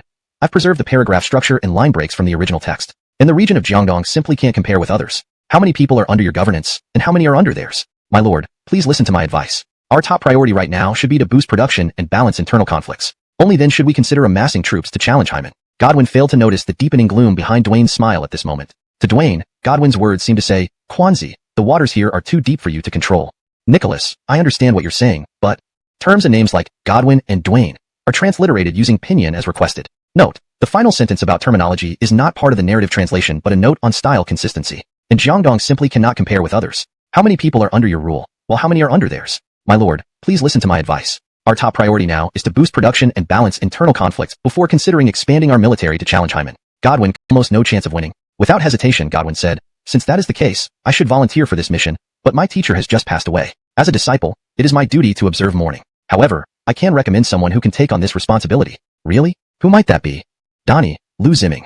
So be it. Go forth, Lu Ziming. At this time, Donnie's military prowess and ability to command troops were among the best in Eastern Wu, ranking third and striving for first place. After several campaigns and promotions to deputy general, Donnie had reached the top echelon of military leaders. Amnon had often mentioned Donnie and praised his military talent. However, perhaps due to his character, Donnie preferred to solve problems with force, never believing in the best war is won through diplomacy. Friends? Friends are to be betrayed. We do not need friends in our Jiangdong. Thus, historically, Donnie always had an extremely hostile attitude toward D. When Lewis showed a vulnerability, Donnie hesitated not at all before striking hard, and went all the way, directly ending Lord Roger's life. Technically speaking, Donnie did stab an ally in the back. At that time, Lewis's threat was immense, and no one could tolerate such a formidable warrior sleeping outside their door. As per records and records of the Three Kingdoms, Lewis, despite being outnumbered in the Battle of Shangyang, held off the elite Honorway forces led by Kyler, Hutch, Xavier, Virgil, and Jace Tong. A hero to some, an enemy to others. Regardless, Donnie's victory was indeed unglorious. His surprise attack on Siamushu completely shattered the already fragile alliance between Sun and Jesu, making the possibility of defeating Hyman in the north nothing more than a pipe dream. Why say Donnie lacked strategic foresight? This brings us to Gideon's bedridden strategy. Initially, Gideon advocated holding the land south of the Scarlet River and confronting Hyman. Later, when circumstances changed, Gideon suggested allying with D to prioritize the northern campaign first. In other words, while D still needed to be guarded against, the primary focus had to be on the northern front because that was the only viable path to victory. During the late Adamir period, the south was sparsely populated and resource scarce, not producing war horses. Launching a southern campaign against the north would be like smashing an egg against a stone. After the Battle of Red Cliffs, D asked to borrow Siamushu, and Gideon willingly agreed. Why? Siamusnin had little population or resources, mainly yielding some grain. Although strategically important as a base for a northern campaign, Jiangdong simply didn't have enough manpower. Holding this region would extend the front lines and create another battlefield facing Hyman. Better to lend it to D to fight Hyman, while reaping the benefits. And lending it wasn't free. It was part of a deal where D provided other territories in exchange. Therefore, during his lifetime, Gideon worked tirelessly to ease tensions between Sun and Jesu, focusing on the north. Because Gideon knew that if they couldn't break through the Scarlet's blockade, dominating the south would be meaningless. Conversely, Donnie believed that since Hyman was strong and D weak, it was better to strike D first. Why would that be logical? Wouldn't you then be next in Hyman's sights? Donnie didn't care. He found the bone of Hefei too tough for his teeth, preferring to eat his allies and grow fat. Almost a after me, let it flood mentality. Donnie put his theory into practice and succeeded. Therefore, calling Donnie a traitor to his allies is only partly accurate. It's not entirely his fault. But saying he lacked strategic vision is undeniable. Human nature is complex. Labeling someone merely by wins or losses oversimplifies matters. Nonetheless, Donnie's short-sightedness remains undisputable. Honestly, ambushing Lewis was a betrayal, though he didn't execute him. Dwayne did that, likely in a moment of madness, ordering Lewis's execution without hesitation. D surely didn't expect this from his brother-in-law. Since that's the case, appoint Donnie. This would be a futile effort. Dwayne frowned. Do you suggest we sit idly in Jiangdong? Gideon hastily kowtowed. My lord, please forgive me. This is not the right time. Initiating an attack prematurely might relieve pressure on Hyman elsewhere. Dwayne waved impatiently. Donnie has already departed. There's no reversing orders. Stop trying to persuade me. Dwayne left the hall, ignoring Gideon. Bitter thoughts filled Gideon's heart. Sigh. I must immediately go to Jiangxia and request Jesu Qi to create a diversion to threaten Jem. Otherwise, Donnie will likely never return. Meanwhile in Shu, D's conflict with Benjamin was reaching its climax. D's army faced Benjamin's forces at Luoqing, struggling without Benjamin's scorched earth tactics, ensuring steady supply lines. Meanwhile, Aiken, Terence, and Giselbert divided their forces to encircle Amarigdu. Guayu and Zephyr were ordered to defend Siamusnin with 5,000 troops. After all, Dwayne's lust for Siamushu wasn't new and couldn't be ignored. At this point, Benjamin's sphere of influence had been significantly compressed by D. Under normal circumstances, one would either break through the encirclement, make a last stand with their back against the wall, or seek external aid. But Benjamin's thinking was different from that of an ordinary person. In this dire situation, he actually dispatched his generals to lead over 20,000 troops to attack Jiang, where he guarded them personally. So what was the point of attacking Jiangming Pass? Was there a fear that D and Xavian might join forces? That idea was laughable. At such a critical juncture, committing 20,000 troops to attack Jiangming Pass was not only impractical but also meaningless. Even if they succeeded, what difference would it make? This wasn't a game where capturing a strategic point boosts morale or provides some advantage. However, given D's limited forces, Benjamin hadn't completely lost hope. Just little did Benjamin know that his next opponent would be the Grand Champion of Adamir Dynasty in large-scale field battles, the veteran commander of mercenaries in the Eastern Adamir Dynasty, and the last seductress of the Jesu clan, aka D. Chapter 289, Battle of Luocheng, Part 2, Fallen Phoenix Slope. At this moment, all the civil and military officers under Benjamin's command were questioning their lord's judgment. Because Benjamin had once again committed a foolish act, he ordered Eben to carry his letter and gifts to negotiate peace with D. The letter was earnestly worded, "Big brother, you have one. From now on, I will call you Big Brother. Considering we are both descendants of the House of Jesu, could you please spare your younger brother? I will give up all territories north of Mianzhu. In addition, I will compensate you with 1,000 sets of armor, 30 suits of heavy armor, 10 million measures of grain, and 50 million strings of cash. If that doesn't work out, how about I also provide you with a couple of Sichuan maidens? As long as you don't attack me, all these will be yours." But without hesitation, Eben dashed straight to D, bringing the gifts and defecting. Initially, Eben had been on diplomatic missions with Steve, exchanging signals with that long-eared thief. You, my lord, should not be unaware of this. And now you want him to go and negotiate peace? Upon reaching D's camp, Eben was received at an exceptionally high standard. D personally welcomed him from 10 miles away. The first thing Eben did upon arriving at D's camp was immediately inform D of Benjamin's recent situation. When D heard that someone had suggested Benjamin to fortify his defenses and dig deep trenches, he broke out in cold sweat. Fortunately, Benjamin did not agree. Otherwise, D would either have to retreat or starve to death in Sichuan. As for Benjamin's peace-seeking letter, D simply laughed after reading it. Everything can be mine just by stopping the war? Ridiculous. Kill him, and won't these things still belong to me? So D accepted all the gifts sent by Benjamin. D said, "I accept your gifts, but reject your proposal." Benjamin was baffled. Was this a joke? According to Akin's strategic plan for D's enterprise, capturing the region of Shu was essential. At this time, even if it were D's own brother, Uncle Nate would still stab without hesitation. Eben informed D of Benjamin's army movements and personnel deployment. D never hesitates to use trustworthy people and never uses those he doubts. So when Eben arrived, he promptly mobilized 1,000 soldiers overnight and personally went to challenge Luocheng. In the middle of the night, on the walls of Luocheng, Jesu Sun led his personal guards, not daring to relax for a moment. Jesu Sun is Benjamin's son. Now Amarigdu was facing a shortage of generals. Luocheng was the last line of defense before Amarigdu, so Benjamin naturally didn't trust anyone else to defend it. Some of the soldiers on the wall were feeling drowsy, nodding off slightly. Suddenly, the area below Luocheng lit up with numerous twinkling fires. Their torches were visible to the defenders. Look out! Enemy attack!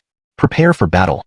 Hurry and report to young master. No need, Jesu Sun, clad in light armor and gripping his sword, stepped onto the battlements to look down. He saw about 1,000 torches lighting up beneath Luocheng. D and Ainsworth were at the front, with soldiers lined up and banners waving, the drumbeats shaking the earth. Jesu Sun, my nephew, do you recognize your uncle Jesu Shwanda? It has been more than a few months since our last meeting in Amarigdu. How have you ready? Shortly after, a shower of arrows rained down from Luocheng, forcing D's forces back over 100 paces. Then the gates opened wide, and 3,000 Shu troops charged out, led by Jesu Sun, clashing with D's forces outside Luocheng. D led his troops through the chaos, slashing left and right as if unimpeded. His twin swords, though short, were formidable on horseback, rivaling the effectiveness of lances. Jesu Sun watched D charge through the battlefield, realizing he was no match and adjusting his position constantly to avoid colliding with D. After a while, D suddenly reined in his horse and turned around, leading Ainsworth and the troops in a hasty retreat. Jesu Sun smirked coldly. A poor tactic, a feigned retreat. Do you think I can't see through it? Spread the order, drive the enemy towards Falangpo. D and Ainsworth halted before Falangpo. Military advisor, you quickly bypass here with your troops. I will lead the remaining troops as bait into this place to lure Jesu Sun. Then, you encircle him. Once Jesu Sun is captured, Luocheng will be ours. Ainsworth held the rank of middle commandant, hence the title. Just as D prepared to lead his troops into Falangpo, Ainsworth blocked him with his horse. Lord, as the saying goes, a wise man does not stand under a crumbling wall. As your minister, how can I let you take such risks? Let me lead the troops as bait, and you encircle them. D did not agree, but Ainsworth dismounted and knelt down. My lord, I am naturally ugly, and many people judge others by appearance. In my life, I had only a few friends and fewer true confidants. I thought my knowledge would never find its place, but unexpectedly, heaven blessed me, and I met you, earning your trust. Even if I die countless times, I can hardly repay your kindness. The opportunity to break Luocheng is at hand. You are a noble descendant of the Adamir royal family, tasked with restoring the empire. How can you risk your life? Ainsworth remained kneeling despite D's attempts to help him up. D had no choice but to agree to Ainsworth's plan. D stroked a white horse nearby, placing the reins in Ainsworth's hands. This horse is an exceptional steed, having saved me countless times. Now I entrust this horse to you. I hope you return safely. Ainsworth took the reins, bowed deeply to D, mounted the horse, and led his troops straight into Falongpo. Just as Ainsworth set foot on Falongpo, a chill ran down his spine. He glanced up at the ancient characters engraved on the cliffside, Falongpo, and then spurred his horse forward. Chapter 290. This lord's gift is grand, but can their families bear it? On the walls of Xuchang, the entire army was on high alert. The sky and earth were white with snow swirling in all directions, making it hard to distinguish one's bearings. Near Xuchang, many scouts roamed about, ordered by Marcus to prevent any surprise attacks during the chaos. Soon, a cluster of banners came from the north, a prominent Sioux flag waving at the top. The captain responsible for patrol saw the Sioux character on the flag and immediately sent someone back to report. He then led a troop forward to greet. Carlo sat grim-faced on his red hair horse, gripping the reins with one hand and holding a whip in the other. His eyes suddenly flicked to the side. Servant Xiao Jimmy greets you, my lord. What has happened in the city these days? Tell this lord truthfully. Carlo had long known Everett was not gravely harmed, but what truly infuriated him was not just the assassination attempt on Everett. The worst part was that a group of rebels managed to get close to Xuchang, silently massacring an entire village, and shockingly, they even had heavy crossbows. What were those patrolling near Xuchang doing? Did they not want their heads? It was as if someone today could silently appear near the capital with an assault rifle. This time Everett was lucky to have enough protection around, but what about next time? One can't guard against thieves eternally. A pack of dogs dare to be so audacious. Giving them face means nothing if they don't want it, then they can all just die. After hearing the report from the captain, Carlo took a deep breath, suppressing his rage before speaking again. Where is the general previously in charge of patrolling Xuchang? Headsman Adamir has been executed for dereliction of duty, my lord. Carlo ordered the troops to rest on the spot. Otherwise, a large cavalry force advancing recklessly could cause misunderstandings. Carlo rested his eyes on horseback for a while. Since the news of Everett's assassination reached Scarletman Pass, Carlo had led his cavalry day and night, returning in a state of exhaustion. Soon, Ajay rode out with over 100 men to welcome Carlo into Xuchang. There was no other choice since Hyman, Marcus, and Archer were in the morning court. If others came and met the enraged Carlo, it would be disastrous. Thus, only Ajay could welcome Carlo. Riding beside Carlo, Ajay walked with him towards the city. Buck, Scarletman Pass. It's finished. The details of the captives will be delivered soon. Thus, for a century henceforth, there will be no threat from the north. Ajay, face bombs, already finished? This translation maintains the surprise and exasperation expressed by Ajay in the original text, while ensuring it reads naturally in English. The use of face bombs helps convey the emotional tone effectively. Everyone expected Carlo to win, but not this quickly. It had been less than 2 months since Carlo left with the troops. Typically, battles involving hundreds of thousands of troops lasted over a year or more. In just a few words, Ajay felt the immense, suppressed anger in Carlo, with no outlet yet. Ajay silently prayed that the old coots in Xuchang would behave, lest they meet Carlo's wrath. They'd better pray for themselves. As Carlo and Ajay spoke, the cavalry arrived at Xuchang's outskirts. With the city gates opening, Carlo crossed the moat and entered the city. Soldiers both inside and outside the walls bowed. Welcome back, my lord. Entering the city, Carlo didn't return home or remove his armor but went straight to Gua's residence. Meanwhile, within the Gua household, Everett was half-dressed, one leg in splints, cuddling a beautiful woman, and holding a wine gourd. Everett sipped wine, kissed the beauty, then drank more, sighing contentedly. This is how I, Everett, should live. No wonder Buck slacks off every day. Who would work if they could live like this? Come, my lady, look up and give me a kiss. Sacrificial wine master, stop it. Come. Bang. The wooden door shattered into pieces everywhere. A towering figure filled with bloodlust rushed in. The woman in Everett's arms clung tightly to him in fright. Only Everett showed no fear, smiling at the doorway. Heske, Heske, Heske. Buck, you've gone too far. Not bringing gifts is one thing, but breaking down my door.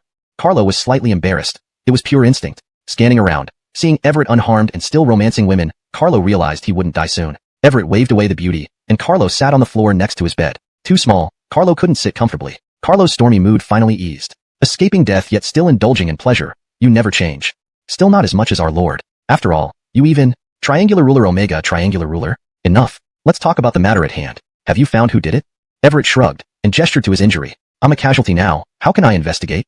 Chatting briefly with Everett, Carlo returned home, unarmored, bathed, and dressed to wait for Hyman at his residence. At the gate of Honor's residence, Haskell had just returned from viewing the snowy scenery outside the city, inspired by poetic ideas. Just as Haskell was ready to return to his room, he glimpsed a figure haunting his nightmares pass by. Haskell instinctively stood at attention, shivering like a mouse encountering a cat, respectfully calling, brother-in-law. Hearing the voice, Carlo nodded and walked straight into the main hall. Servants all recognized Carlo's special status, the only outsider allowed free access to Honor's residence. All bowed respectfully, none daring to block his path. Passing through an archway, Carlo encountered a beautiful woman with 2 maidservants. Knowing his father-in-law's preferences, Carlo wasn't surprised. But after brushing past her, she turned and quietly asked the maid, "Who is he? Is he another child of the Chancellor? Why haven't I seen him before?" The maid looked admiringly at Carlo, then whispered, "My lady, that is our lord. Though the Chancellor's son-in-law, he is closer to the Chancellor's children." Stephanie Boo touched her belly, thoughts racing. He is Carlo? Yes. When your future child arrives, he'll call him brother-in-law. Touching her stomach, Stephanie Boo pondered. Sitting in the hall for less than half an hour, Hyman, Marcus, and Archer entered. Ping, greetings, Chancellor. Hyman approached, surprised and delighted. How is Jian? Were you hurt at Scarletman Pass? Rest assured, Chancellor. Now most of the 30,000 Xinbei are killed or captured. Specific reports will come after Alberic compiles them. Upon hearing Xuchong was in trouble, I brought the cavalry back hastily. Hyman patted Carlo's shoulder. Jian, how could he possibly come here to issue orders to Jace Tong? Even if Ahil did order Jace Tong, given Jace Tong's acumen, he would never mobilize the troops once any inconsistencies were detected. Seeing that Jace Tong was unyielding, Elvin tried to bluff. The governor has heard unfavorable reports about the battle at Scarletman Pass. A large number of Xinbei cavalry has flooded through, posing a threat to the security of Shudu, hence the need to redeploy troops toward Xuchong. This statement almost made Jace Tong laugh out loud. What nonsense are you spouting? Battle at Scarletman Pass lost? Xinbei cavalry entered the pass? Do you even listen to what you're saying? Although Jace Tong was much older than Carlo, he respected this young and accomplished general who led the honor camp. Carlo, at 16, fought valiantly at Hulao Pass against the mightiest warrior, resulting in a draw. Later on, he subdued 3,000 elite Chang soldiers outside Luoyang, forming the now-renowned Cyclone Cavalry. In his following year as commander, he crushed hundreds of thousands of Yellow Turbans with only 10,000 troops and recruited over 100,000 Yellow Turban youths. During the campaign against Jacinus, he cleverly captured Ruyan without losing a single soldier, taking over 50,000 prisoners. At the battle against Booker, he flooded Shochuan, annihilating over 200,000 troops of Jacinus. Leading 3 Xinbei cavalry really did breach the border. Both Ji and Scarlet Zhou had sufficient troops stationed, with fortresses guarding the north of Xuchong. If the Xinbei could reach Xuchong, Jace Tong would eat himself. Seeing Jace Tong looking at him as if he were an idiot, Elvin almost lost it, but then saw Jace Tong suddenly change attitude. Sir, I will mobilize the troops right away. Please hand me the seal for closer inspection. Elvin nodded satisfactorily. This was more like it. Elvin handed the small seal to Jace Tong, who confirmed it was indeed the governor's seal after checking. Then he sat down in the main tent and placed the seal in his robe. Seize this impostor who forged the governor's seal. Elvin's face dropped in shock. Triangular ruler alembic. Note, the original emoticon mean is often used to express shock or disbelief. I've attempted to convey a similar meaning using more commonly understood symbols for better readability in English. For a more natural and fluent reading in English, it would be better to say. Elvin's face fell in disbelief. Immediately, a squad of soldiers rushed in, flipping Elvin to the ground and tying him up using the widely practiced turtle shell binding technique. Lying on the ground struggling, Elvin screamed, "What are you doing? Are you disobeying orders?" Jace Tong placed his saber on the desk and grinned. I am the Njimi Commander-in-Chief appointed by Chancellor Honor, overseeing the military of Qingzhou. Governor Americ cannot command me directly. Next time, make sure your intel is accurate before trying anything. Huh. Using Ahil's seal to order Jace Tong around? What kind of joke was that? Honor's camp always separated military and political powers. Only 2 people were exceptions, Hyman and Carlo. Even when Carlo governed, he avoided unnecessary troop movements to prevent misunderstandings. Forget Ahil, even Marcus couldn't mobilize troops outside of Xuchong without the Tiger Token or Hyman's explicit order. Stop. I'm from the Americ family of Scarlet Zhou. Oh dear. Wrong target. Don't hit the face. Ah. Outside the Americ family estate in Scarlet Zhou, Carlo, accompanied by Talon, Marcus, and 3,000 Cyclone cavalry, surrounded the entire residence. Talon kicked open the gate and yelled, "Anyone breathing inside, get out! Lord is here. Why aren't you coming out to greet?" 2 servants rushed forward to push Talon. Outrageous. Know whose home this is? Yet you dare shout here. Out. Talon raised his right hand and struck 2 heavy blows, knocking the servants unconscious to the ground. Instantly, soldiers stormed in like wolves and tigers, filling the residence with cries of terror. Who are you? Don't touch me. I'm the uncle of Governor Americ. Don't touch me. Quick. Inform the governor that intruders have invaded our estate.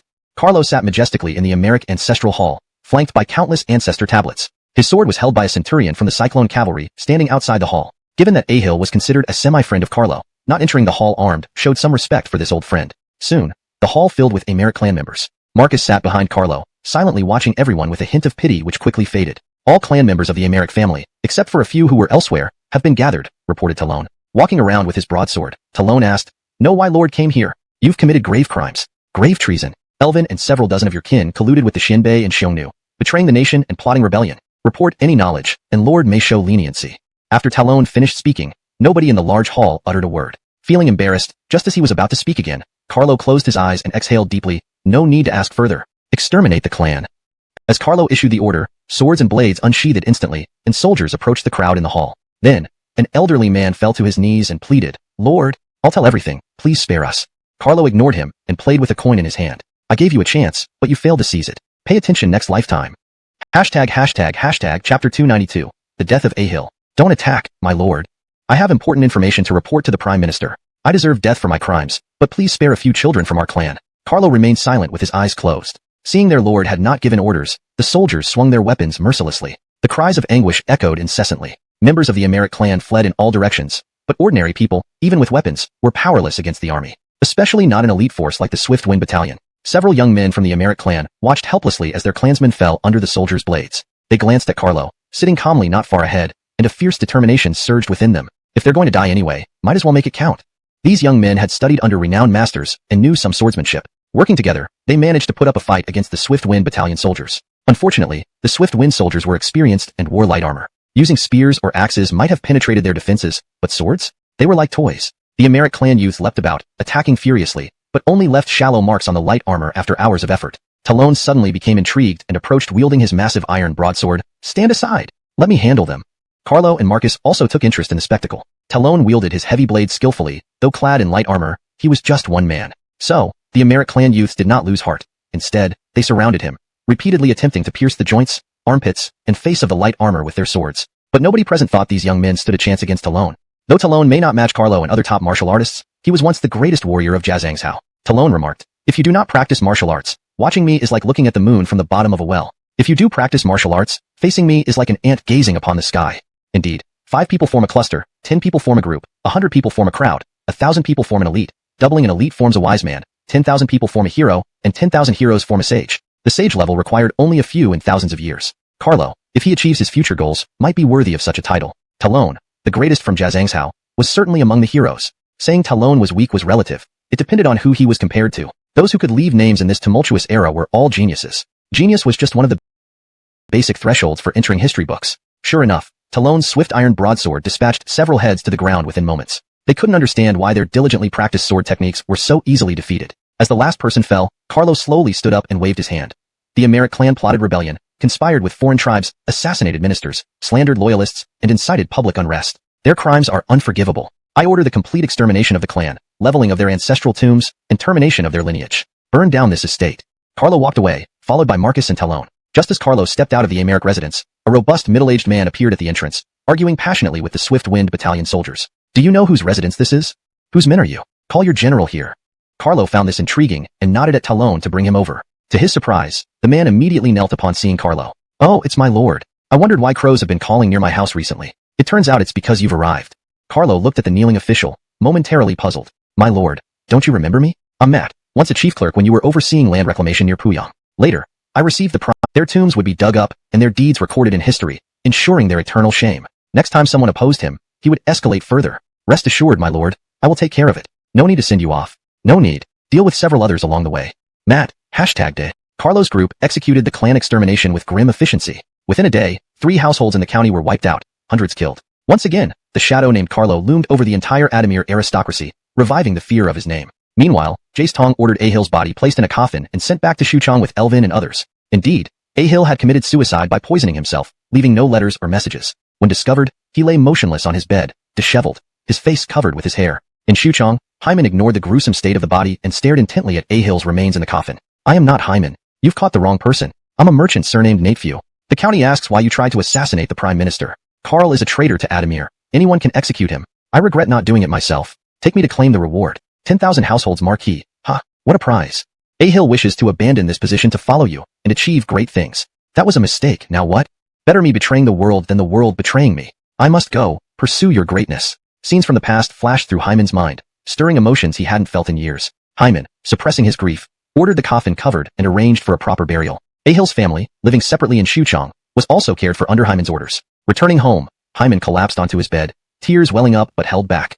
Translation ends here, maintaining the same paragraph structure and tone as the original text. A wave of unarticulated grievance and sorrow welled up in his heart. To Hyman, Ahil was extremely special. He was the one who willingly gave up wealth and honor for Hyman, sharing in his trials and tribulations, the first love and ideal, who had walked beside him through hard times. Ahil left Hyman twice because of ideological differences. The first time was a temporary departure. The second time was permanent. Earl, feeling unworthy to face Hyman, Ahil chose to take his own life out of guilt. Ahil knew that if he harbored even a slight wish to live, Hyman would do everything in his power to save him, given their close relationship. But Ahil did not want Hyman to make an exception for him. "My lord, if you believe that the cause you strive for can bring about great harmony in the world, please continue." Even rats within hundreds of miles around were starving under Archer strategies. How could humans possibly survive? This was a complete joke. The battle at Scarlet Min Pass thoroughly extinguished the future of the Xianbei, leaving behind mostly women and children. Before leaving, Carlo issued the order known as 4 No Mercy, 3 Empties, 2 Extinctions, 1 Must Kill. The 4 No Mercies, men, women, old, and young alike were spared no mercy. The 3 Empties, everything was plundered, taken, and emptied. The 2 Extinctions, eliminate the entire clan and its legacy. The 1 Must Kill, those who oppose our Adamir must be killed. Lionel executed Carlo's orders to the letter, leading over 20,000 troops personally into the grasslands. They returned with dulled blades, having carried out their mission meticulously. Thus, for the next 200 years, peace reigned in northern China, free from threats. This battle also integrated the grasslands into the Chinese system, serving as a launching point for explorations beyond. It is now famously known as the Battle of Scarlet Min Pass. Additionally, Lionel brought back a gift for Carlo. On the main road leading out of Scarlet Min Pass, a prison cart carrying Jace Lang, the northern Xiongnu chieftain who had previously raided Honor's camp for warhorses, was being escorted by soldiers toward Relay with Hyman. Seeing the report from Scarlet Min Pass, Hyman was overjoyed and immediately declared a general amnesty. Of course, Honor didn't pardon all criminals, only those guilty of petty thefts or minor offenses like brawls and domestic abuse. This approach maintained social stability while winning hearts. Hyman, impressed by Carlo's swift victory, ordered the stockpiles of grain counted and resources planned. He then decreed tax reductions for various regions, including Bing, Yu, Ji, Qing, Su, Scarlezhou, Yu, Yong, Zhejiang, and the Imperial District. Instantly, Hyman's reputation among the people reached new heights. Meanwhile, outside Hefei, Dorian, having been shot through the thigh, lay on a boat, questioning life. Wasn't it a rule that merchants weren't intercepted during wartime? What was going on with Berkeley? Dorian had dispatched a contingent of 200 soldiers disguised as merchants after leading a force of 10,000 naval troops from Chaisang to gather intelligence in Hefei. Unfortunately, Dorian and his group arrived just as Berkeley was patrolling the city walls and were denied entry. Berkeley explained that while food and water could be provided, entering the city was strictly prohibited. With battles raging at Scarlet Min Pass, focus was concentrated there and in Jiangling. During such critical times, Hefei was under strict lockdown, unwilling to leave elders seated at the head of the table. This man was Carson, the current spokesperson of the Hongnong Scarlet clan, one of the most influential individuals in the world. Carson had held prominent positions such as Minister of Works, Grand Commandant, and Imperial Secretary, making him extraordinarily powerful. However, Carson's influence now mainly rested on his status, as his power had been stripped by Hyman, forcing him into retirement. Carson was a staunch supporter of Blaine, Jalen. Although he often opposed Hyman, the latter merely exiled him back home. The reason was simple. Hongnong Scarlet clan's influence was too significant. The Hongnong Scarlet clan started earlier than the Runan Yuan clan. Their first ancestor rose to prominence by capturing one of Xiang Yu's thighs, earning a marquee title. From then on, the Scarlet family embarked on an unstoppable rise. Carson's great-grandfather, Scarlet Jun, gained considerable influence during the reign of the Deng clan in the Eastern Adamir dynasty, earning him the title Confucius of Rojerxi. Despite humble origins, he earned respect for his scholarship and moral conduct. Scarlet Jun eventually became Grand Commandant, a position also held by his son Scarlet Bing during the reign of Empress Dowager Zhejiang. His grandson Scarlet Ci reached the same rank during the reign of Empress Dowager Do, and finally, Carson, his great-grandson, held the same office during heavy words, someone remarked. Carlo is just a youngster. He may be strong now, but it's only for a generation. If we bide our time, decades from now, what can he do to us? This realm is not the realm of the people, nor of the emperor, but of us, the noble bloodline, who govern the common folk. Even if Hyman becomes emperor, he still relies on us. Can he rule with swords? Sir Wang is mistaken, Jeremiah interjected with a smile. Hyman's leniency has emboldened Carlo. You are? Wang Yi asked. I am Jeremiah, he bowed respectfully. Carson pointed proudly. My son? Representatives from the Yuan clan looked at Jeremiah. Did you not hold a post in Suchong? Why are you here? My uncle. I arrived home yesterday, and will soon return to Suchong. I came to visit father, but stayed due to these events. Jeremiah recounted his observations in Suchong. I dare not share my opinions lightly, but I will describe what I've seen for your consideration. Since taking office, Hyman has established numerous academies across Ji, Qing, Scarlet, Yu, and Su provinces. Most books are from the collection of former scholar Connor and the old library of Luoyang. Wang Huai frowned. Strange. If the Luoyang books were seized by Hyman during the campaign against Carl, where did he get the lost manuscripts of Connor? From Carlo. One of his wives is Connor's daughter, known for he dispatched people to other academies in Yu and Scarlet provinces, confirming the same results. Hyman had indeed mastered woodblock printing technology for centuries earlier than its historical invention. Woodblock printing far surpassed traditional rubbings, which had many limitations. Movable type printing was beyond reach. It required too much copper, a resource Carlo lacked. The advent of white paper and woodblock printing signaled the end of their monopoly on knowledge. Commoners now had the chance to become intellectuals. These aristocrats had formed intricate alliances over generations to maintain their power. Now, Hyman emerged, not seeking to join them, but to destroy them. Hyman, I'm sorry, I just want to kill some of you, or be killed by some of you. Translation notes, *, the chapter retains the original paragraph structure and tone. It translates the Chinese names accurately using pinyin, ensuring fluency and coherence while preserving the style and storyline. Chapter 295, the Jacif and Death Register of Aristocratic Families. Hyman looked at Neil and Howard in front of him, rubbing his head in speechless frustration. After the battle at Scarlet Min Pass, Carlo returned to Xuchang to guard it, giving Hyman a rare moment of rest. Suddenly, an idea struck Hyman. Both were brothers. Carlo possessed such high leadership abilities, so why should Neil, sharing the same parents, be nothing but a brute? So Hyman, his family name, often led to conflicts with his superiors. Hyman knew about him but didn't plan to heavily utilize him. In historical scenarios, Hyman would have had to rely on aristocratic corps members due to political exchanges, regardless of their character or ability. But times had changed. No matter how influential the Scarlet family was, their era had passed. While they still held power among the elite, the common people no longer supported them. Since over a decade ago, Hyman followed Carlo's advice, excavating storytellers who spread positive stories about the honor camp. These stories aimed to portray Hyman as righteous and just, while casting emperors and opposing aristocrats and court officials as villains. Years of these narratives combined with lighter taxes, land reclamation, encouragement of reproduction, expansion of territory, and suppression of bandits created a strong sentiment of support for Hyman. His governance ensured that most people, if not all, were well-fed and safe. With this foundation, any attempts by the aristocracy to stir trouble required careful consideration. So, Hyman became increasingly confident, ready to face down any opposition. Hyman looked at Haskell and laughed. I've heard of him. What do you think he can achieve? If it were the old Haskell, he would have pushed for a significant position for Jeremiah. But after being taught by Carlo, he now understood better. I merely believe he can be useful, father. As for his specific role, I am unsure and dare not make arbitrary suggestions, Haskell replied. Hyman nodded approvingly. Carlo's tutoring hadn't been in vain. Haskell had gained some wisdom. Failure taught him lessons more effectively than words ever could. All right, I will decide on this matter. If there's nothing else, you may leave. Yes, father. Haskell rose and walked out. Just outside the main hall, a massive shadow loomed over him, freezing him momentarily. He mechanically greeted, suppressing his urge to flee. Hello, brother-in-law. Damn, that build, it had to be Carlo. Is Prime Minister here? Asked Carlo. Father is in the main hall. Shall I guide you? Not necessary. You may attend to your business. Without further ado, Haskell bowed hastily to Archer behind Carlo and bolted away. Carlo and Archer stared in disbelief. Archer, gasped. What did you do to Prince Shi? Why is he so afraid of you? Carlo rubbed his chin. I wouldn't say he's afraid. More like, wary. Archer. Nangodio, isn't that the same thing? Forget it. Let's find the Prime Minister. Inside, Hyman was drafting a lengthy ode when familiar footsteps approached. Stop right there. Gaspard. If you dare kick the door again, I'll nail you to it. The door swung open, revealing Carlo sheepishly smiling. Sorry, Prime Minister. Visiting Isidore too much has made kicking doors second nature. Archer followed, carrying a stack of registers. Seeing this, Howard and Neil stepped out to guard against eavesdroppers. Hyman set down his brush and examined the pile on the ground. What's this? Carlo grinned mischievously. Oh, nothing much. Just the life and death register of aristocratic families. Hyman nodded absent-mindedly. A life and death register. Wait, what did you say?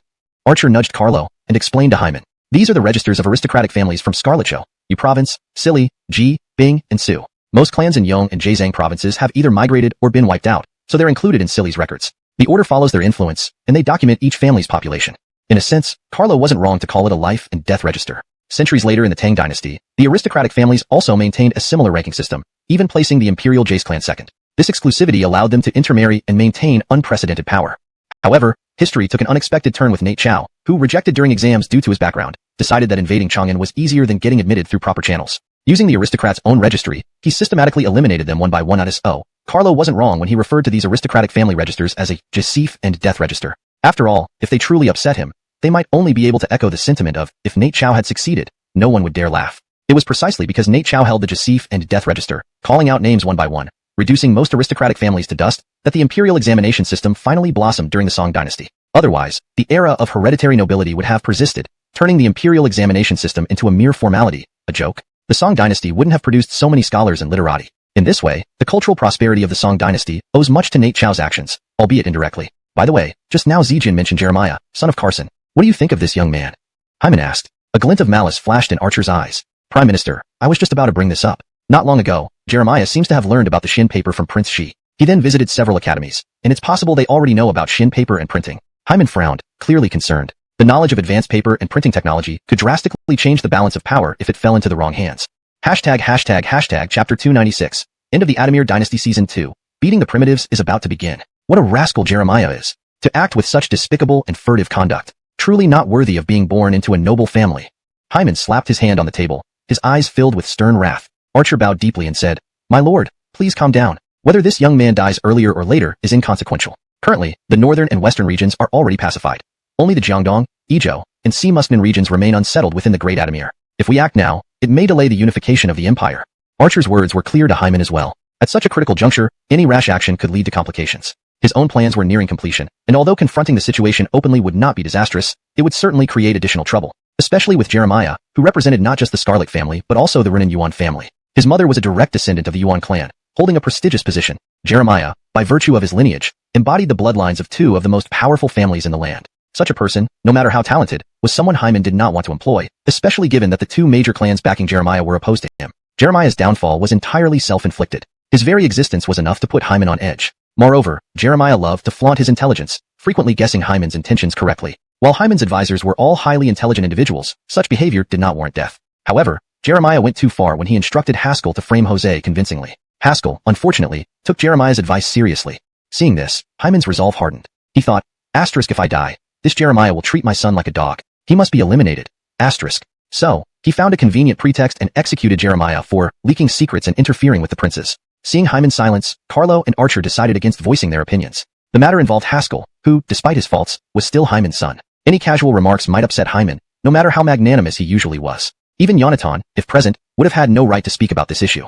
It was something Hyman needed to think through himself. After pondering for a long time, Hyman raised his head and sighed, enough. Talents like these are hard to change. Since Haskell excels in literature, let him focus on that path. Arrange for some reliable men to closely protect Zhejiang. Possible. That wasn't an issue anymore since the surviving tribes either submitted or were destroyed. Secondly, historically, the value of the steppes was negligible because it couldn't support agriculture, which was essential for the agrarian-based Adamir dynasty. The Adamir border marked both the precipitation boundary and the division between agricultural and nomadic civilizations. Therefore, it wasn't due to military weakness or incompetence that previous emperors neglected the steppes, it simply didn't serve agrarian purposes. However, Carlo knew that vast metal or deposits lay dormant beneath the Adamir's northern and northeastern territories. Not seizing them was tantamount to defying heaven. In every era, metals were precious resources and hard currency. Moreover, once the steppes became part of the Adamir's backyard, it would usher in an age of endless cavalry. Adamir civilization could expand beyond the Great Wall, even further west. This was Carlo's long-standing vision. He planned to relocate most of the nomads north of Jezidong, having them cultivate the land. A small portion would remain under official management, implementing the ton system. 50 households would form one ton, responsible for a designated area of grassland, allowed to continue pastoral life but required to obey Adamir laws. They could trade livestock for grain and daily necessities, but must pay 10% tax. Each ton would be responsible for breeding horses for the state. In times of disaster, the state would provide relief, preventing hunger. Educated nomads could also serve as officials or generals. One important rule was that each ton could not exceed 100 households. Once surpassed, it must report to the authorities for splitting into 2 smaller tons. Over time, this system would gradually incorporate unknown northern and western territories into the Adamir domain. The swift movement of nomadic tribes would allow for rapid exploration. With Carlo's guidance, within a century, the Adamir might find another promising neighbor awaiting their favor. Most importantly, the master craftsman under Jesu Yi had developed multi-thread looms. Carlo was astounded by this development. This was brilliant. Just a vague idea from him. Yet these master craftsmen had turned it into reality. Thus, useless wool from the steppes would now hold immense value. Why hesitate? All lands the Adamir cavalry ventured upon, everything in sight, belonged to the Adamir. All mine, all mine. Food concerns were not an issue either, as Chief Agricultural Officer Zhao Scarlet had spent over a decade researching selective seed breeding based on Carlo's half-formed ideas. They managed to increase grain yields by a quarter, a testament to ancient Chinese ingenuity. China had understood the concept of quality seeds and breeding techniques since ancient times. Records like those in Imperial Uncle and Duane were still unaware that while they were busy expanding their territories in Changrunko, acquiring population, the Northern Honor Camp had already begun a massive leap in productivity. Note, Changrunko is directly translated as acquiring population. But if you have a more specific context or preferred phrasing, please let me know. If there are no major issues, this achievement alone would be enough to elevate a living sage. This is also the reason why Hyman has been in such high spirits these days. Carlo's suggestion was adopted by Hyman, but it required convening his council of advisors to deliberate and formulate detailed plans before implementation. Meanwhile, far away in Shu and Jiangdong, the Imperial Uncle and Duane were unaware that while they were still busy expanding their territories and vying for population, the Northern Honor Camp had already begun a massive leap in productivity. The Adamir Era Season 2.0, Pummeling the Primitives, is about to begin. Note, Adamir Moa refers to the end of the Adamir dynasty period and can be rendered as end of the Adamir dynasty, or simply Adamir era. The original tone and style are maintained, ensuring the translation is natural, fluent, and free of grammatical errors. The storyline and logic remain coherent with the previous content, and the paragraph structure and line breaks mirror the original text. Chapter 297. Going Against the Wind. Archer is the key. Just as Carlo and Archer were about to leave, Hyman called them back. He took out a bamboo scroll from the table, handed it to them, and motioned for them to read it. The scroll was written by Arturo, who believed that the situation in Shu was deteriorating, with Dee and Benjamin locked in intense conflict. This was the perfect time to attack Xavian and seize Adamirzhong. Controlling Adamirzhong would mean controlling the gateway to Shu. Even if Dee gained control of all Ba Shu, without Adamirzhong, he could be cornered into submission. Buck, what do you think? Hyman asked. Carlo frowned thoughtfully. Prime Minister, attacking Adamirzhong isn't impossible, but a direct assault might not be worth the cost. Adamirzhong was a place destined to be a prison, protected by 2 mountain ranges and connected by the Adamir River flowing through east to west. This region had slow-moving waters suitable for irrigation. However, outside of Adamirzhong, the Adamir River twisted dramatically with steep drops, making naval warfare almost impossible. The surrounding mountainous terrain left no room for Hyman's elite cavalry. So, if they wanted to capture Scarletping Pass and take Adamirzhong, they would have to rely on sheer manpower, a brutal strategy of attrition. Carlo had a map brought over, laid it out on the ground, and sat down with Hyman and Archer. Using a brush, he drew 5 lines on the map, each representing a potential route into Adamirzhong. 1. Scarletping Pass, difficult to breach due to its steep terrain. 2. Baosha Road. 3. Tangluo Road. 4. Ziwu Valley. 5. Following the Adamir River upstream to Nanyang. The latter 3 routes were nearly impossible, both logistically and strategically. So, Hyman turned his attention to the waterway, asking, Buck, how many Navy troops would we need if we went by river? Currently, Jim guarded Seamus by If the number of Navy troops required wasn't too significant, Hyman could directly order Jim to send reinforcements westward. Carlo sighed deeply. Prime Minister, forget about going upstream via the Adamir River. No matter how many troops you send, whether 10,000 or 50,000, it won't work. The terrain along this section is rugged, and even if we manage to overcome initial obstacles, progress will grind to a halt beyond Nanyang. Historically, during Honorjeon's campaign against Shu, Wei sent 4 armies into Adamirzhong, with Arturo leading 5,000 troops upriver. Despite their efforts, they were halted by less than 10,000 Shu forces, rendering them ineffective. Heavy rains further complicated logistics, proving the defensive prowess of Adamirzhong. In the end, the campaign failed. Both main forces, one led by Honorjeon through Ziwu Valley and another by Arturo upriver, were hampered by rain, forcing a retreat before engaging in any major battles. Aiken often chose to launch northern expeditions at the start or end of the year to avoid the rainy season in the Qinling Mountains. Carlo estimated that if Hyman insisted on capturing Adamirzhong now, they still had some time before the rains arrived. But realistically, only Scarlet Pass was feasible for large-scale military movement. Hyman, after listening to Carlo's analysis, remained silent. This cursed land, full of mountains and forests, was a logistical nightmare. Young Arturo's attempt to storm Scarlet Pass proved fruitless. Even historically, Hyman's success there was more luck than strategy. If not for fortunate circumstances, the conquest would have been impossible. Had Xavian been better prepared, Hyman might have suffered heavily. Both Carlo and Hyman reflected on this grim reality. What an insidious place. Moreover, there were D tribes occupying the northern mountains around Adamirzhong, but dealing with them would be relatively easy. Any capable general from Honor's camp could handle them effortlessly. After pondering for a moment, Hyman placed his hand on the map of Adamirzhong and sighed. We have no choice but to try capturing Scarlet Pass. At that moment, Archer, who had been quiet, spoke up. Prime Minister, perhaps seizing Rogershong doesn't necessarily. Moreover, controlling Adamirzhong was crucial if D truly intended to revive the Adamir dynasty. What can I do? How can I possibly handle this? Pacing anxiously, Xavian received a message from Hyman. As he read it, his expression changed from worry to relief and then joy. The letter read, Old Haywood, this is Old Honor. I've heard much about your governance of Adamirzhong, and it hasn't been easy. I know you're content and won't betray me.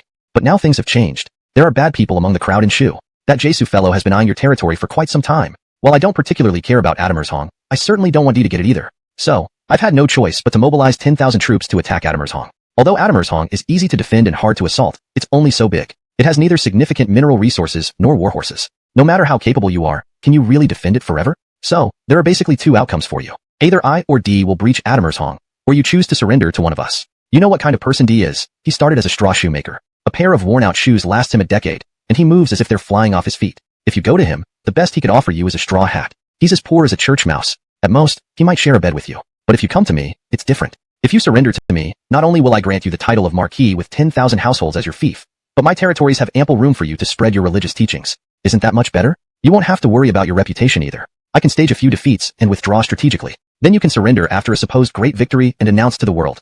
To spare the innocent people of Adamirzhong from the ravages of war, I am willing to surrender.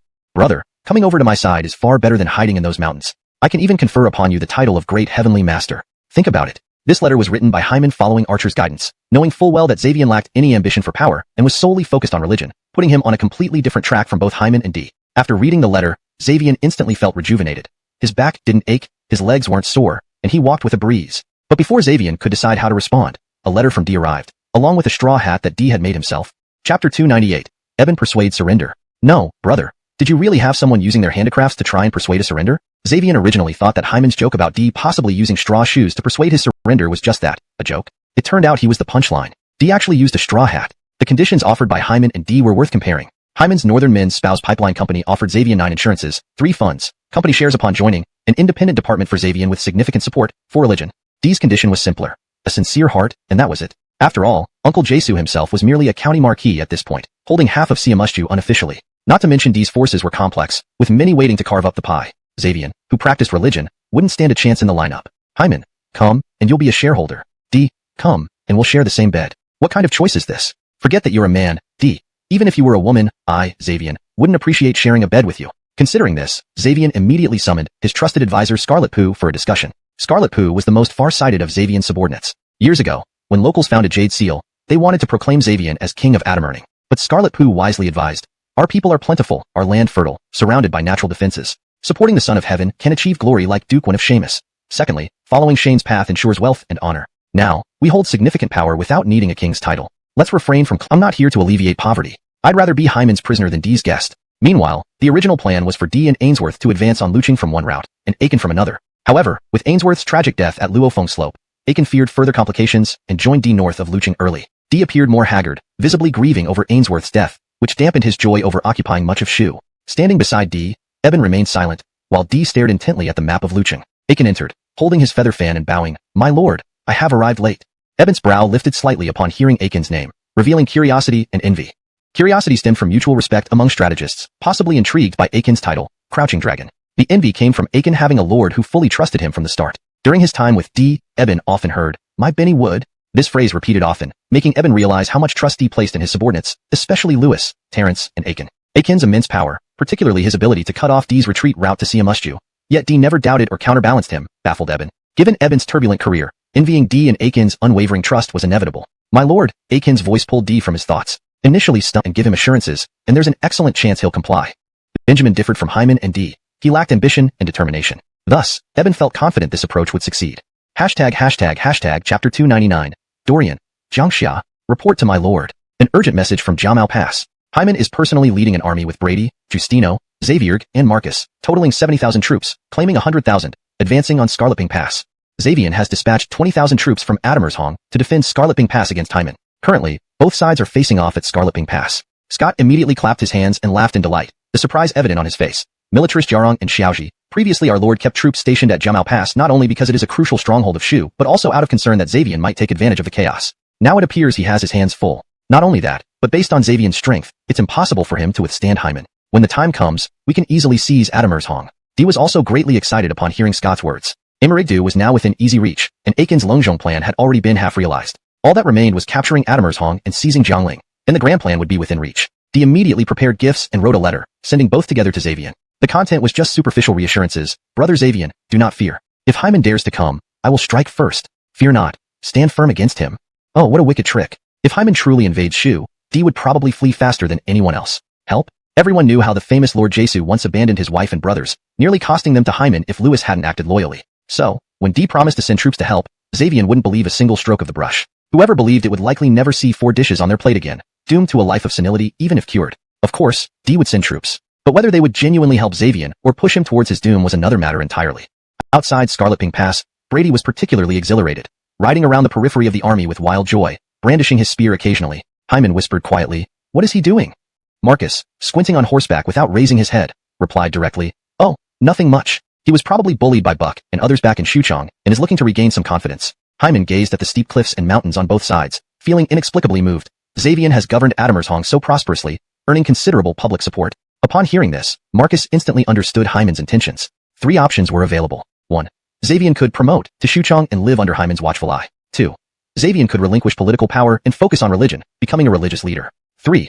Or Xavier could choose to die by Hyman's hand. Everything proceeded as planned. Several honor troops feigned defeat at Scarletping Pass. Due to Hyman's adept command, there were no significant casualties. Thus, the Wei army faced off against the Adammershong forces at Scarletping Pass for several days, unable to make any headway. Just as Hyman was preparing to withdraw, Xavier surrendered unconditionally. After surrendering, Xavier ordered his men to open the gates of Scarletping Pass and welcome the Wei army into Adammershong. Suddenly, everyone was stunned. Wasn't he doing well and holding the upper hand? How could he surrender like this? Publicly, Xavier explained, "Prime Minister honor rules over vast lands, while my Adammershong is merely a small plain within one prefecture, though fortified by mountain passes and rugged terrains. Yet, with such limited population and having long been untouched by war, how can the Adammershong army match Prime Minister honors?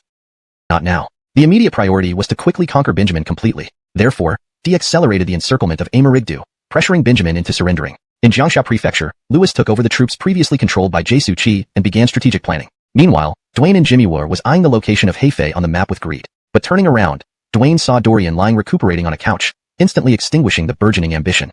"Dwayne, I want to capture Hefei, conquer Qingzhou, and annex Shuzhou, proclaiming myself king." Berkeley, loosening his waistband, splashed warm water on Dwayne's face, waking him up. Dorian's complexion was slightly pale as he swallowed hard and said laboriously, "My lord, the general of Hefei is cautious and unwilling to engage in battle outside the city walls, rendering our tens of thousands of naval troops useless. I tried disguising myself as a merchant to infiltrate Shochuan to assess the situation but was exposed by Berkeley, resulting in injury." Pang Jasio.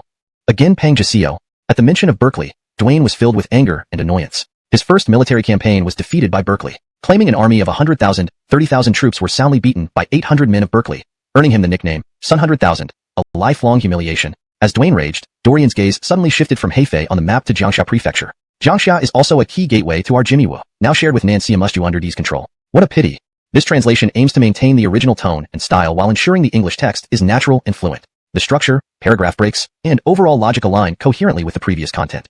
Chapter 300, Dwayne's personal campaign. The development of the region east of the Scarlet River had now reached a bottleneck within a short period. Despite Zachariah and several other veteran generals from the region being occupied with suppressing the mountain tribes, they were unable to focus on governing the local area properly. But this was not an issue, as they still had the omnipotent Commandant Gideon. Together with Cameron, Gideon stationed himself in Kwaiji Commandery, issuing multiple decrees aimed at rapidly integrating the Mountain Yu into the region and restarting production. As a result, those in the Jiangdong region who had the experience, capability, and standing to advise Duane were all preoccupied elsewhere. At this moment, Duane's mind raced, contemplating how to revitalize his domain. However, if he wanted to continue his campaign against Hefei, he faced two significant challenges. 1. Now that the northern front had settled down, Hyman's troops, though slightly fatigued, were still under the command of Carlo, and they hadn't suffered much damage. Their morale was soaring. Any direct confrontation with Honor's army would likely end disastrously for Duane's forces. 2. Moreover, Jim, stationed in Jiangling to the east, commanded at least 30,000 elite troops across Jiangling, Xiangyang, and Fanamrik. If Duane launched a large-scale offensive on Hefei, he would risk being attacked by Jim from the rear. Just as Duane was deeply puzzled, astonishing news came from Jiangling. Louis, to alleviate D's pressure in E province, had taken the initiative to lead a mixed force of 15,000 soldiers to challenge Jim at Jiangling. After several feints where Louis retreated without engaging, he managed to keep Jim's 30,000 elite troops occupied. Simultaneously, Benjamin in E province surrendered without a fight, just as Eben had predicted. This allowed D, Aiken, Eben, Giselbert, and Terence to unite their forces in Amarigdu. After consolidating Benjamin's troops, D became immensely powerful, controlling both E and Seamisk provinces. Upon achieving such significant results, D remained unusually clear-headed. He immediately dispatched Giselbert with 10,000 troops from Seamisk province and 20,000 from E province to guard Jimei Pass, preventing any potential southern incursions from Hyman via Admershong. Meanwhile, D began consolidating the troops in Amarigdu, preparing to march northward. Additionally, D sent Bowen with his own 5,000 troops to reinforce Louis, fully aware of the strength of Honor's forces, especially Jim, whom D had once been thoroughly defeated by. After securing Admershong, Hyman promptly initiated a relocation program for the local populace, offering incentives such as tripled land compensation and housing assistance. As a result, 3/4 of the 10,000 households in Admershong relocated to Yong and Zhejiang provinces. The religious leader Xavian endorsed Hyman's plan, significantly boosting participation. Hyman's mass migration aimed to populate the fertile lands of Yong and Zhejiang provinces, which were previously threatened by nomadic tribes, but now secured by Carlo and Archer's efforts. Additionally, Hyman planned to fortify Admershong to prevent D's further expansion. Upon learning of these developments, Duane saw a golden opportunity. Without consulting senior generals like Gideon, he gathered young commanders, appointed Donnie as deputy commander, and mobilized 10,000 newly recruited and veteran troops from Jiangdong. He led them personally, sailing upstream towards Hefei. Firstly, the battles in the north had concluded, leaving Honor's forces, though slightly fatigued, still under Carlo's leadership with little damage sustained and high morale. Any direct confrontation with the Honor army would likely end disastrously for Duane's forces. Even the best outcome would be akin to having their legs broken and being sold like Dajou chicken stuffed inside mud pies. Moreover, although Hyman left to confront Xavian, Carlo remained in reserve, ready to move downstream should any trouble arise in Hefei, capable of overwhelming Duane's forces. Carlo's prowess was widely recognized by all Jiangdong's generals. Anyone who had fought in the battle at Huaxiang Road would shudder at the mere mention of Carlo's name. He had shattered the skull of Jiangdong's famous tank with a single blow and personally killed 2 of Jiangdong's valiant generals under intense attacks from Louis, Terence, and Giselbert.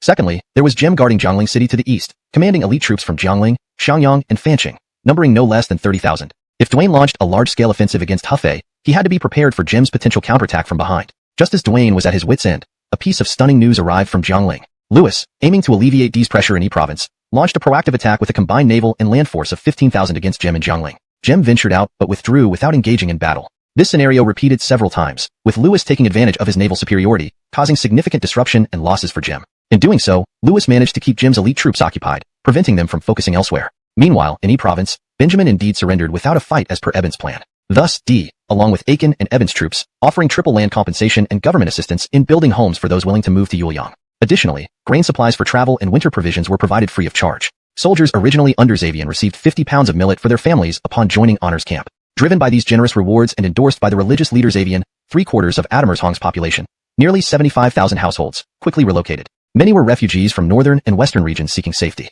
The endorsement from Xavian, a revered religious leader, played a crucial role in convincing the people. Hyman saw this mass migration unfold in astonishment, realizing Xavian's immense influence. The primary reasons for this large-scale relocation included abundant farmland available in Yuliang and the reduced threat from northern tribes following Carlo and Archer's campaigns. Hyman's second reason for relocating the population was to establish a stronghold in Admershong to stifle D's ambitions. The strategic importance of Admershong was undeniable, serving as a crucial passage for both Hyman and D's northern expeditions. Without capturing Scarleping Pass, neither side could secure control over the region. Only by controlling Admershong could D hope to launch a northern campaign. Therefore, Hyman moved the bulk of Admershong's residents and his civil and military officials to Chang'an, leaving Justino and Brady with 20,000 troops to guard Scarleping Pass. With Jim firmly held by Louis, Hyman commanded a force of fighters to Xuchang to report the situation. Due to recent campaigns in Honor's camp, most of the troops from the Eastern Theater had been redeployed. Now, Hefei only had Berkeley's direct force of 3,000 men, Irwin's 2,000, and Gilbert's 2,000, just over 7,000 in total. Fighting 100,000 with 7,000. It sounded absurd. Berkeley lifted his wine cup and took a small sip before wiping his mouth and speaking. Gentlemen, in the west at Adamershong, the Chancellor is facing off against Jesu Xuanda and may not be able to spare any troops. As for Xuchang, it has just recovered from the Yumen Pass battle, and the troops are weary. Reinforcements won't arrive quickly. Su province doesn't have many soldiers either, so they can only send about 10,000 at most. With Dwayne less than 100 miles away, time might not be on our side. Gilbert frowned, pondering deeply before sighing. To defend against 100,000 with just 7,000, it's nearly impossible. Berkeley smiled. General Adamir, do not worry. There is always a glimmer of hope. Huffei's defenses are strong. Even if Dwayne attacks fiercely, he won't breach it quickly. However, General Haywood, what do you mean by however? The Chancellor is far away, Xuchang's troops are tired from constant battles, and reinforcements won't arrive in time. We should take the initiative and catch them unprepared, breaking their momentum before adopting a defensive stance. What do you timing actions with the seasons and elements? Technique, training, equipment, and fortifications. Carlo excelled in both stratagem and tactics, overwhelming opponents with his foresight and adaptability. His presence alone boosted morale, explaining why Jiangdong forces collapse once defeated. They lack a leader who can inspire loyalty and courage. Xiangyu, for instance, inspired absolute faith in his soldiers through sheer dominance. Even in dire straits, as long as he lived, his rallying cry revived morale. While Arwen ultimately defeated Xiangyu through superior stratagem, he fought alongside numerous allies. Even then, Arwen faced immense difficulty until finally grinding down Xiangyu. In Jiangdong, every general had been bested by Carlo. Many were injured in a failed siege of Hefei by 30,000 men, repelled by Berkeley's 800. Donnie, attempting espionage disguised as merchants, nearly met a grim fate at Berkeley's hands. Jiangdong's leadership, mostly defeated by Honor's camp, struggled to inspire confidence. Even Dwayne's own wife and mother had been captured, weakening trust in their ruler. After the Battle of Red Cliffs, Jiangdong experienced brief victory but was quickly countered by Carlo. From experience, Honor's generals concluded that one must strike decisively and relentlessly to break Jiangdong's spirit. With this in mind, Berkeley decided to launch a preemptive strike with 5,000 men, catching Dwayne's fort natural and fluent in English. The paragraph structure and line breaks are preserved as in the original text. Chapter 302. Dwayne, can you imagine your mother's call? On the hill on the north bank, Dwayne gazed proudly at the city of Hefei. His emerald eyes gleamed with triumph, and his lavish armor and ornate cloak made him stand out in the crowd. Just as Dwayne basked in his glory, Alessio stepped forward and respectfully said, "My lord, this place is within Hefei's sphere of influence. Berkeley is known for his swift and fierce combat prowess. If he leads an army here now, it might shock you. I suggest we temporarily move our camp back to the south bank." Alessio glanced back at the troops still landing on shore. Though they were relatively orderly, a sudden attack would make it difficult for them to mount an effective defense. This was practically inviting disaster. The most laughable part was that Dwayne had gathered mid to high-ranking generals for a meeting. If anything happened, they would all be wiped out. Dwayne lifted his head, his purple beard fluttering in the wind, confidence radiating from his eyes. Why are you so timid after returning from the north, Xingba? Did Carlo scare you witless? I now have 10,000 under my command, while Hefei has no more than 10,000. With a tenfold advantage, why should I fear him? Upon hearing these words, Alessio's face turned dark. He had nearly been taken prisoner and transported to Xuchang, but was luckily rescued by a former subordinate who now served as a centurion in Honor's camp, eventually escaping back to Jiangdong. Being nearly taken to Xuchang was one of the things Alessio least wanted to talk about. Now, not only did Dwayne ignore his good advice, but he also rubbed salt into the wound. Who could bear this? Let it be. I'm done with this. Alessio responded with a terse "Nuwa," and walked away. Dwayne stood alone, fantasizing about conquering Hefei, capturing Shochuan, marching north to Xuchang, and trampling over Haimen. Dorian, standing beside Dwayne, felt that Alessio's concerns were valid. While their lord possessed some bravery and even hunted tigers for fun occasionally, facing renowned commanders like Berkeley would surely end in disaster. Seeing Dwayne lost in his own world, Dorian hesitated and chose to remain silent. Fuming, Alessio walked away muttering, "Had I known what kind of man my lord would be, I might as well have joined Haimen." When Alessio was captured, Haimen admired his bravery and expertise in naval warfare, promising him high office. But despite the offers, Alessio remained loyal to Dwayne, not wanting to bear the stigma of being a traitor. Eventually, he convinced his old gang, the Shamattered. With a wave of his halberd, Berkeley spurred his horse forward, leading 800 elite troops directly towards the Wu camp. Nothing to fear. Full speed ahead. Our target is the Wu army's standard, capture or kill Dwayne. Brothers, the moment for glory is near. Charge. Berkeley charged without hesitation, straight into the heart of the Wu camp. Xavier followed at a distance as planned. Berkeley was both the vanguard and bait to probe Dwayne's defenses. If no trap was confirmed, Xavier would join the fray and crush Dwayne. Otherwise, Xavier would return to defend the city until reinforcements arrived. It was a plan that promised either glorious victory or total defeat. In the Wu camp, soldiers busily set up cooking stoves and began preparing meals, while others constructed defenses, albeit slowly due to lack of materials. Despite this, Dwayne positioned guards on the outer perimeter to prevent surprises. As Dwayne dispatched scouts, it was too late. Just beyond 2 miles, several scouts encountered Berkeley's charging troops. 1/3 of the 800 men were survivors of the previous Hefei campaign. For them, attacking Wu forces was second nature. Discovering the camp, they surged forward aggressively. After Berkeley killed one scout with an arrow, his men shouted in unison, "General Berkeley is here." The rats of Wu, prepare to die. More numerous. Born in Bingzhou, Berkeley excelled not only in horsemanship but also in archery, rivaling the best bowmen on the steppes. While commanding his troops to continue advancing, Berkeley pulled out his hook sickle spear from the horseback, drew his bow, loaded an arrow, and aimed at the soldier carrying the main flag. Swish! An arrow struck the back of the soldier holding the main flag. However, as one soldier fell, another immediately rushed forward, bravely supporting the flag. If the main flag fell, all the guards would be beheaded without question. So these Jiangdong soldiers fought to their utmost to keep the flag standing. Berkeley tossed aside his longbow, grabbed the hook-sickle spear from his horseback, and continued charging towards the flag guard. In many ways, the main flag was more important than the commander himself. A dead commander might go unnoticed, but a fallen main flag would be seen by everyone. Historically, a war god once led an army into battle, but before the fight began, the wind knocked down the main flag. Rumors quickly spread that the general was dead, leading to an inevitable defeat. Under Donnie's command, the Jiangdong soldiers gradually regained their senses, realizing, wait, there aren't that many of them. So, Dwayne stopped running. The skies cleared, the rain ceased, and Ari felt confident again. Dwayne, mounted on his horse, held a whip in one hand and drew his sword with the other, laughing loudly. Berkeley, you rogue. Today, this place will be your grave in Hyman's camp. Well, this was hard to judge, considering it had been over half a year since Dwayne's wives were captured. They had also spent half a year under Hyman's evaluation. It was pretty clear whose children they were. Unless Bujasianchi's child could be called Neza, it wouldn't be Dwayne's. He was now wearing a solid green hat. However, there was one upside. Since Hyman and Jetty were contemporaries, now that Hyman had taken Dwayne's wives, he would have to call Dwayne former husband. Although, this was probably not a title Dwayne wanted. So when Xavier led another 5,000 troops to attack the Jiangdong encampment, not only was Dwayne stunned, but even Dorian was momentarily dumbfounded. Dwayne, changing tactics? Didn't we agree on just 800 men? Why are you leading so many people? Berkeley, hey, things have to keep up with the times. Or do I not know military strategy? Dwayne, all your words, my lines. Berkeley, hey, whoever says it first gets credit. Dorian quickly regained his composure. Organizing a counterattack was impossible now. He needed to escort the Lord away. The Northern Banks camp was already unstable, and Berkeley's cavalry charge had thrown everything into chaos. Fortunately, Berkeley's forces were few, and thanks to Dorian's skill, the army managed to regroup without collapsing. But now it was different. A massive wave of Hyman's soldiers surged from outside the encampment. Though the exact number wasn't clear, it was certainly in the thousands. The morale of the entire Jiang is dead. The Lord is dead. Run. Unable to tolerate this any longer, Dwayne seized a spear from a nearby guard and hurled it, killing one of the panicking soldiers. Yet this still didn't stop the chaotic retreat. Many soldiers even discarded their banners and flags. Dwayne reined in his horse and shouted, "Enough! Who said I am dead? Avon is here. All of you calm down."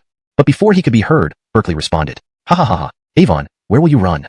Berkeley, covered in blood, looked anything but his usual composed self, now brimming with lethal intent. With his hooked spear in one hand, he urged his horse forward. Damn, Berkeley is still chasing me. Dwayne's momentary bravery faded instantly, and he fled once again. Just as Berkeley was about to catch him, Jae Tong's 300 bodyguards intercepted him in a desperate attempt to buy time. Dwayne didn't dare stop, racing non-stop towards the riverside ferry. At the same time, Xavier advanced with his army, plunging the battlefield into chaos. Jae Tong clashed with Berkeley once, his face turning pale as he confirmed he couldn't stand against him. Seeing Berkeley was about to achieve a glorious feat, he became extremely annoyed by Jae Tong's interference. Attempting to escape after just one exchange with Berkeley? Not so easy. Despite being close to 50, Berkeley for retaliation. Were Northerners also brutal? Due to Carlo's presence, Jiangdong soldiers were already wary of Hyman's forces. Now Dwayne had led another 10,000 to humiliate himself in front of Hefei. And this wasn't the first time. He had been thoroughly beaten here before. How could they possibly fight Hefei again? Not only were the soldiers shaken, but the middle-ranking officers carefully cultivated by Dwayne also felt the chill. They had thought overwhelming numbers would guarantee victory, or at least give them a good chance. This defeat sent ripples through Jiangdong's military leadership, casting doubt on Dwayne's strategic acumen. But what was the outcome? He was thoroughly thrashed by Berkeley right in front of his own men. A group of young generals, just starting their careers, had their confidence shattered and deep psychological scars left by Berkeley before they even had a chance to come into their own. Dwayne's actions indirectly harmed the entire young generation of Jiangdong's military leadership. In warfare, the most critical thing is morale. As a commander, if you doubt yourself and fear your opponent, how can your soldiers possibly believe in victory? This battle led to a situation where Jiangdong could no longer engage in direct confrontations or hard-fought battles. In the future, quick, invite Gongji inside. Soon, a ragged youth walked in, his body pale from being soaked in river water, eyes vacant. The moment Jae Tong saw Dwayne, he fell to his knees, weeping loudly, "Lord, I failed. All 300 of my personal guards are gone." What could Dwayne do? He couldn't resurrect the dead. So, he comforted Jae Tong by pulling him up, saying, "Gongji, don't be like this. You survived. I survived. Will there ever be no soldiers?" Although that's what he said, these personal guards were usually recruited by Jae Tong himself, often being neighbors or relatives. Many of these 300 guards were likely related to Jae Tong in some way, cousins, uncles, aunts, nephews, sons-in-law, etc. Now, they were all gone. How could Jae Tong face them back home? Moreover, Jiangdong had mobilized so many troops but achieved nothing in terms of battle results. This didn't make sense either. At this moment, Dorian's eyes flashed with a harsh look, looking towards Siamusju. Dorian felt that Hyman's forces were too formidable. They struggled even against Carlo's tactics, let alone fighting Hefei. They were not on the same level. They should stop trying. If Dwayne broke ties with D, mutual attacks would exhaust both sides' strength. Initially, Dwayne and D together against Hyman were 1 + 1 less than 2. Now, internal conflict? Was General Liu thinking of inviting the Chancellor to appreciate his wife's beauty because her looks were quite something? Had he lost his mind? Due to Berkeley and Porter's swift actions, the message hadn't reached Xuchang before the battle ended. Back in the city, Porter and Berkeley reviewed the battle, puzzled. However, Berkeley had fought Duane before and somewhat understood his behavior. Who would send their commander as a vanguard to cross the river first, probing the enemy? Did he think he was Xiangyu? Porter suddenly slapped his forehead. Oh right, we must immediately send a report of victory to avoid unnecessary reinforcements from Xuchang and Su province. There was no need to worry about Duane counterattacking after facing a public defeat by Berkeley and Porter. His mentality would be shattered. In the short term, let alone organizing a counterattack on Hefei, Duane standing in front of Hefei without peeing his pants would be impressive. Indeed, after 2 defeats in Hefei, Duane began developing a psychological shadow. Hence, any small movement around Hefei terrified Duane. A few days later, just as the aid request letter reached Xuchang within a day, Carlo was preparing to dispatch an army Virgil into the temple. In total, Duane commanded 11 battles, losing 7 and winning 4. Of the 4 wins, none were direct. One was when Alessio raided the camp, frightening Hyman away, having nothing to do with Duane. The other 2 were indirectly influenced by him boosting morale. The last one was another spectacular feat by Alessio, capturing an enemy governor. So, rounding off, Duane's win rate was virtually 0. Thus, Carlo wasn't surprised by Duane's performance with 10,000 troops. What truly alarmed Carlo was Lewis's guerrilla tactics in Jiangling with Jim. How did this Shangxi man intuitively master naval and land warfare tactics? Note: please adjust character names based on preferred romanization standards. The translation aims to capture the tone and humor of the original while maintaining fluency and coherence. Lewis, leveraging the waterways of Siamushju, led his troops in raids, destroying honor army garrisons and relay stations everywhere, and even seized a few county towns. Then, he abandoned the towns, taking the food supplies and retreated directly.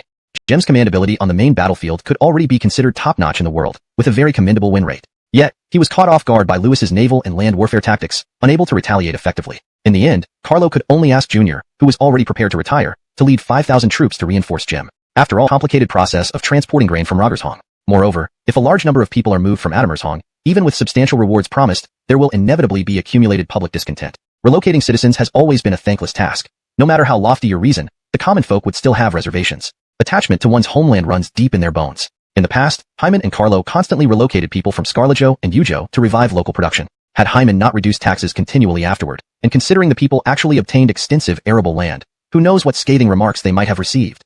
This aside, the primary issue was that different regions had diverse customs, languages, and accents. Putting them together would surely lead to conflicts. This time was different from over a decade ago. While Yongzhou and Jiazhangzhou were sparsely populated compared to other states, combined they had more than 1 million residents. Transferring several tens of thousands of households would certainly cause considerable unrest. Carlo suddenly paused, lowered his eyelids and thought for a moment, then looked at everyone. Does Chancellor not want to attack Shu in the short term? Mark aside, there were people who advised Chancellor not to relocate civilians, but to capitalize on the momentum, using Admershong as a springboard to directly attack Shu. But Chancellor did not agree. Carlo believed this was the best time to attack Shu. Admershong, after years of rest and preparation, was well stocked with grain and populace. The Honor Army didn't need to go to great lengths to transport provisions across the Qinling Mountains. Additionally, Di had just taken Shu. The troops hadn't fully attached themselves, and the hearts of the people hadn't yet turned to him. It was the perfect time to capture Di and Holly. However, Hyman merely smiled and said, "People are never satisfied. Having got Long right, they hope for Shu next." The original quote came from Jamigwan Adamerji in Wei Zhao's biography. Chester Achilles wrote to his general saying, "How insatiable can a person be? I got Long you, and now you desire Sichuan. My greed made my hair turn white, but strive for me to achieve this ambition." Clearly, Hyman genuinely did not want to continue the southern offensive, at least not in the short term. Carlo grew anxious, but before he could speak, Archer sensed Carlo's thoughts and gestured for calm. Jian, being anxious won't help. Now it's not that Chancellor doesn't want to fight, but that the civil and military officials under Chancellor don't wish to do so. Jian, think about it. How long has it been since most of our officials have received promotions? Carlo's status had reached the limit for non-family members. He had been granted fiefs of over 13,000 households and could not be further promoted, not even surpassing Hyman in terms of enfeoffment. Within the entire honor camp, most generals' contributions couldn't translate into higher ranks. A village marquis title was as high as it went. County marquises were out of the question. Did they want to rank alongside Chancellor or Lord? At present, titles within the honor camp weren't excessively bestowed. Significant military achievements were required to be named a marquis. In other words, as long as Hyman did not cross the line and proclaim himself king, promotions were limited. Although the upper echelons of the honor camp were mostly united, the middle ranks felt differently. They had endured enough. It was time to distribute this grand cake. This was inevitable for any growing power. After striving for so many years, isn't it time to enjoy some benefits and reward our descendants? Historically, Hyman was the least anxious about proclaiming himself king, thanks to Yonatan and Carlo and Marcus's assistance. Bluntly speaking, even if Hyman died unexpectedly in battle, Yonatan would manage the situation. Yet, no matter how powerful Hyman was, he was still human. He couldn't control his subordinates' thoughts nor oppose them. At this position, often one finds oneself unable to act as desired. If he didn't progress, his subordinates would force him forward. The reasoning was simple. If Hyman didn't advance, how could Carlo and Marcus progress? If Carlo and Marcus didn't progress, how could the honor camp's officials and generals advance? They were urging, "Chancellor, we really want to advance." Carlo remained silent, realizing he had no qualifications or authority to persuade Hyman to postpone proclaiming himself king and attack D first. He couldn't comprehend others' desperation. His position in the honor camp was second only to Hyman and had peaked. And Carlo wasn't a naive idealist. If he dared to press this issue, delaying Hyman's proclamation, it would earn him resentment from the middle ranks and even some upper-level officials, an act leading to isolation. Though he often mocked himself as a rough man, he wasn't politically inept. One should never defy the majority when feeling self-important. Even a sage going against popular sentiment can win temporarily, but not forever. People are indeed insatiable. Having got long, they hope for shoe. Carlo chuckled bitterly. These words uttered by both Chester Achilles and Hyman became a self-mocking remark for Carlo. Indeed, the honor camp, under the efforts of Hyman, Marcus, and Carlo, had achieved much. Why be unsatisfied? The northern steppes had either been pacified or subdued, averting the chaos of the 5 barbarians. Lionel had personally ensured this wouldn't happen for 200 years. The honor camp's strength steadily increased, capable of defeating the primitive forces in Jiangdong and Yi in another 10 to 20 years. Just as Ron hadn't unified the north yet, his subordinates were eager to celebrate victory. Hyman, Carlo, and Marcus had held the honor camp united for so long. They should feel content. Ron's chief strategist competed for shares, contributing to Hyman's eventual triumph. However, once Hyman proclaimed himself king, Marcus, even if he didn't say anything, would surely be uncomfortable. Fortunately, Carlo frequently indoctrinated Marcus with mixed ideas, transforming him from an unwavering supporter of the Ademir dynasty. Otherwise, he wouldn't assist Carlo in manipulating Blaine. Supervisor. Zacharias stepped into the governor's residence and immediately saw bloodstains on the ground, Lu Su lying there, and a silk letter scattered nearby. Quickly, call the doctor. Zacharias summoned several soldiers to lift Lu Su onto a bed, then folded the blood-stained silk letter and placed it under bamboo slips on Lu Su's desk without looking at it. Under the doctor's care, Lu Su gradually regained consciousness, only to feel dizzy upon opening his eyes. Lord, why couldn't you stay at home quietly? You haven't inherited General Jetty and young General Grant's valor at all. What possessed you to act as the vanguard yourself, risking your life? Did you hit your head on a tree or get knocked by a pig? Note: adjustments have been made to ensure smooth readability while preserving the original tone and style. The paragraph structure and line breaks have been maintained. Gideon was doing his utmost to encourage production and gather more labor for Dwayne by capturing able-bodied men from raids. Due to long-term residence in the forests and frequent military expeditions against the Shan Yue tribes, Gideon had contracted a toxic miasma once, which still hadn't fully healed. A personal guess is that the early deaths of several generations of great commanders in Jiangdong might be related to this miasma. After all, for Jiangdong to develop, it had to push south into Shan Yue territory to capture laborers. Many civil and military officials in Jiangdong had participated in these expeditions. The generals saw Gideon's face filled with frustration, looking like he wished iron could turn into steel, and didn't know whether they should ask him about what happened. Gideon understood that Dwayne's significant maneuvers couldn't remain hidden, but fortunately, the losses weren't too severe. Otherwise, Dwayne's rule over Jiangdong would have come to an end. What? A river-crossing battle where Lord Sun risked himself as the vanguard and was defeated by Berkeley? Everyone was at a loss for words upon hearing this. Taking the lead in battle is something generals do, not commanders-in-chief. In a smaller sense, it's arrogance and disregard for one's own life. In a larger sense, it's akin to being the last bird in the desert, utterly foolish. If the commander dies, the entire army becomes lambs ready for slaughter. Hasn't Carlo shown us that, no matter how formidable, a commander never takes unnecessary risks? Oh right. The tradition of leading from the front is indeed a legacy in your family, the Sons. But look at how your father and brother ended up.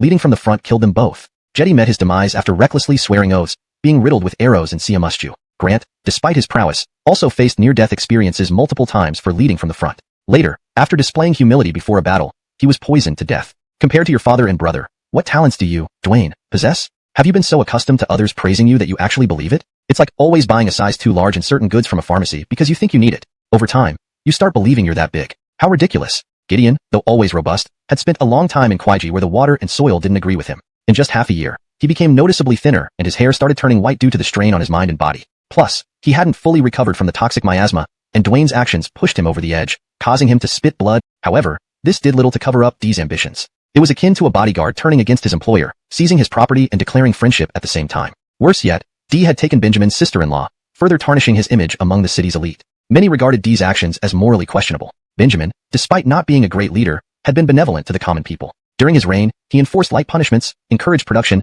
and restricted excessive governmental interference, much like the philosophy of Nate Lau. Under Benjamin's rule, the people of Shu enjoyed a relatively peaceful life. Even when besieged by Dee, Giselbert, and Terrence, Benjamin's loyalists were ready to defend him. But Benjamin said, "For over 2 decades, my family has governed this province, yet we have failed to show any kindness to our people. It pains me that so many lives have been lost because of me." Benjamin was not a great ruler, but was indeed a good lord for the common folk. Comparatively, Dee's takeover seemed utterly unethical. Thus, the people often glared at him whenever he walked through the streets. Fortunately for Dee, he had Aiken as an able advisor. With Eben's assistance, Aiken held banquets and promised promotions to win over local gentry. Privately, Eben compared Dee to Chester Achilles, flattering them until they were thoroughly personally led 20,000 troops to Scarloping Pass, joining his forces with Giselbert's 70,000 men. Before arriving, he had consulted locals, hunters, and even some scholars about the terrain. They assured him that the road to Scarloping Pass was straightforward, wide, and easy to traverse. But reality struck differently. When Dee reached Scarlet Pass, he realized he had been misled. While the main roads were indeed broad, the area was strategically impregnable. Unfamiliarity with warfare had deceived these informants. Scarlet Pass was crucial as it connected the Adamir Basin, Rogershong, and Shu. Most major roads converged here. To establish communication with Rogershong, one had to take Scarlet Pass. Bypassing it was nearly impossible due to logistical nightmares and the risk of Hyman's troops cutting off supplies. Dee dispatched Terrence with 5,000 men to feint an attack. Brady, who was stationed on a nearby hilltop with almost double the force, intercepted and ambushed them, dealing severe damage. Had Dee not intervened timely, Terrence's entire force could have been annihilated. Chapter 307, The Avenger Brady, Part 2.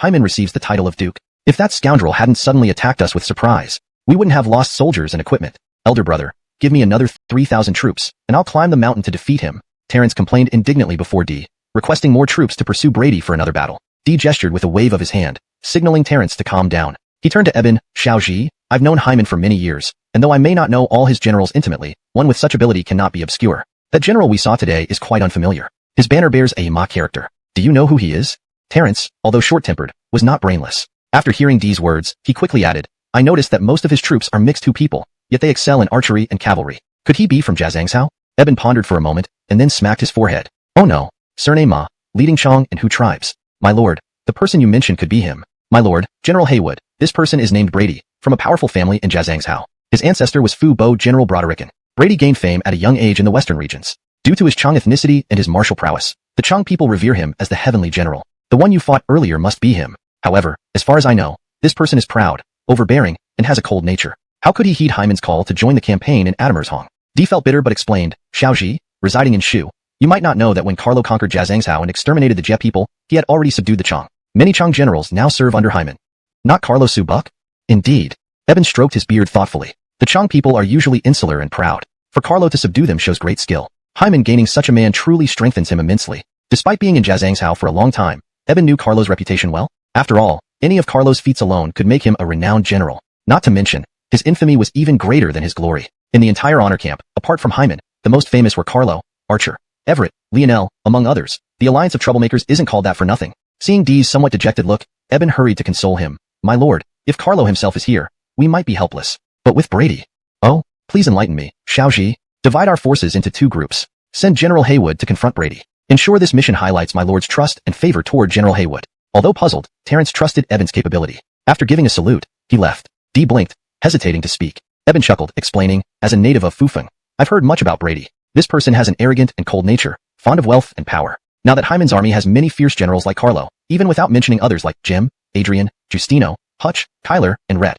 All renowned figures, Brady will have limited opportunities in the honor camp. Hearing this, Dee realized the plan. It was essentially luring Brady away. While the idea was good, the problem was that Brady's wife, children, father, and sister were all in Xuchang. How would Brady dare to surrender to Dee? Eben merely smiled, indicating that Dee was overestimating Brady's loyalty. To be fair, part of it wasn't Brady's fault. Brady's father, Jared, was also unreliable. Jared neglected Brady from a young age, treating him coldly compared to his other sons. Even when Brady nearly died in battle against Ronnie, Jared only gave a casual response. Perhaps due to Jared's neglect, Brady developed a detached and cold personality, indifferent to family ties and poor at communication and governance.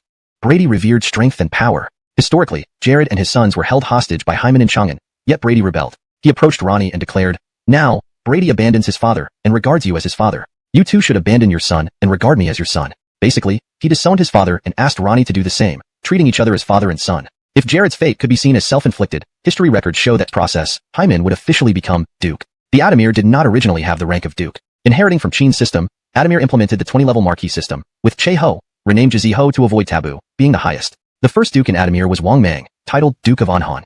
Hyman's title was not the honorary Duke seen in later times, but the highest-ranking Duke of Zhou dynasty, possessing his own state with its own rituals and officials. Essentially, a Duke was almost equal to the Son of Heaven, except in public ceremonies and titles. Thus, Hyman's elevation shattered the 400-year-old gold-plated emblem of the Adamir dynasty. Moreover, Hyman's new title solidified his power, ensuring the honor camp would not disintegrate after his death. Hyman legitimized his authority and legacy, making it easy for Yonatan to succeed smoothly. By taking this step, Hyman broke the Adamir's vow that only those surnamed Jesu could be king. With enough military merit, anyone could leave their descendants a piece of land. With ambitious heirs, perhaps they could replicate the 6 generations of valor like Qin Feng and seize the empire. Unknown to all, Hyman and Carlo had already prepared a massive trap. Want land? No problem. However, within the Great Wall, forget it. The western regions, grasslands, and overseas territories are up for grabs. Hyman's move effectively reverted the era back to the Zhou feudal system, but this time, all Adamir lands were not to be granted externally. Just as Hyman accepted his dukedom, Another decree for a dukedom fell. Chapter 308. The Avenger Brady, Part 2. By the decree of the Chester of Adamir, to General of the Flying Cavalry, Lord of An, Governor of G Province, Upper Pillar of the State, Commander over the 4 tribes of the Xiongnu and Pacifier of the Borderlands, General who pacifies the Chong, Chief of the Imperial Academy, General Carlo. In his youth, he joined the military, campaigned against Karl, vanquished the Yellow Turban rebels, and subdued 1,000,000 Yellow Turban bandits. He quelled the rebellions of Morgan and Adam Urson, protecting his majesty amidst countless troops. He defeated Ron in the north and subjugated Jacinus in the south, reclaimed Yong and Zhejiang provinces, restored Yuzhou, annihilated the Jia, and subdued the southern Xiongnu. To the south, he pushed back Duane. To the north, he campaigned against the Wuhuan and Xianbei. Your accomplishments are beyond measure. Therefore, I confer upon you special imperial favor, granting you the title of Duke of Qi, with control over 7 commanderies. Appoint your own chancellor, grand commander, and other civil and military officials to commemorate your achievements. Hyman's expression remained impassive, even verging on amusement. Truly raised by a woman's hand. Is this all you've got? Still resorting to the old tricks of sowing discord. Moreover, although Blaine stated that Carlo would receive 7 commanderies, he did not specify which ones. This was clearly meant to create difficulty for Hyman. If Carlo demanded densely populated commanderies, they would have to be located in Yu, Scarlet, or Sioux provinces. If Hyman allocated lands from Zhejiang or Yi provinces, regions not yet under his control, it would certainly create tension between him and Carlo. Seated on the dragon throne, Blaine wore a broad smile as if celebrating Carlo's promotion, a stark contrast to his previous disappointment when elevating Hyman to Duke of Wei. Why do you remain silent, Minister Su? Are you dissatisfied with the size of your dukedom? All emotions are rooted in self-interest. Blaine doubted that this move wouldn't cause a rift between Hyman and Carlo. Carlo rose from his seat, barefoot, clad in vermilion court robes, wearing a 3-layered cap, and holding a jade tablet. He bowed slightly. Your Majesty, my humble accomplishments pale in comparison to your boundless grace. However, your Majesty has not specified where my fiefdom will be. Thus, upon hearing this, Hyman, Marcus, Archer, dressed in black court robes, seemed to understand Carlo's intentions. It had been discussed beforehand. To restore the ancient era of territorial expansion and glorify the Adamir Empire's might. Our name shall not stop at the western regions, but spread across the seas. Blaine feigned a difficult look. Oh, alas! My oversight. Perhaps. He glanced at Hyman, hesitating. Should we leave it to your discretion and Chancellor's judgment? Hyman strode over, lifting the hem of his robe, approached Carlo, and then bowed to the Emperor before turning to Carlo with a smile. Oh? Which lands does General of the Flying Cavalry desire for his dukedom? Carlo straightened up, a confident smile on his face. Your Majesty, Chancellor, my ambitions are great. I fear speaking aloud might offend both of you. Blaine beamed, standing up immediately. Speak freely, General. Given your accomplishments, even 10 commanderies would be fitting.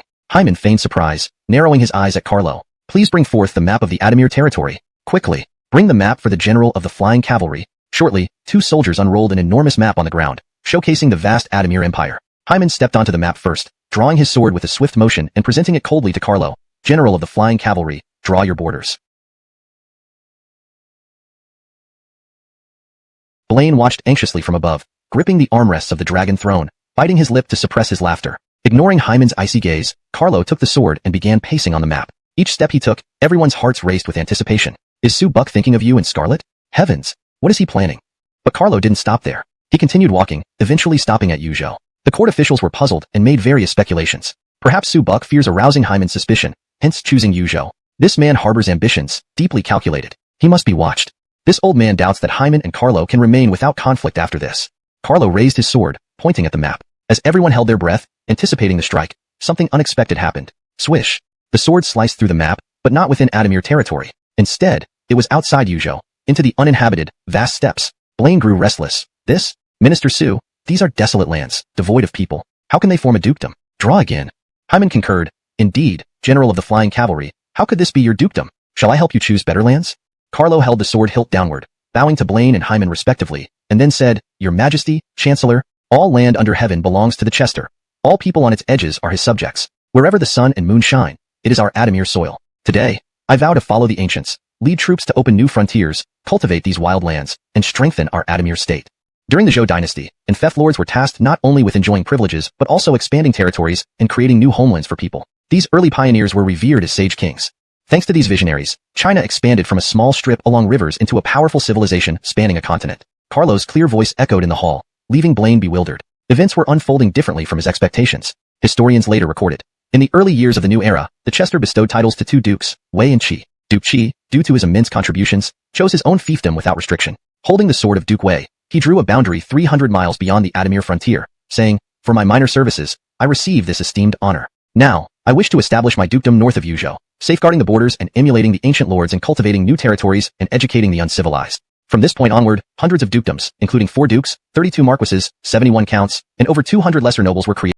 He fortified and defended the area while preparing for a long siege against Justino and Brady. No matter how anxious D was, it was futile. Justino strictly adhered to the clear field policy. To prevent D from using the mountains as cover, he ordered that all surrounding mountain ranges within dozens of miles of Scarlet Pass be set on fire. D originally planned to bypass Scarlet Pass and climb Dingjun Mountain, but now that option was impossible. Reluctantly, both sides agreed to a temporary truce. Brady also returned with his subordinates to defend Scarlet Pass. Simultaneously, Hyman appointed Justino as the governor of Admershoang and Brady as the governor of Fufeng, sending an additional 10,000 elite troops to assist them. Furthermore, Morgan was dispatched as military secretary to aid the two. With 10,000 elite soldiers stationed at Scarlet Pass, D completely abandoned any thoughts of a direct assault. In Xuchang, after Hyman received the title of Wei Duke, the next month Blaine issued an edict stating that Wei Duke Hyman's rank surpassed that of the princes and dukes, granting him a golden seal, red tassel, and far-traveling cap. Hyman appointed Adrian as the chief general of the state of Wei, Jem as the left general, Justino as the right general, leaving other positions temporarily vacant. As for Carlo, the area he was responsible for was sparsely populated, so there was no.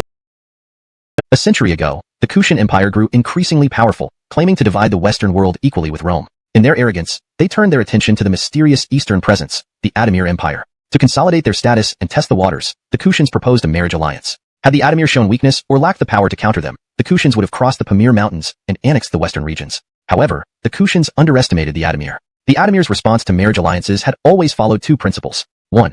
If I can't beat you now, let's marry to buy time, then crush you later. 2.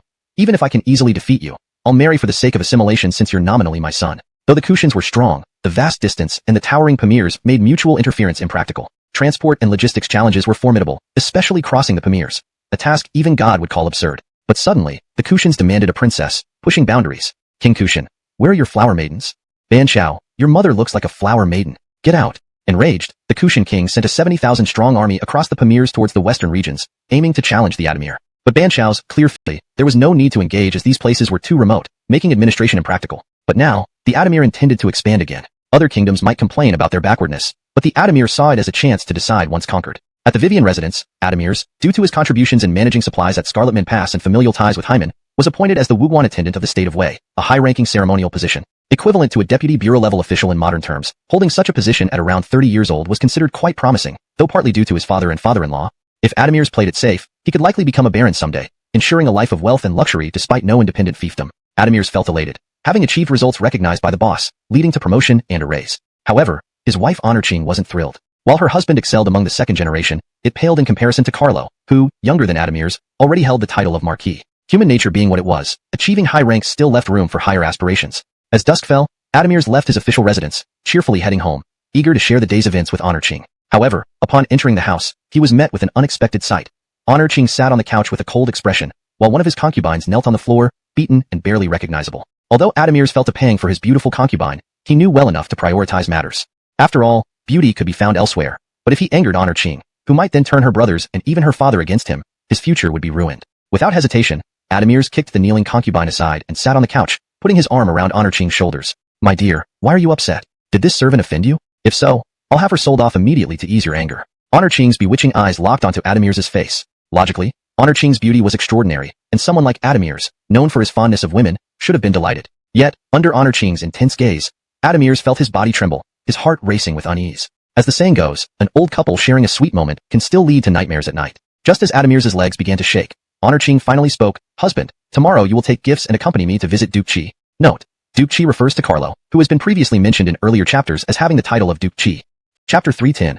Uninvited guest. Carlo had just been in theft, and even if he did not immediately establish his own administration, there were still many matters to attend to. For example, tracing his ancestry. Yes, you heard that right, finding ancestors for himself. This was standard practice. Carlo and his brother Apollon came from powerful families, relatively wealthy in their hometowns, but the highest official rank ever achieved by any of their family members was merely slightly above 1,000 stones. Carlo didn't care about such things. Originally, he wanted to place his great-grandfather's name at the top of the family tree. However, Everett later said, since you don't mind these details, let us handle it for you. Oh, I mean, rewrite your family history. Ultimately, Everett and Archer selected Murray, an ancient, noble scholar from the era of Chester Yao. According to legend, Murray was a great sage during Chester Yao's reign, highly talented, who lived as a recluse in Pei. When Chester Yao heard of his wisdom and offered him rulership over the world, Murray refused and fled to the northern bank of the Ing River beneath Mount Chi. Chester Yao then wanted to appoint him as the governor of the 9 provinces, but Murray disliked the idea so much that he washed his ears on the banks of the Ing River, eventually being buried on Mount Chi. Starting with Murray, they could fabricate generations downward to Carlo and Apollon's ancestors. The rest would be up to Everett and Archer's creativity.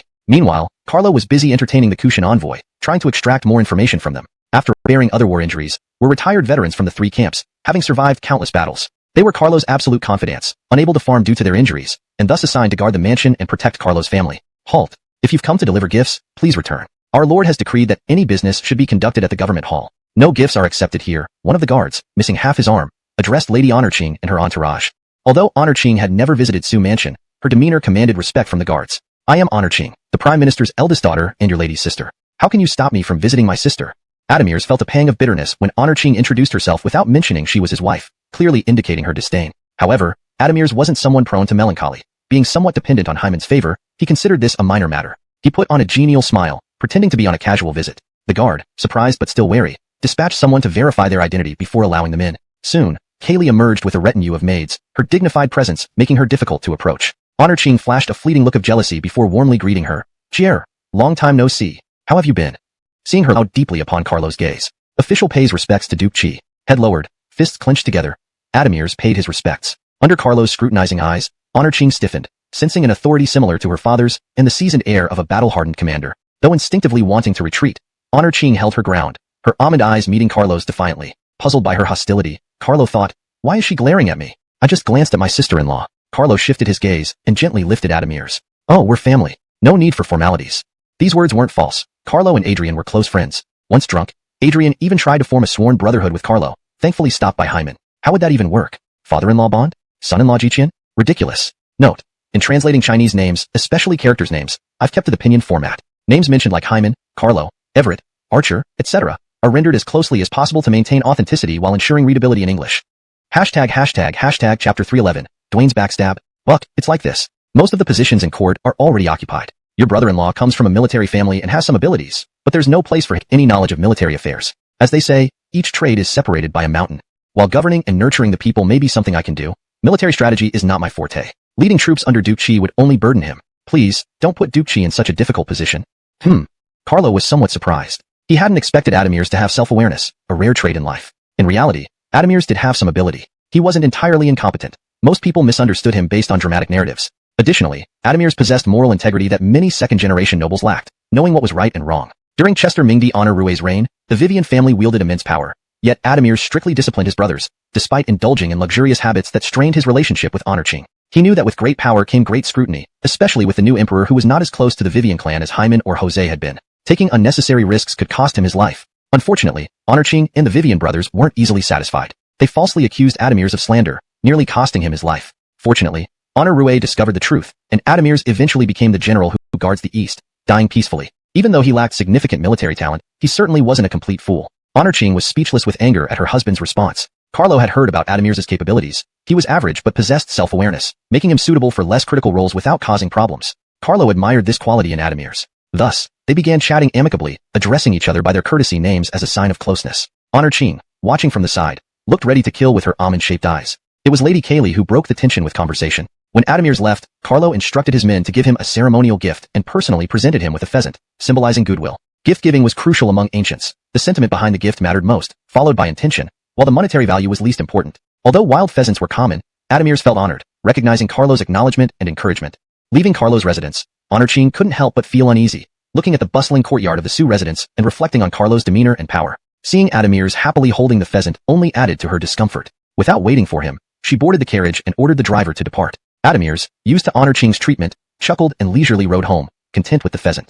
Hyman's camp was busy reforming, while D blocked the Mir dynasty. A robust young man, admiring Lewis, handed him a towel. Father, your blade skills grow ever sharper. If I could master a fraction, I might suffice for battle. Lewis wiped his forehead, feeling the weight of time. Tanji, your talent rivals mine. Diligence is key. Many contemporaries like Carlo, your uncle Haywood, and Giselbert surpass even me. Never be arrogant. Yes, father. I will remember your teachings.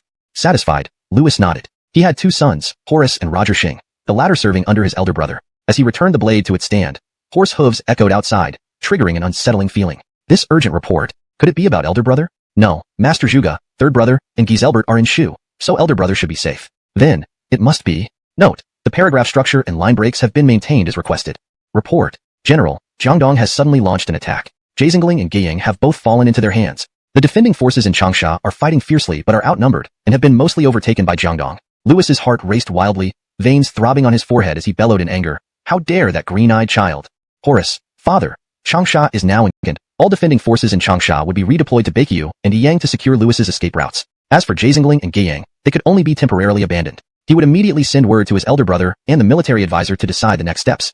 Hashtag chapter 312, Gideon. Can't bear the burden. Time, much like a man's prolonged accumulation of strength, takes vast amounts of energy to nurture. Yet it can be exhausted in an instant. Since Dwayne had ambushed Simis Province's 3 commanderies, more than a month had passed. To Louis's relief, Dwayne ceased his attacks on Changsha Commandery. Perhaps Gideon had stopped him in time.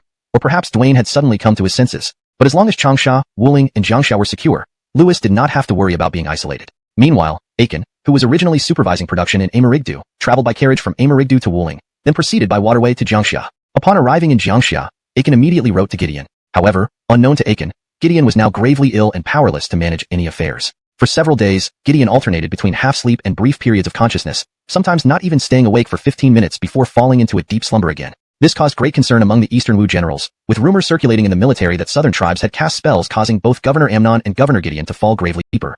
A wave of inexplicable fatigue overcame him, making him drowsy again. The physician quickly intervened, administering another session of acupuncture to aid Gideon's recovery. Realizing his limitations, Gideon decided to lay down all responsibilities, resign as governor, and recuperate at home. Ilium, dispatched from Chaisang by Dwayne to request some generals from Gideon for garrisoning the 2 newly captured commanderies of Simis Province, saw Gideon in this state. Given Gideon's long-standing stance of alliance with D against Hyman, Ilium feared, telling him of Dwayne's betrayal. Should Gideon learn of this, he might die of shock alongside Amnon and Grant. With no choice, Ilium wrote back to Dwayne, leaving the decision to him. The next morning, gentle breezes stirred the bamboo curtains at the window, creating soft rustling sounds. The sky was clear and sunny, birds chirping, clouds drifting leisurely. Awakening on the bed, Gideon instinctively tried to rise. But as he sat up, he was surprised to find himself much lighter, saying aloud, "How peculiar! I feel so much better. I must send someone with gifts to thank the doctor." He slowly got out of bed, walked unsteadily to the table, and opened a bamboo scroll. Just as he picked up a brush, a wave of fatigue and dullness washed over him again. With a bitter smile, Gideon put down the brush and rolled up the scroll. He sat by the window, watching the clouds outside, feeling an inexplicable sense of joy. Although his health had improved, Gideon was still recovering from a serious illness and was advancing in age. After sitting for a while, he felt drowsy again and returned to bed, just as he heard footsteps approaching. "Stop. Our lord is ill and has resigned to recuperate at home. If you have matters to discuss, please visit General Nate at the governor's mansion." This letter is from Master Benny to Governor Liu. Hearing it was from Benny, Gideon resisted his drowsiness and said, "Bring the letter. Benny and I are old friends. This must be a friendly greeting. It's fine." The servant handed over the letter. Seeing the familiar signature, Gideon chuckled softly. Benny, we haven't met in over a year. You're finally writing. Are you asking me for money or supplies?" Despite his teasing tone, anticipation lit up his face as he opened the letter. Reading only a few lines, his smile vanished. Lord Sun sent Donnie to capture Jiezingling and Guiyang commanderies and nearly defeated Louis's forces? Gideon's first thought was disbelief. This couldn't be true. Gain his support, not only would we easily capture all of Simis Province, but we could also aim to conquer Scarlet and you. Dwayne wasted no time. He immediately sent envoys to address D and Louis separately. To D, the message was indirect but clear. After Red Cliffs, D had reaped all the benefits while leaving nothing for Dwayne. Taking these 2 commanderies was a mere token of recompense. Dwayne would return the captured cities of Changsha and reminded D that their common enemy was still Hyman, whose troops had already captured Lady Mi. To Louis, the message was straightforward. The alliance remained intact, and Dwayne proposed a marital alliance, offering marriage to Louis's daughter as a gesture of goodwill. Dwayne's own family had been captured by Hyman, leaving him no other choice. As events unfolded, both alliances and hostilities hung in delicate balance. When Louis received the letter, he nearly turned red with anger. "What the hell? Are you insulting me here? Just after betraying me with a stab in the back, you now want to become my son-in-law? And what nonsense about being a young talent? You, Dwayne, should take a look at yourself in the mirror. Who is as disgraceful as you?"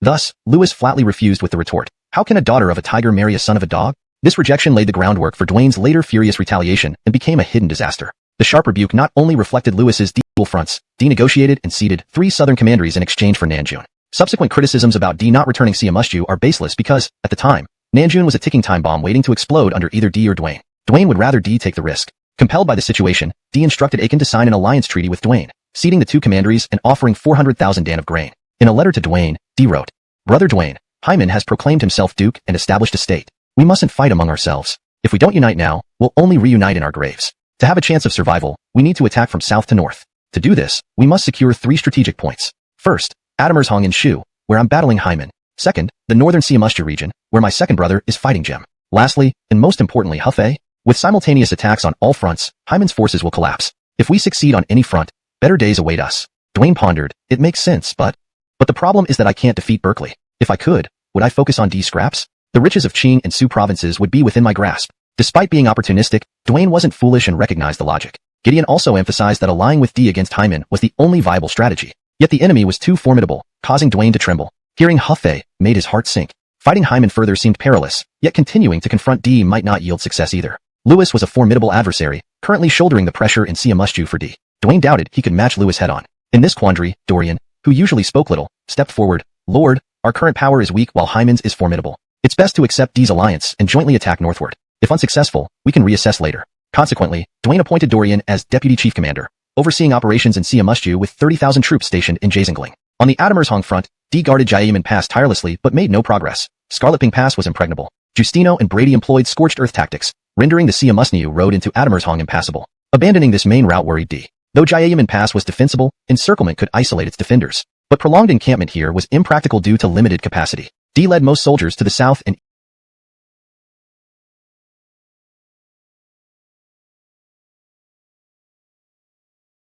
of Wu upon Dwayne, and appointed him as the governor of Scarletsu and inspector of Siamusju. The decree was issued with the seal of Blaine of Adamir, announcing it to the world. You two are such good brothers, aren't you? Isn't D always claiming to support the Adamir dynasty? Very well. This old man Hyman appreciates your spirit. Now, I will give the land of your ancestors to Dwayne. Let's see how you feel about that. What Hyman did not anticipate was that D remained unresponsive. Instead, Dwayne, who had suffered defeats for most of his life, suddenly became emboldened.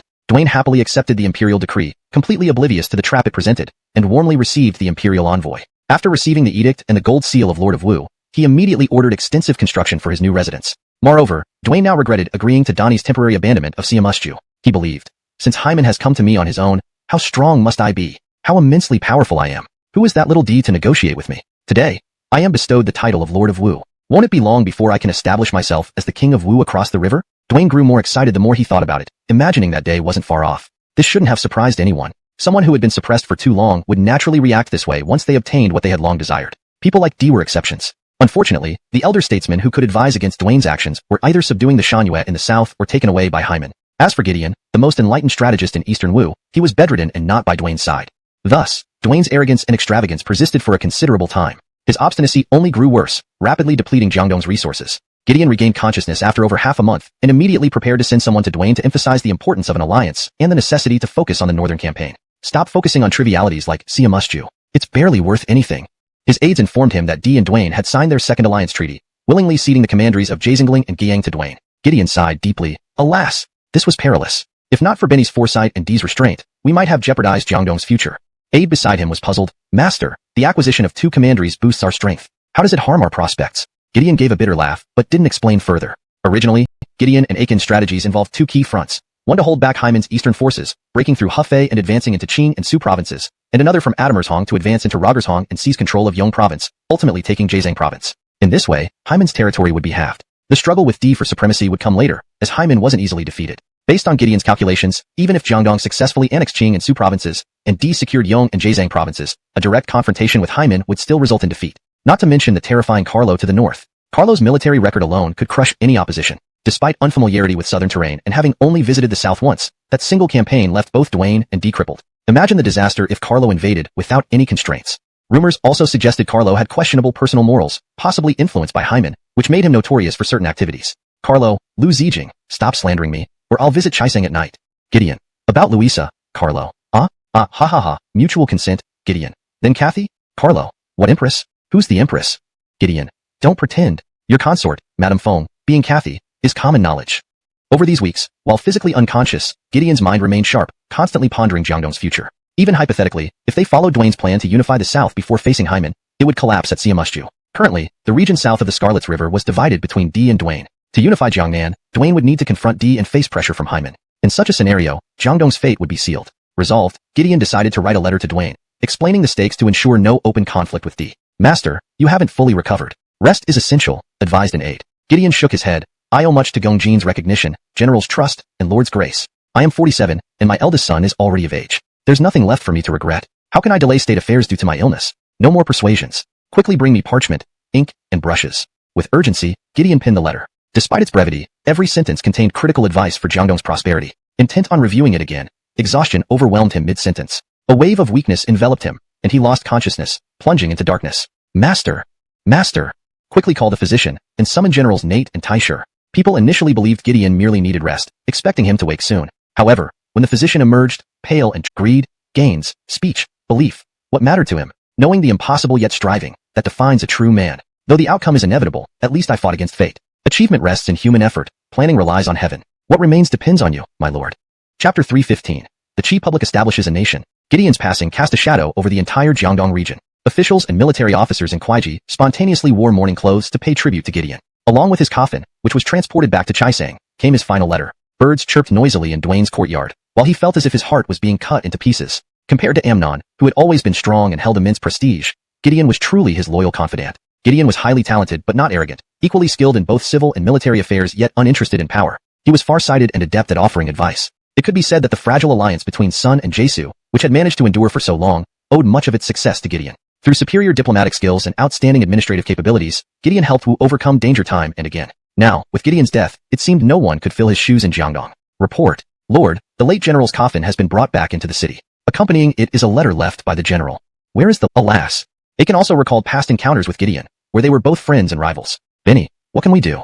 Our Jiangdong. Benny, please go back and advise my lord. Benny, the situation is clear now. If our two sides want to survive, we must unite, fighting together against overwhelming odds. We should push through Hefei to Swallowqing and Su provinces, while Lord Jesu advances from Adamershong to control Rogershong. Only this way do we stand a chance of survival. To Aiken, Gideon was not just a friend but a kindred spirit with shared views, someone trustworthy and honorable. Suppressing his sadness, Aiken turned and warned, Yun Chong, with Xi Simus gone, Jiangdong's stance toward us is unpredictable. We need to prepare ourselves. Take command of the 10,000 elite troops I'm bringing back, and focus on preserving strength in Siamusju. Hold Wuling and Yidu at all costs. Even if you must abandon Shako, retreat to Yidu. Having prepared for the worst, Aiken knew Dwayne lacked integrity, repeatedly betraying allies and having narrow ambitions. His rule originated from his brother, yet he treated his widow and nephew poorly. If not for Amnon and Gideon's support, Dwayne might not have survived.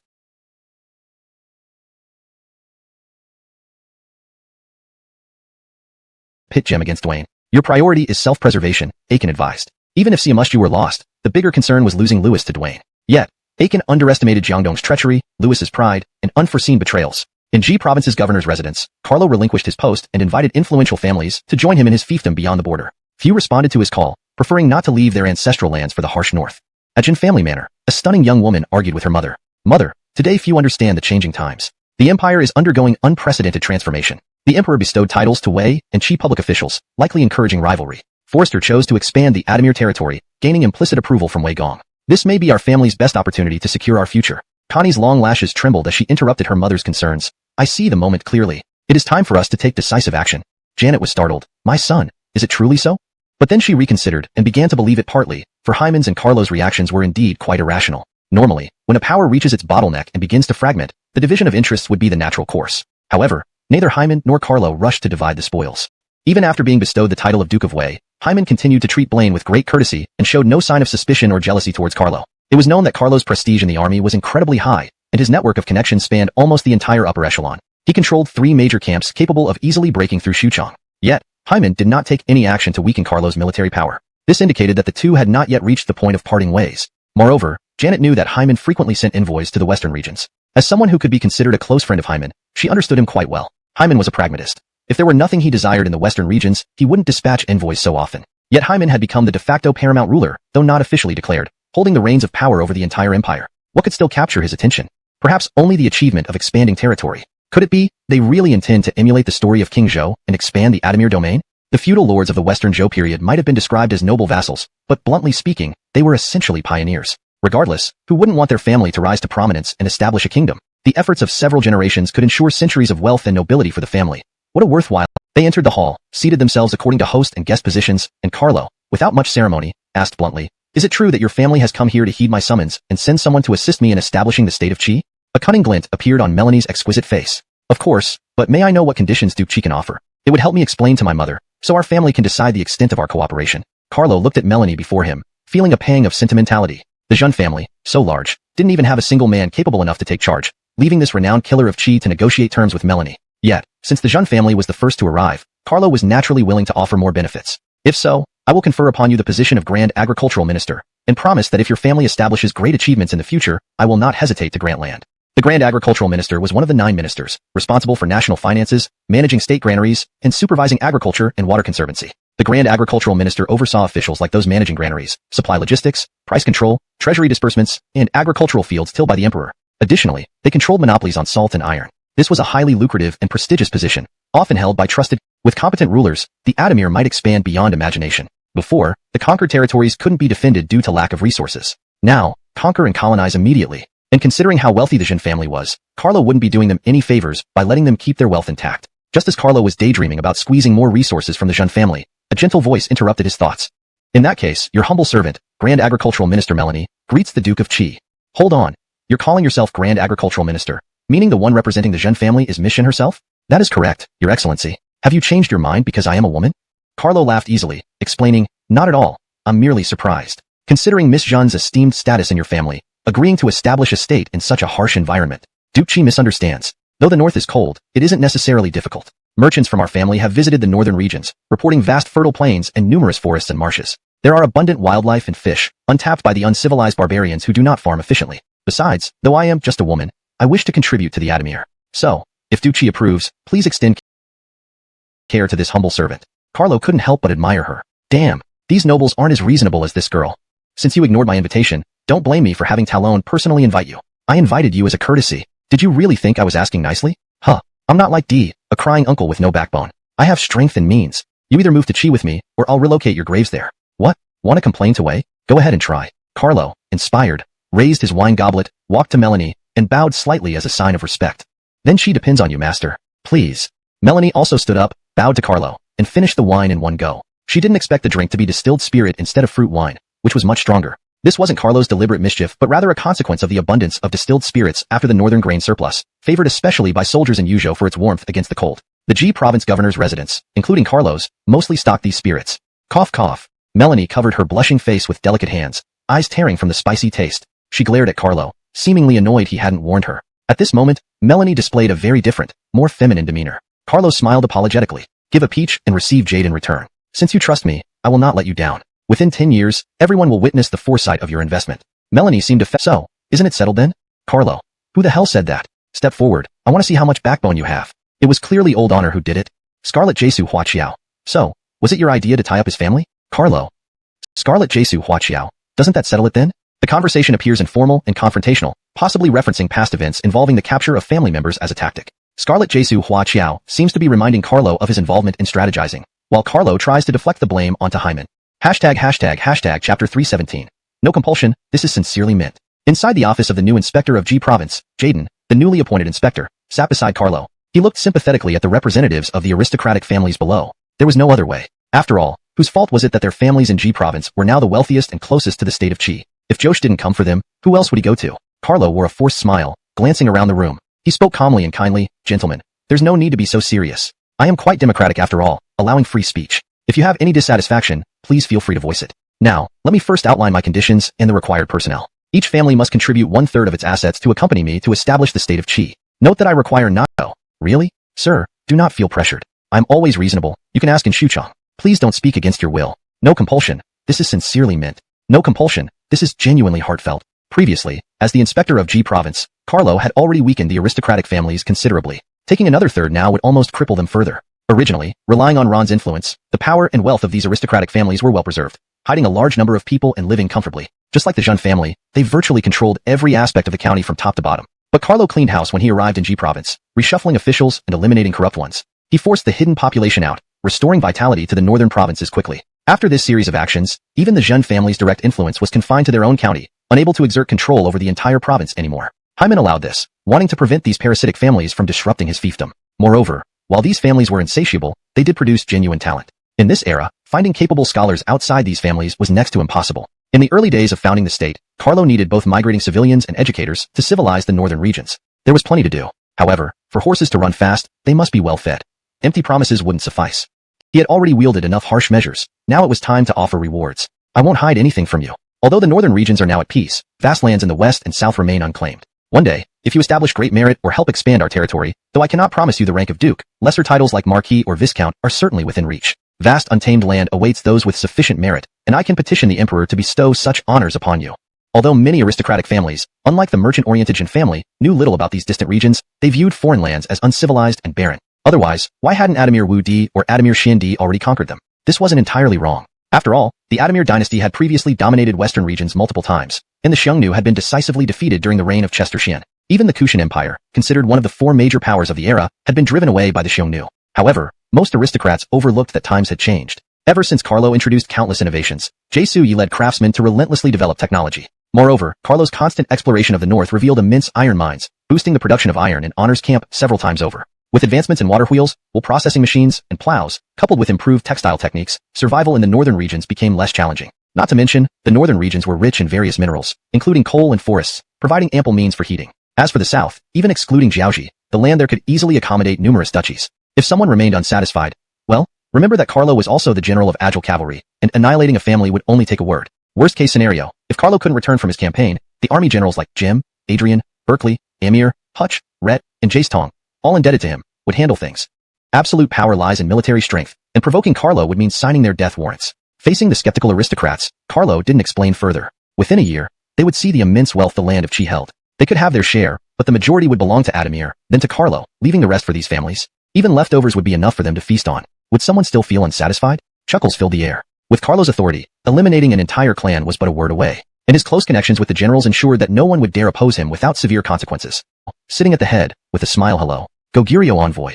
In truth, Carlo's attack on Goguryeo was merely incidental. His main targets were Silla, Beach, and especially Ingzhou Island. At this time, Ingzhou Island was fragmented and vulnerable. Just a few ships could transport 5,000 troops to conquer the entire island.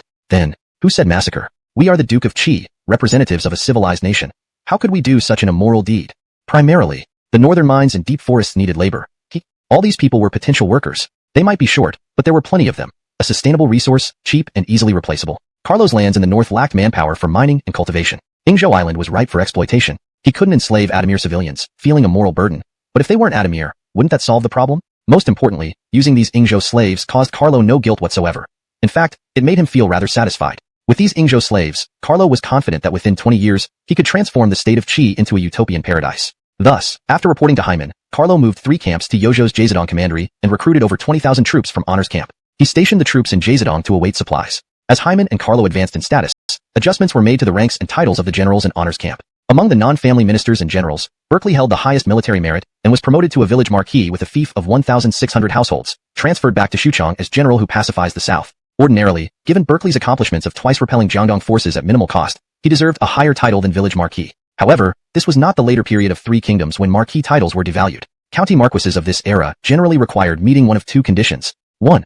A provincial governor. Examples include Karl, Jesuyu, Ron, Jacinus, Benjamin, Hyman, D. Jesu Scarlet, Aryan, Yehya, Jetty, Adamerson, Bernard, Alec, etc. 2. Exceptional contributions to foreign wars or quelling rebellions, or saving the emperor. Carlo met all 3 criteria: foreign war, quelling the Yellow Turbans rebellion, and rescuing the emperor. Thus he had been compelled to grant a county marquis title, partly due to Blaine's manipulation. Generally, only the top leader earned the county marquis title, an unspoken rule. Carlo was an exception. Every major lord had been thrashed by him at some point.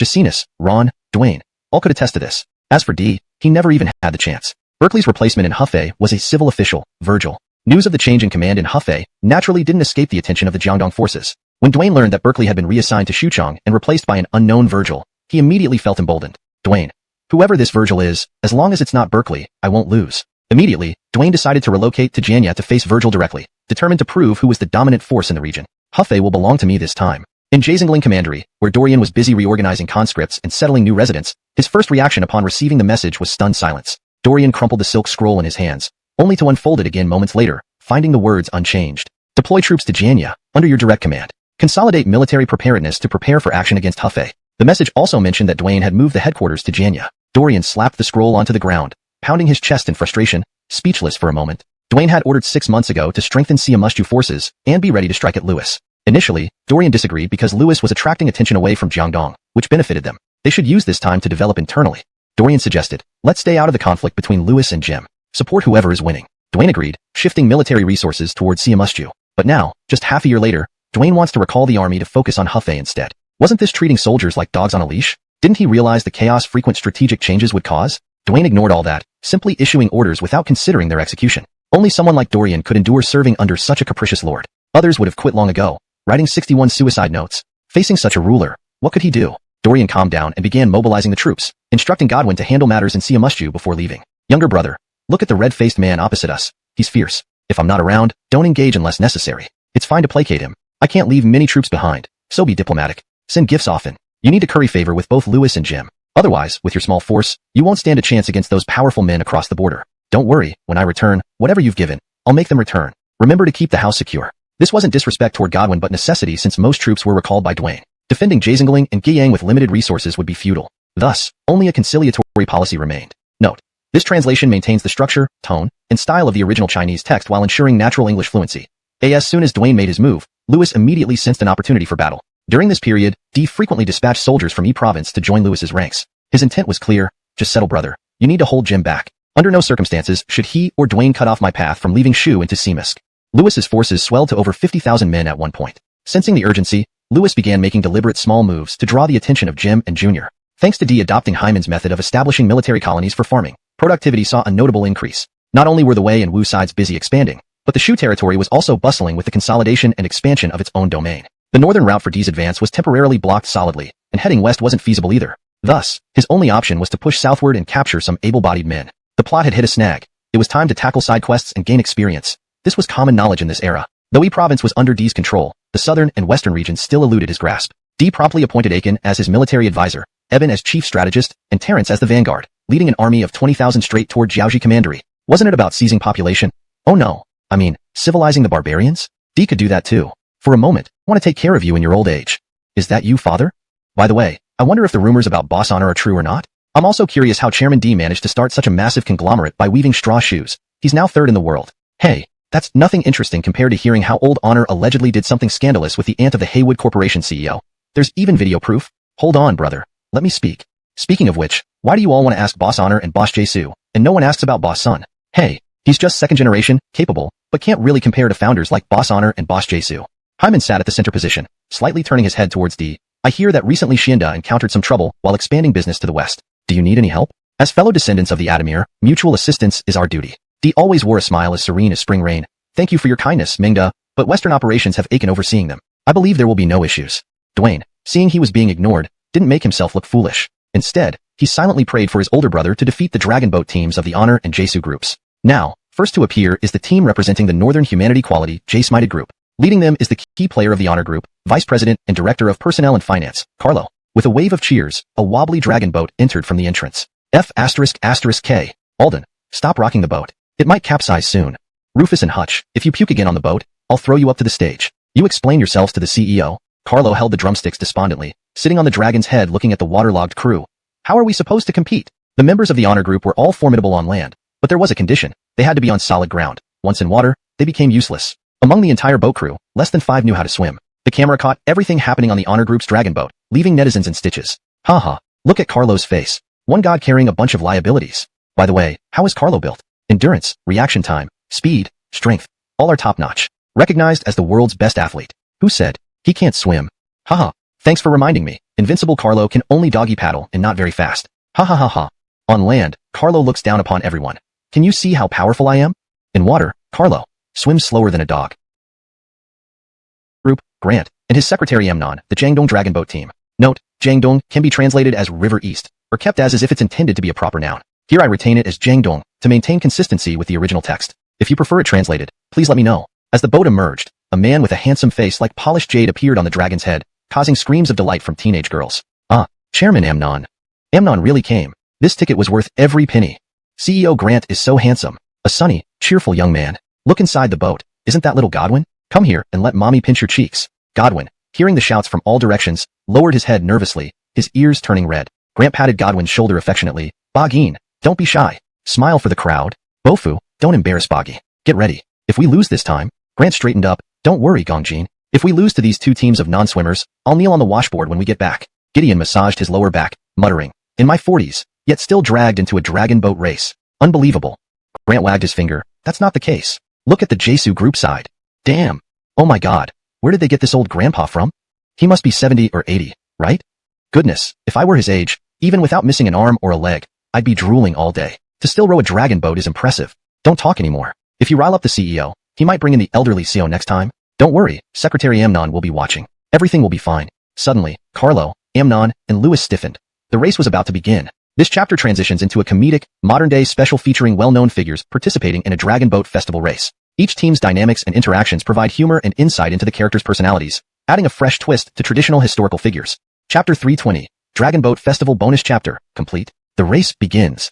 With the sound of a starting pistol, the Jiangdong Dragon Boat shot forward like an arrow released from a bow. The Jesu Corporation's Dragon Boat followed closely behind, the two boats leaving the starting line one after the other. Only the Honor Camp's Dragon Boat team started with Carlo striking the drum. Due to a lack of synchronization, the entire boat charged straight toward the shore and the audience.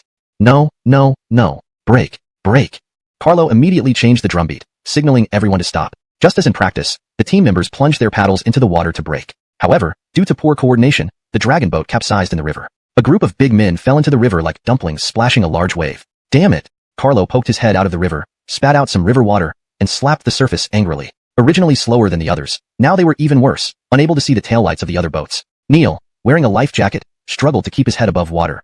Younger brother, that's enough. Since we're losing anyway, let's just get out of the water. Everett swam over and chuckled mysteriously. Not necessarily. Have you heard this saying? Technology changes lives. Flip the boat back over, and let's put on the equipment. Justino wiped his face. We've already lost all dignity. Let's go for it. If I had known this would happen, I should have brought Junior. That old man would definitely be good at rowing. Seeing this scene, Hyman on the podium turned pale, unable to bear watching.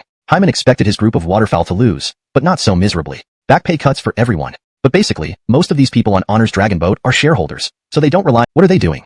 Not just the Dragon Boat. I might not even slow down and pass this turn on a jet ski. Whoa. Not only aren't they slowing down, they're accelerating. Near the narrow waterway, the Bowman Grant and the Sternman Briggs maneuvered the oars skillfully, causing the boat to drift through the sharp turn at an unbelievable speed. Dwayne on the podium smiled, adjusted his clothing, and looked at Hyman and Dee proudly. Chairman, what do you think of our Sun Corporation's Dragon Boat team? Dee calmly replied, impressive, truly impressive. Hyman glanced at Dwayne, coldly snorted, and said nothing. After a while, Lewis's Jesu Corporation Dragon Boat also passed through the narrow waterway by slowing down steadily. Still, there was no sign of the Honor Corporation Dragon Boat on the track. Daxton, the situation is overwhelmingly one-sided. Honor Corporation had a bad start. It seems that Sun Corporation will take first place without any suspense. No. What's that? A swift figure emerged, catching up with Jesu Corporation's boat from behind. Lewis glanced back repeatedly while rowing. Honor Corporation's team had discarded drums and paddles, sitting barehanded on the boat. At the helm, Everett smirked, steering the boat with a small wheel. At the rear, the clear wake revealed propeller-driven propulsion. As the two boats crossed paths, Carlo and his teammates gave international hand gestures. Enraged, Terrence lifted the drum, but Lewis stopped him. Daxton, momentarily at a loss, couldn't explain this unprecedented technological intervention in a dragon boat race. Surely, the Ethics Limited group had gone too far. Grant grinned confidently and shouted, everyone, give it your all. The finish line is ahead. Hey, rowing hard? Tired? Come on, Lou Nicholas, come over here. Let's play rough. Ha ha ha. Tired? Need help? Let's push it. Ha ha ha ha.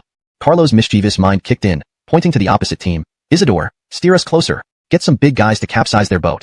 The rest continue forward. Godwin watched as a few burly men approached menacingly. What do we do now? Just as the two boats were inches apart, Dorian, who had been silent, pulled out a flower ball wrapped in rubber from his pocket and threw it at the helmsman Everett. Bang! The flower exploded on Everett's face, causing the Honor Corporation's boat to lose control and nearly capsize again. Not good. Jump onto the other boat. Quick! Carlo leaped onto the Jiangdong boat, his weight smashing 3 people into the river. Neil, Howard, and Justino quickly followed. Splashes and curses filled the air as both boats eventually capsized. In the narrow channel, the crews engaged in thorough and friendly discussions. Except for Carlo, the Honor Corporation members were overwhelmingly dominated in the water. Just as the Jesu Corporation's boat neared, Grant, Briggs, Godwin, Amnon, and Carlo, engaged in combat, suddenly united in purpose. Carlo swam back to his own boat, pushed it sideways blocking the water passage. Amnon and the others copied the move, using their boat as the second barrier. Even the composed Lewis couldn't help but swear, damn it. Boom. The Jesu Corporation's boat collided and capsized, leading to a chaotic fight in the small waterway. Daxton, Honor Corporation caught up. Both Honor and Sun Corporations perished together. They collaborated to sabotage the Jesu Corporation's boat. Indeed, one with limited morals and the other with limited ethics. Hyman and the others covered their faces and left the podium, utterly embarrassed. The joint dragon boat race ended in a farce. May you have a happy dragon boat festival and great success in the college entrance exam. As a Northeasterner, I admit, we are indeed not good at water battles. Note, is identical to this emoticon represents the author's humorous resignation. Hashtag chapter 321. Sun 10,000, a dozen more, part 1. Virgil's first task upon taking up his post in Hufei was to construct a new city outside of Hufei to form a pincer movement. Ever since Carlo used the tactic of building an inner city when attacking Jacinus, this strategy had been widely adopted throughout the realm. There was no doubt, it was incredibly effective. However, it required certain specific conditions. For example, cities like Jiangling, surrounded by water on 3 sides, already made it difficult for attacks from all but one direction. Adding an inner city made besieging even harder. Although Hufei's geographical location wasn't suitable for an inner city, it could benefit from constructing a new fortified area nearby. Virgil accelerated the construction of the new city by conscripting local laborers and troops, while also dispatching naval forces to closely monitor the movements of Eastern Wu on the Scarlet River. Indeed, Dwayne moved his base from Chaisang to Jianya, mobilizing large numbers of troops from Simusnan and Kuaiji toward Jianya. A move that Virgil saw clearly. Virgil wrote to Xuchang to inform Hyman about Dwayne's activities, indicating the possibility of a northern invasion into Hefei and requesting reinforcements from the Yu and Su provinces to be stationed at Shochuan. Upon receiving the report, Hyman promptly ordered each of the Yu and Su provinces to send 10,000 troops to Shochuan, ready to support Hefei at any moment. In Jianya, Dwayne convened his generals to discuss the plans for advancing north. His emerald eyes sparkled with confidence. This time, I've mobilized 23,000 troops, generals did. But now Berkeley was gone and Hyman, in his foolishness, sent a weakling named Virgil instead. An unknown nobody whom Dwayne had never heard of. With Virgil new to Hefei, unfamiliar with its terrain and lacking support from the people, this was the best chance to take Hefei. Missing this opportunity would haunt Dwayne even in his dreams. Indeed, Virgil wasn't as famous as Berkeley. Historically, Berkeley received fiefs of 2,600 households for slaying Rupert, while Virgil accumulated fiefs of 9,600 households. He nearly became a myriarch. The world knows of Haywood 800, but how many know of Man Shershow? Father! Father!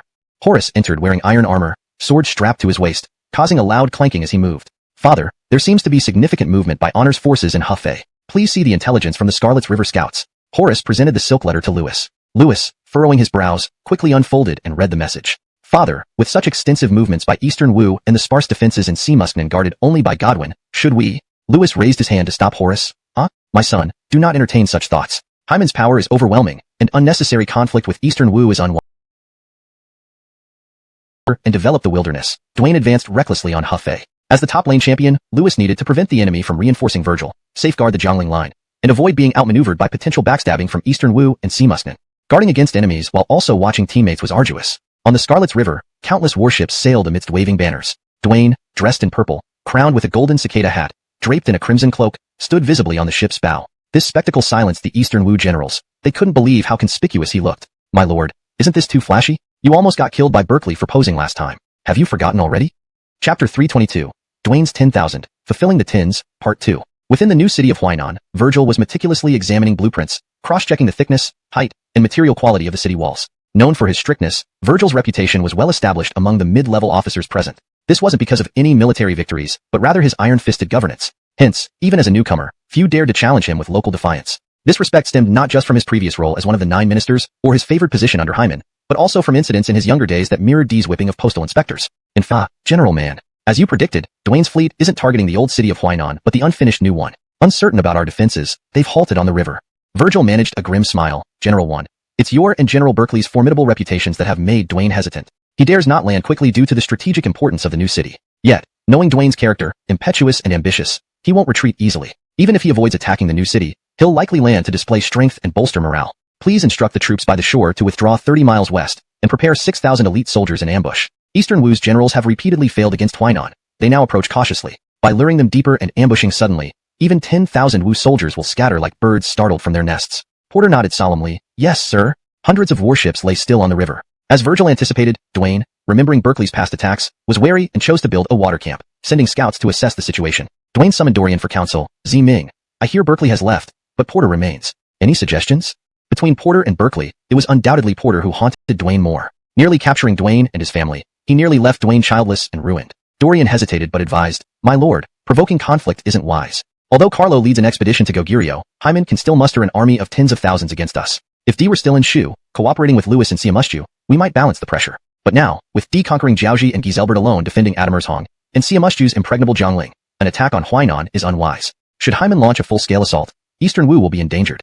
Dwayne's face paled slightly, yet backing down wasn't an option after declaring war. Touching his beard thoughtfully, Dwayne said, Hyman aims to strengthen his defenses here. We cannot let him succeed. Prepare the troops. We'll destroy the new city of Huainan to showcase our might. Dorian grimaced internally. The low morale from past defeats meant a significant disadvantage. As Dorian pondered further persuasion, a scout reported the enemy's withdrawal. Overjoyed, Dwayne issued orders. Perfect. Lead the vanguard ashore and investigate. Ensure caution against surprise attacks. Dwayne took comfort in avoiding frontline risks. Commanders shouldn't risk themselves lightly. Just like how Carlo ceased leading assaults, being recognized as the top martial artist didn't mean unnecessary dangers. The smooth landing without resistance, plus reports of retreating garrisons, led Dwayne to boldly assume Huainan has few troops left, could be considered a strong country. Compared to the small states in the western regions, it was nothing more than an infant incapable of resistance before the might of Adamir. The combined population of Goguryeo, Fuyu, Silla, and Beach barely exceeded 1 million. With low productivity, outdated agricultural techniques, primitive tools, and backward systems, Goguryeo's entire national strength couldn't muster more than 30,000 troops. To put it bluntly, these 30,000 troops might not even be enough for the Mountain Legion to handle on its own. Moreover, after experiencing so many wars, Carlo's command ability, bolstered by experience, had reached an almost unparalleled level, second only to a select few in history. If there was ever a day when Hyman truly deployed 100,000 troops under Carlo's command, equipped with 3 legions for expansion, it would either be to fight against Kushan or Parthia, or to engage in a fierce battle with Rome in the far west, because no other country in this era deserved such extravagant deployment. So, I have decided that we shall rest tonight, prepare meals, and launch an attack on the new city of Hefei at dawn tomorrow. This must be a deception from Hyman's camp. Not only is the defense of Hefei weakened, but it's likely that Jiangling and the Qingfu region are also vulnerable, be against the Kushan Empire or Parthia, or in a fierce battle with Rome in the far west, because no other countries in this era warranted such an extravagant military configuration. Therefore, I have decided that we will rest tonight, prepare food, and launch our attack on the new city of Hefei at dawn tomorrow. Note: for future reference, Han Sanying can be translated as Mountain Legion, assuming it refers to a specific elite military unit. Chapter 323, Dwayne, the Bragger, Part 2. Dwayne continued to lead his army forward toward Hefei's new city, simultaneously directing the troops and drumming up morale, waving banners to create a loud commotion as if he feared others wouldn't notice the arrival of Jiangdong soldiers. As Virgil had said, Dwayne loved to boast. His first impulse after gaining power was undoubtedly to flaunt it. After advancing for 10 miles, the army still hadn't encountered any ambushes or resistance. Dwayne, mounted on a chestnut-red horse, wore golden armor with brocade robes and a gold crest hat, shaded by a blue silk umbrella, surrounded by drums, trumpets, and flags. Donnie rode alongside Dwayne, observing his flamboyant demeanor and sensing an ominous premonition. Dwayne was far too conspicuous, almost inviting disaster. If they got close to Hefei, the enemy could simply use catapults to build him a grave. He was practically a living target. Unbeknownst to them, the Jiangdong army had advanced another 15 miles, now less than 10 miles from Hefei's new city. Dwayne suddenly burst into laughter. Ha ha ha, look at what I've been saying. Dip and pride. Even if he hesitates initially, he'll still come ashore to parade his military prowess, demonstrating his might. Besides, I've deliberately left no ambushes along the way, giving him the impression we lack troops, lulling him into complacency. This was based on Virgil's analysis of Dwayne's behavior. During Dwayne's second assault on Hefei, despite being soundly defeated by Berkeley, he had stubbornly led his troops across the river, ending in an even greater humiliation. Moreover, Berkeley had imparted his strategies for fighting Jiangdong forces to Virgil before leaving. Berkeley, Jiangdong warriors are fierce, but once you break their initial momentum, relentlessly pursuing them without letting them recover morale ensures victory. Numbers and equipment aren't issues. Just cripple their spirit, and their leader will falter, leading to collapse. Virgil understood this well and, coupled with his own insights into Dwayne's nature, dared to employ this strategy. Otherwise, abandoning the old city while the new one remained unfinished would be disastrous, cutting off critical water routes if Dwayne captured Hefei. Just then, a messenger arrived. General, Dwayne has personally led his troops to within 11 miles of our new city. The Jiangdong army marched with grand displays of banners and drums, seemingly intent on boasting their might. General Irwin has already deployed 6,000 troops in hidden positions outside the city. Virgil immediately ordered the troops on the city walls to prepare rolling logs, stone missiles, and crossbows. As soon as Dwayne's forces approached, they'd have more than enough arrows and stones to greet them. Several miles later, Donnie's unease grew. Ignoring whether Dwayne would take offense, he galloped beside Dwayne. Sir? What is it, Ziming? Donnie glanced at the rapidly advancing troops, hesitating but finally speaking. My lord, we're approaching Hefei's new city. There might be enemy traps. We should slow down and let the troops rest. Dwayne's expression showed displeasure but maintained a smile. Ziming worries too much. With 10,000 men and Hefei undermanned, how could they dare ambush us? No, my lord. The honor camp is filled with capable strategists and valiant generals. Carlo once charged into a battlefield of hundreds of thousands with only 3,000 cavalry, chasing Ron to despair. Lionel single-handedly subdued the Shiliang tribes for years. Berkeley and Irwin are renowned warriors. Virgil, having held high office and favored by Hyman, cannot be underestimated. My lord, Ziming, don't you think you're overreacting? Hyman's mighty generals aren't invincible. Our own tiger warriors of Jiangdong are unmatched. Why should we fear their generals? Bitterness filled Donnie's heart. Does my lord truly understand our limitations? One Berkeley already humbled us. What if Hyman unleashes his full force? Seeing Donnie still trying to persuade him, Dwayne waved his hand impatiently. Enough! Don't think I'm unaware of warfare. Focus on the upcoming battle instead of idle speculation. Stand down. Just seek many lords in the Three Kingdoms era, Dwayne became particularly arrogant when things went smoothly. Just like Ron and Hyman, who listened to advisors during tough times, but acted recklessly when winning. Now, Dwayne shed his courteous facade, revealing his true self. Donnie was astounded.